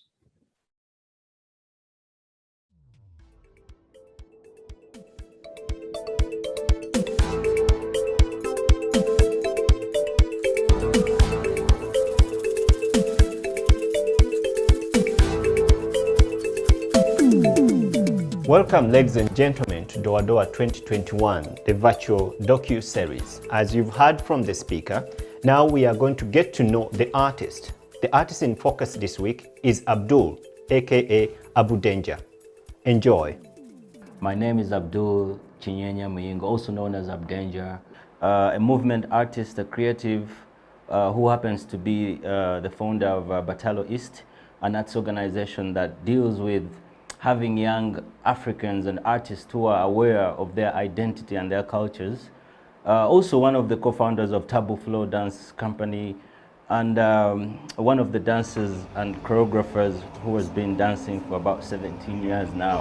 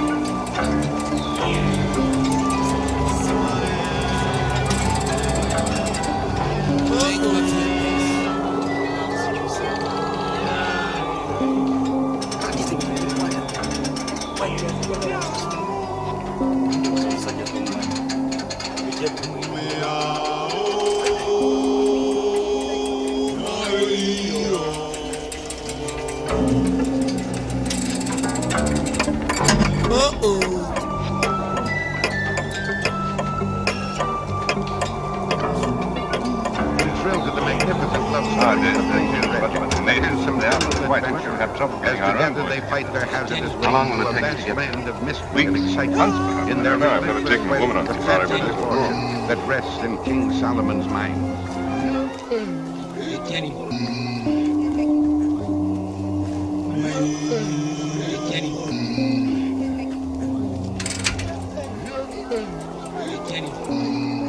My dance journey has been very interesting because it's a journey that started in sort of a mistake. Because when we were young, we used to have music, dance and drama classes in schools and competitions that were organized by the school's competition, and I happened to be forced to be one of the people that represents one of our houses because I didn't want to do it. I was more into swimming and football. But again, when I went into the dance class, or what was being selected, it so happened that the trainer that selected us really thought that I had a lot of talent, and I didn't really think I did. But when I did, then I ended up meeting some people there. One of my friends called Hakim, who later we started with Taboo Flow and later Breakdance Project Uganda with other people. he had this book that had, his parents were living in the US, that had images of dancers, popping, I remember windmill, and these are things we used to look at. They were just images, but as a young person, these images were stronger because they said something that we wanted to try. We were the people that believed that you can spin on your head. As a person, every time I wake up and I realize that this is the path I chose, being a movement artist, I realize the value of what our great-grandparents created and what we really are into creating at the moment. And I see the link between what our great-great-parents created, all the traditional dances. For example, when you look at Uganda, which has over 80 traditional dances, and you look at the modern times where you look at young people who are trying to copy and trying to be like other people. So that missing link really keeps me going as an artist, and it makes me create. And also the idea of using dance to talk about things that really matter in our community. Gone are the days where dance is just about shaking your body and showing off your body. It is about what message can you portray, what story can you tell with your body? Because we all know that movement don't lie, the dance, the body movement don't lie. They tell you the honest truth. And this is what really keeps me going as an artist, as a dancer, and also to be able to inspire young other people who don't believe that dance can be a career. As a person, really, when you go deep into my artistic expression, especially with movement, you realize it has something to do with my experiences. And my experiences are, I've been doing so many traditional dances from Uganda, but I've also been exposed to hip-hop dances, many of the hip-hop dances and break dance. But also, as I grow, I've realized there's a contemporary expression to what we're doing. So the fusion and the mix of those different styles is something that really becomes my expression in terms of dance style. So right now, I can't tell you that I do a specific dance style because I'll be lying to you. What it is an expression, and what my focus is to evoke feeling from the person that is watching me. And for me, that is my style. Right now, I'm working on a lot of environmental related issues, because growing up in a city like Kampala, it's a city that could be really, really beautiful, but it's a city that beyond just the normal, the roads that you see, behind the markets, it's disgusting. And this really puts me in the mood of creativity. How can I use my voice? How can I use my movement to really express feeling, but also to communicate something? And this creative process starts in a way that I look at this situation and I am already thinking about it. Every time I meet somebody, I'm like, what can I do? What is this? And then, of course, if I have to put it on stage, that's a different direction. I need to prepare. I need to see, am I going to do it alone? Do I need backup people that can support me if I'm taking it to a theater? But these days, we're using a lot of course, internet, social media. So you're thinking, I need to work with a team of videographers, very well-trained videographers to express this. Then you meet them, you tell them your idea, but then there's a lot of changes. So it is a process that I believe doesn't involve you as a person, because I don't believe that as artists, you stand by yourself. What you see outside is a combination of different people. My spiritual take or spiritual belief is that I believe in spirituality, but it depends on how you interpret it. My interpretation is that I'm not talking about religion here. I'm talking about the belief in, and I'll use the version of an artist, the version of imagination, because whether you are seeing yourself in your own image or in somebody else's image or whatever, or God's image, the power of imagination for me is the spiritual being. And for me, that is very important, because then that brings creation. So as humans, we have power to create because of the spiritual being that gives us imagination. That could be a combination of things that are out of my control, but I take what I can eat, which is the idea that I have the power to imagine something and create it. And for me, that's spiritual. Who would I collaborate with in this world? I'm a person that really believes in collaborations, and I've written a lot of things about collaboration because I believe that collaboration is the imperfect hunt. It is a process that really can stress you completely, but it's also a process that can be beautiful if the person you're collaborating or the group you're collaborating with is you have the same spirit. Now that you've put me in that spiritual realm.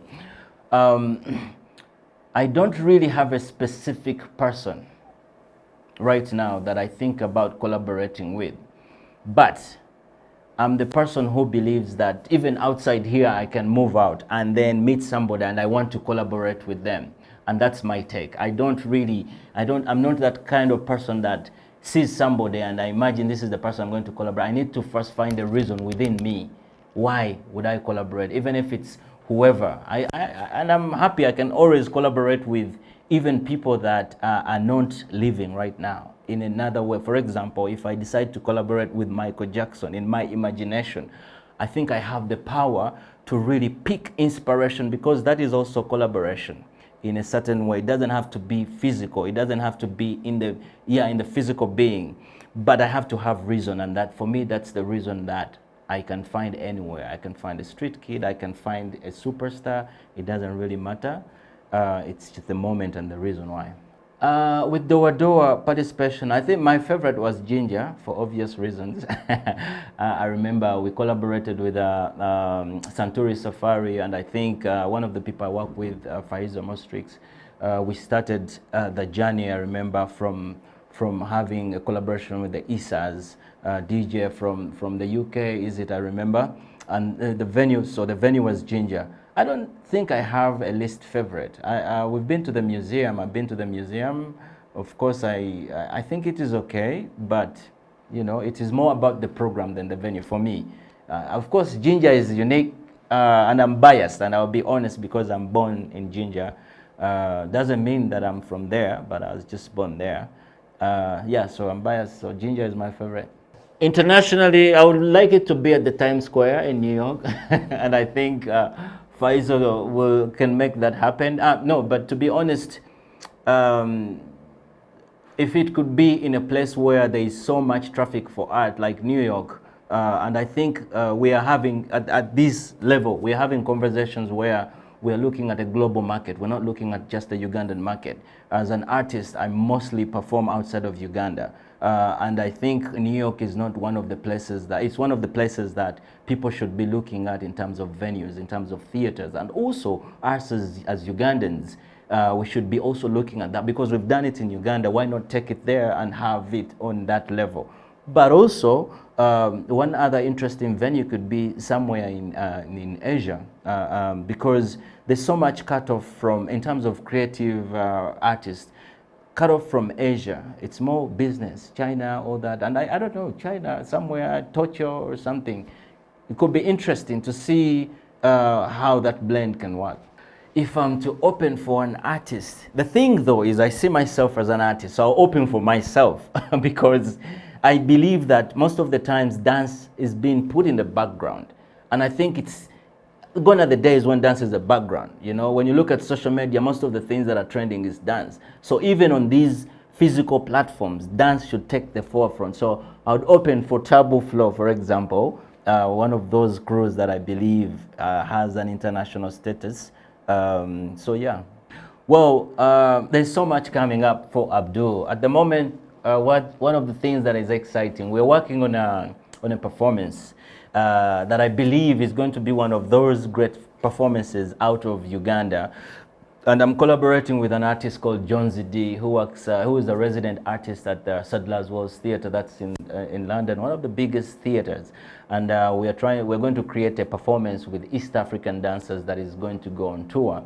That should happen in August, I think a few months from now. Of course, because of the situation, there are things that have been postponed.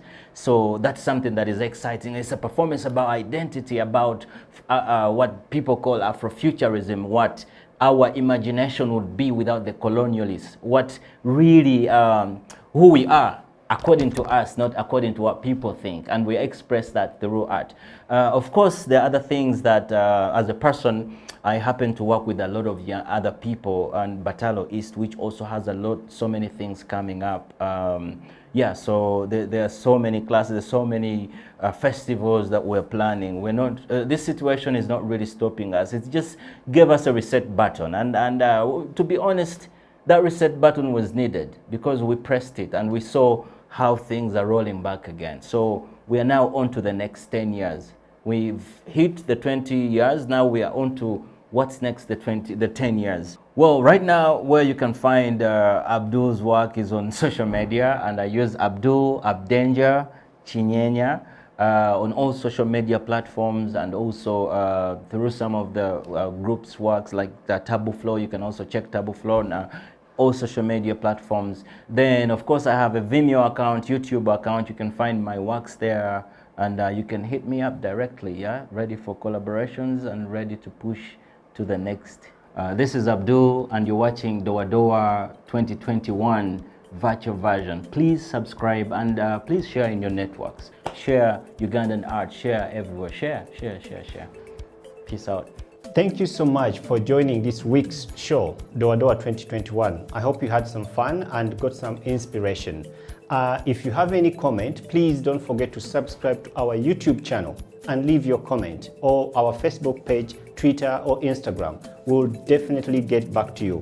We are very grateful, and until next week, I remain your host, Faizo Kiwewa from Bayimba and the Doa Doa team. Keep it Doa Doa 2021.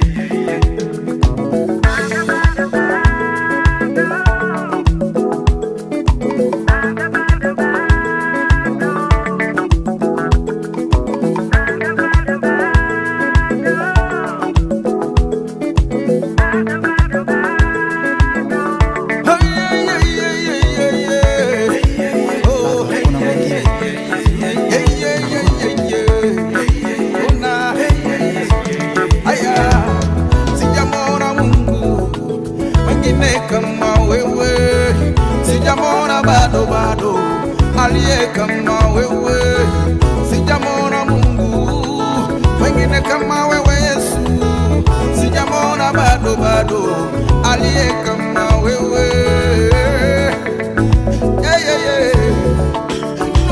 No, sijamona Mungu wengine kama wewe, sijamona bado aliye kama wewe, sijamona Mungu wengine kama wewe Yesu, sijamona bado aliye kama wewe, aliye kama wewe, hakuna kama wewe.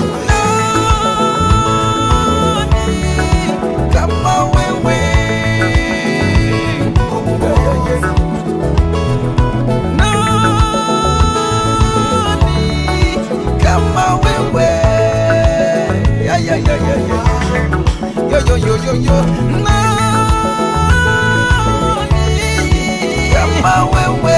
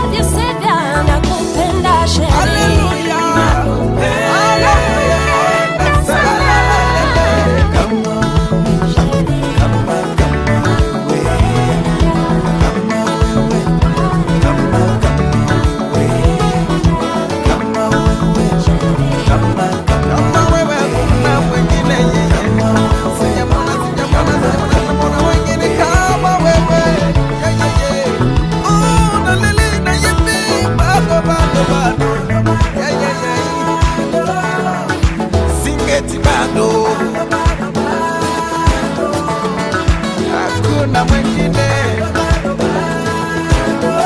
ni wewe, hakuna baba. Bado, bado, bado, bado, bado, bado. Ya la la la, ya la la la la, ya la. Bado, bado, bado. Ya la la la, ya la la la la, ya la. Yeah, yeah, yeah, yeah, yeah, yeah, yeah, yeah, yeah.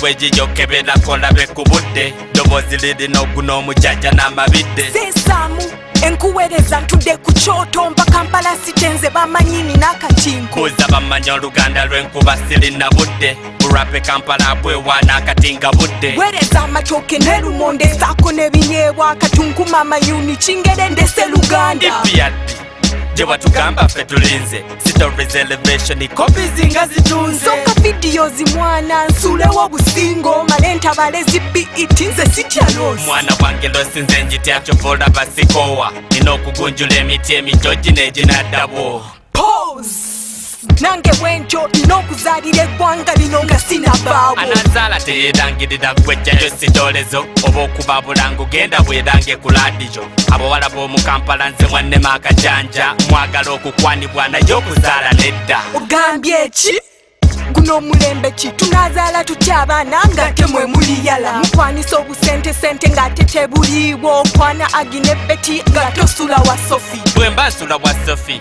ye yangwana lwaki ansa yammwe yes buli abagambako mwagala abasajja bokka bajjayo zidoola zinennaku bwengula ekikomando nti nedda topiki njikoye tudde ku birala obonga nani mu Uganda sizomya nti yeeno mbonga n'oyo yenna n'akyusa eggwanga anajja bw'emize emibi wano ng'okusumagira mbonga n'oyo yenna anaafanga ku bakyala breast cancer amalwaliro tulina matono mbonga n'oyo anaaleeta enkyukakyuka mu nsi okusomasome nga nkimanyi omulimu weeguli mbonga n'oyo anaakendeeza kutya gaasi kuba ku kampasi nk'oyo okwekalakasanga nze mbonga n'omusajja najjawo ebinnya mu kkubo alwanyisa enguzi ng'eno asasula n'abasomesa mbonga n'oyo yenna anaafanga ku bavubuka kulwanyisa yala mu zigeto ffe tubba bubbi mbonga n'oyo yenna nga masita pulana akoleyo site mu Uganda nga tulina endala mbonga n'omusajja anaafa ku muntu w'ensi akendeeza akabeeyi ka sukaali kake wansi mbonga n'oyo mu nsi yange atatunda bintu kuba mmanyi nti saawa yonna nanga ntundiramu kati gwe bonga nange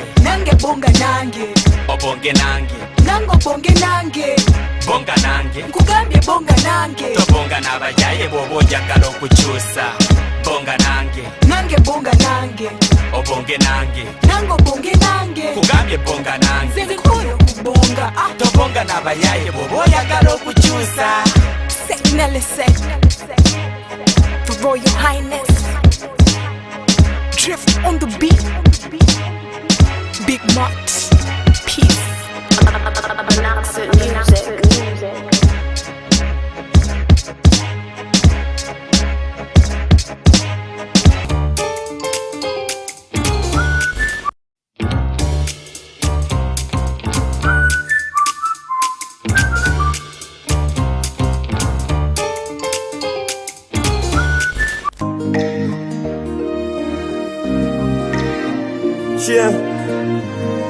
Munji.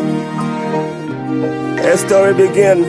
He had big dreams ezokubera superstar nga MJ ng'obuwala bumukabira Facebook poster ebisaawe nga bijjula. It was all a dream nga Biggie bwe yagamba, but buli we yatuuka nga kazindaalo nga crowd emwoganira yayimba nga yekwese emizindaalo anti ku stage bamukubanga zichokolo naye nga champion n'alemerako.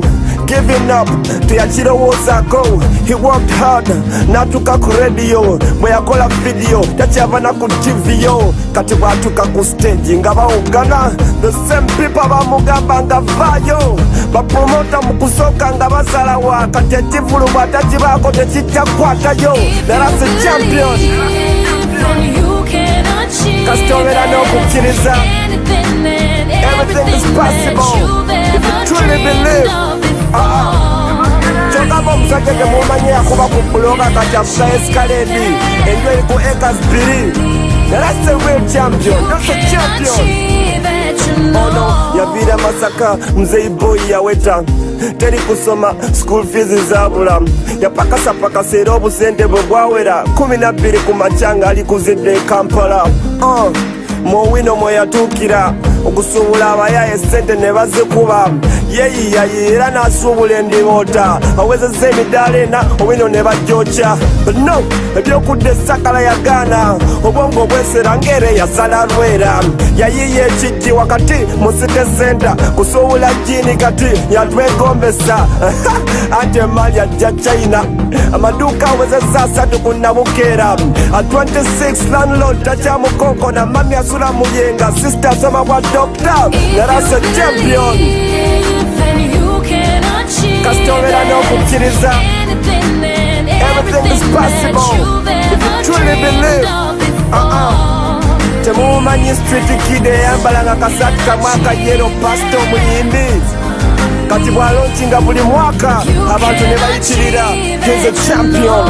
All I'm saying is teri kitasoboka. Cheer. Beera n'okukkiriza. Osobola okuva kataka ke kamwoje nkya ne bakusanga mu Emirates mw'okusambira. Osobola okuva mu saloon nkya ne bakusanga nga Serena igwagikulira. All I ask big brother, have a little faith. Beera n'okukkiriza. Kasita obeera n'okukkiriza buli kimu ojja kifuna. Everything, anything, buli kye wali oloozeeko.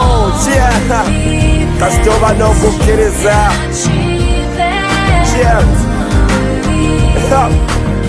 And you'll never take him to church. If you believe, then you can achieve it. Kati boda boda jivukize mani na kukkiriza enkya bagenda kusanga magulu 10 yo. Beera n'okukkiriza. Omupaka sidinsanyise manyi na kukkiriza. Majestic Plaza egyegenda kubeera yo. If you believe, then you can achieve it. Anything student, work hard. Beera n'okukkiriza. Government sponsorship ogenda kutuukayo.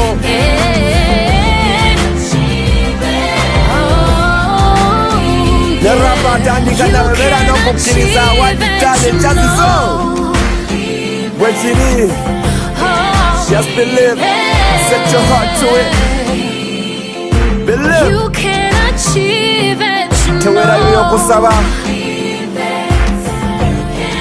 Enkya basobola okugamba mu Uganda tutte World Cup. Kase tuba n'okukkiriza.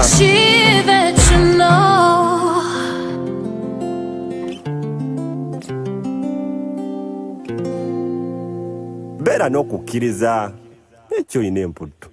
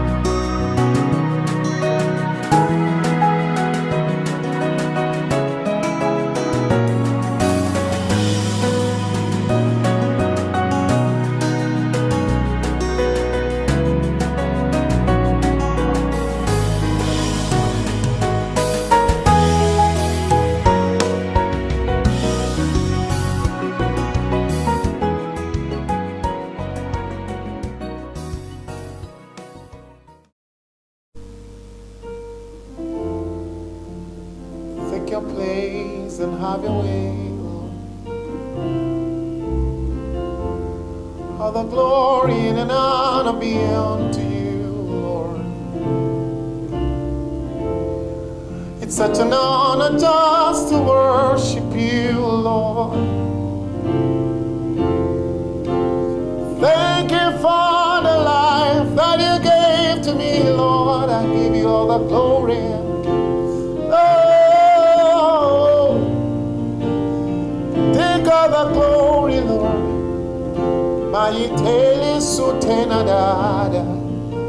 Thank you, Father. How could you all?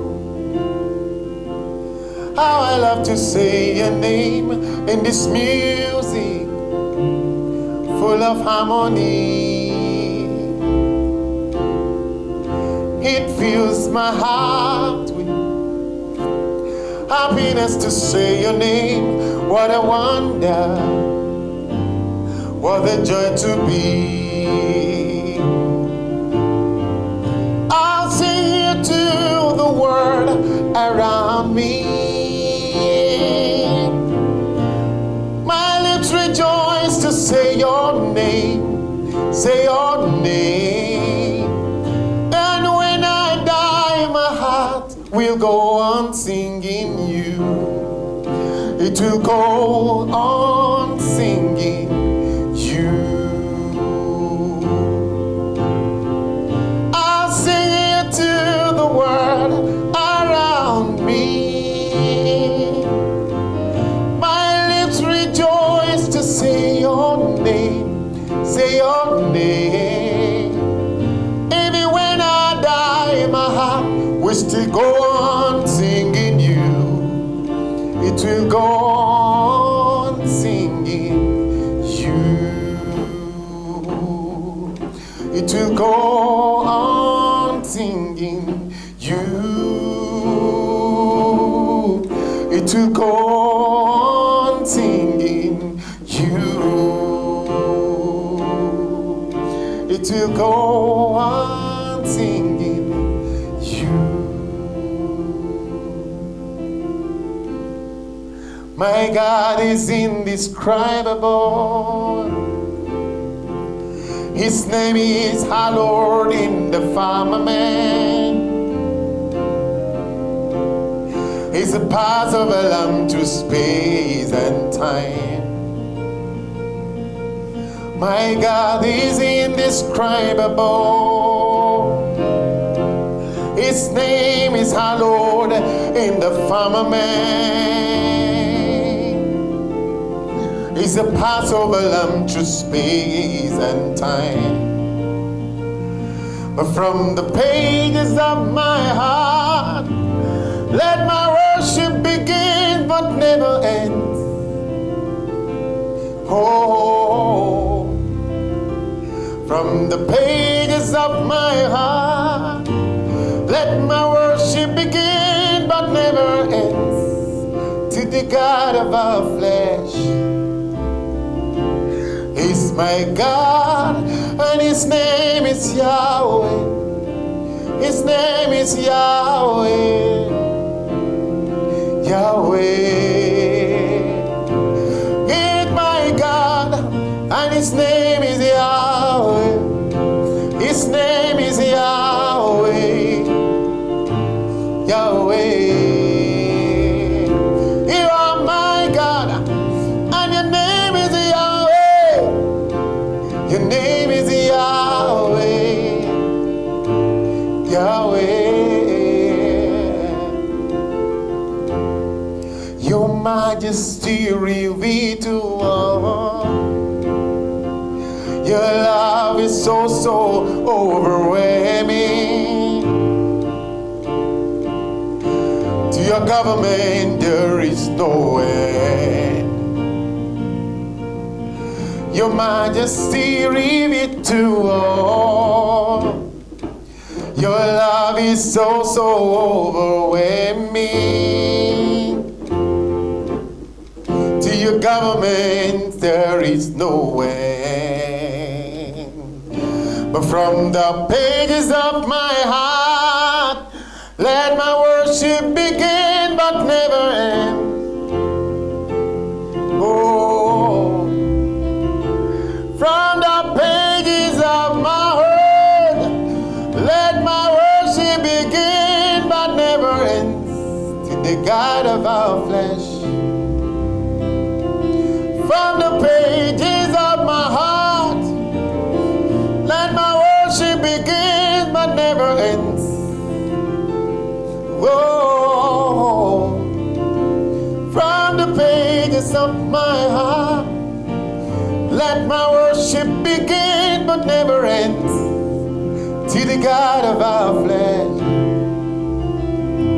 He's my God, and His name is Yahweh. His name is Yahweh.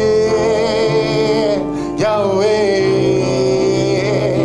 It's my God, and His name is Yahweh. The God that never fails. Yahweh.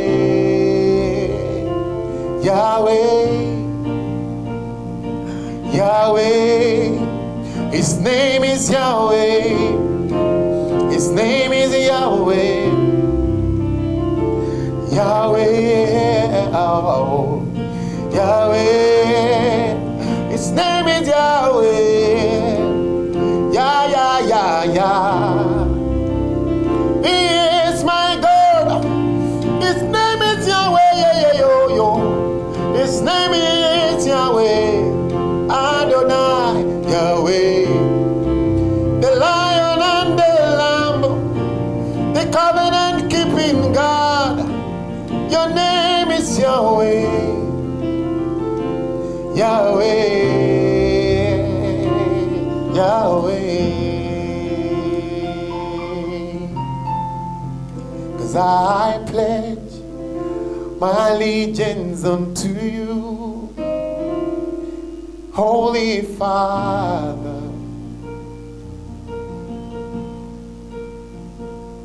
I pledge my allegiance unto you, Holy Father. As long as I live, I pledge my allegiance unto you, Holy Father. I pledge my allegiance unto you, Holy Father. Lord, I pledge my allegiance unto you, Holy Father. All I've come to say, Lord, see I know me, Lord. See I know me, la. See I know me, la. See I know me, la. See I know me, la. See I know me, la. See I know me, la. Oh me, la. See I know me, la. See I know me. See I know me, la. Oh me, la. See I know me, la. See I know me, la. See I know me, la. Oh me, la. See I know me, la. See I know me, la. See I know me, la. Oh me la, see I know me la, see I know me la, see I know me la, oh me la. Thank you, Father. Give you all the praise, Lord. Thank you, Lord.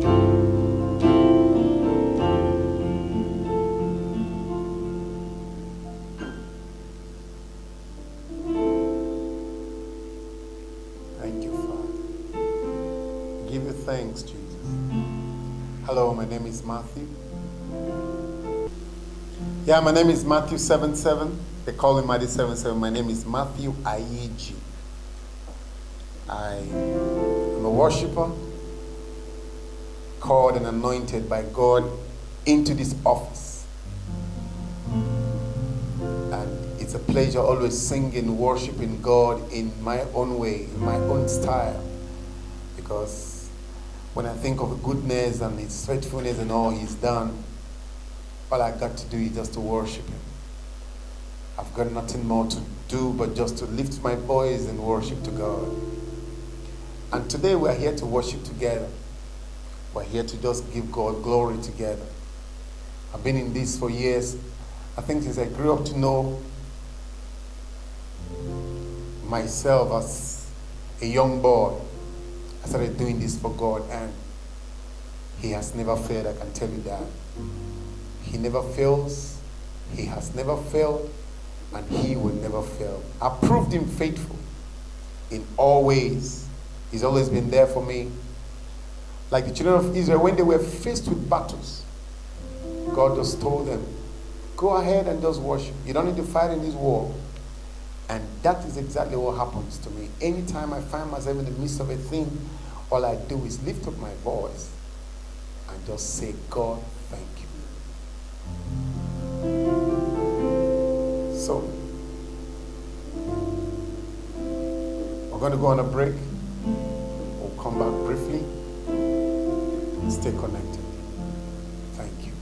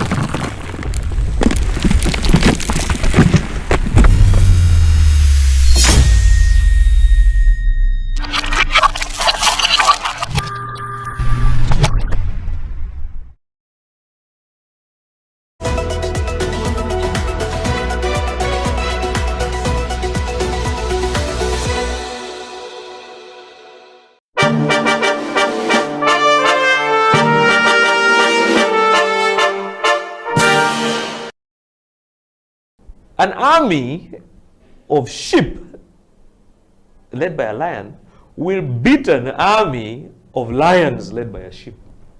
That's a pay. Yeah. So let's be very honest about this thing, and really understand that you need to understand where you lie and where you fall. So it's very important for us to understand that leadership has to be definitive. You can't be laissez-faire. It has to be definitive.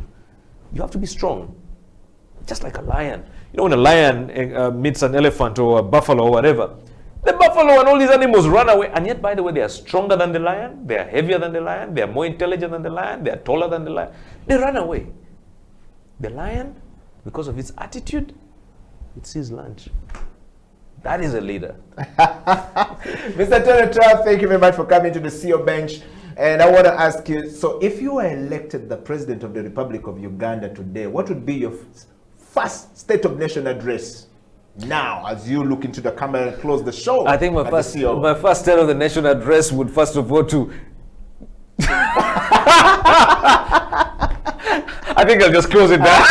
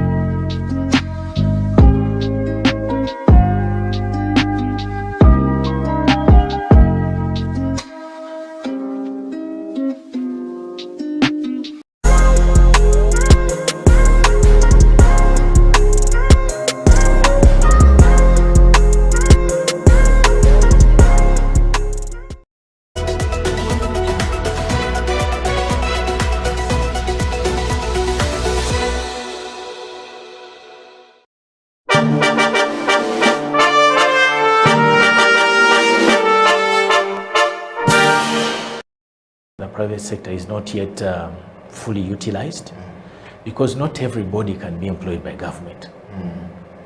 And we are looking at a future whereby more people are employed in the private sector than in government. So I think if we all work hard, if we all work together and invest in the right areas, there's been a lot of talk about value addition in the agriculture sector, in the mineral sector. If there's enough investment in those areas, I think it can create enough jobs for our children and grandchildren. Okay. Yeah. I just want to take you to question number 4, Andrew, which is, let's talk about your journey at City Hall and the foray into the Executive Director's office, which is as Andrew Chitaka, Very and interesting. as well as the Director Engineering. Very interesting. I joined KCCA on 1st November 2011. And before then, I was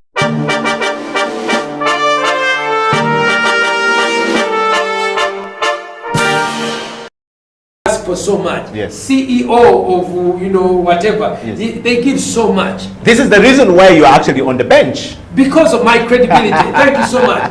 But now they attack you, they vilify you. And the goal is to weaken you financially. Is to weaken your honor.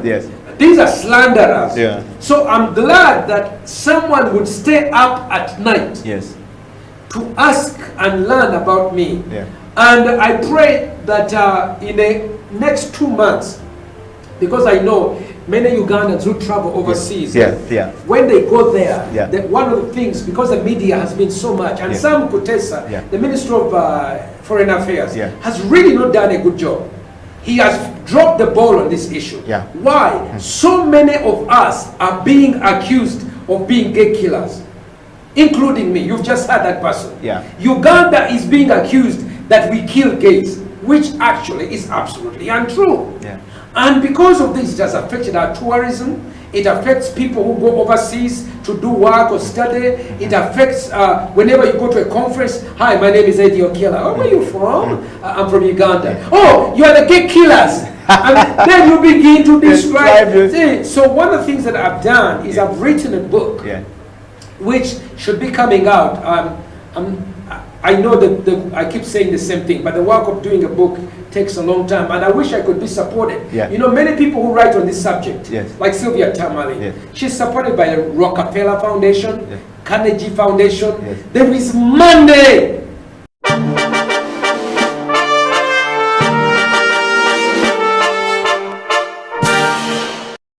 Is a very big brand, and as we go on, we will probably discuss the things we're trying to do to see that things change for the better.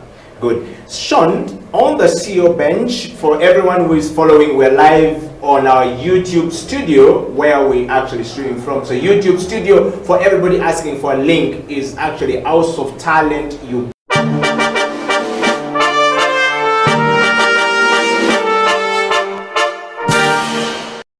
Confident in themselves and what they are offering.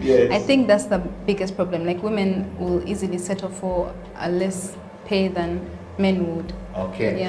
Mona Onyeto Deke goes on to say, I think it's a comment, says, I didn't know that beauty products are taxed at 60%. Whoa. They are. I pray that changes soon, but they are. Okay. So with that challenge of 60%,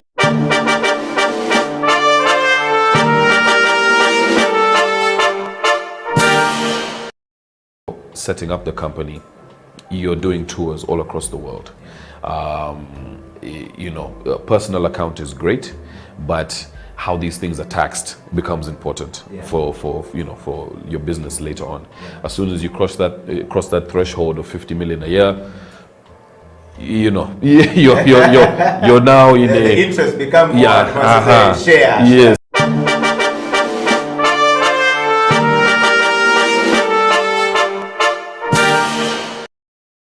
You're asking yourself, critical thinking. What do you think that means?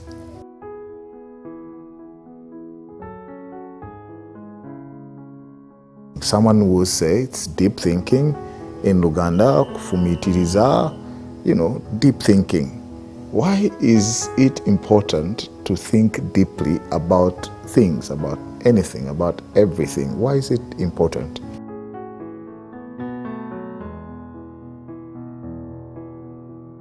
You will be saying mistakes. The reason why I need to think deeply about something is because I want to have the right outcome, the intended outcome. So we all live our lives in such a way that we have visions. Those visions is what you call intended outcome. I intend it, and therefore I work towards achieving it. But in the process of achieving, I need specific actions that should produce the results.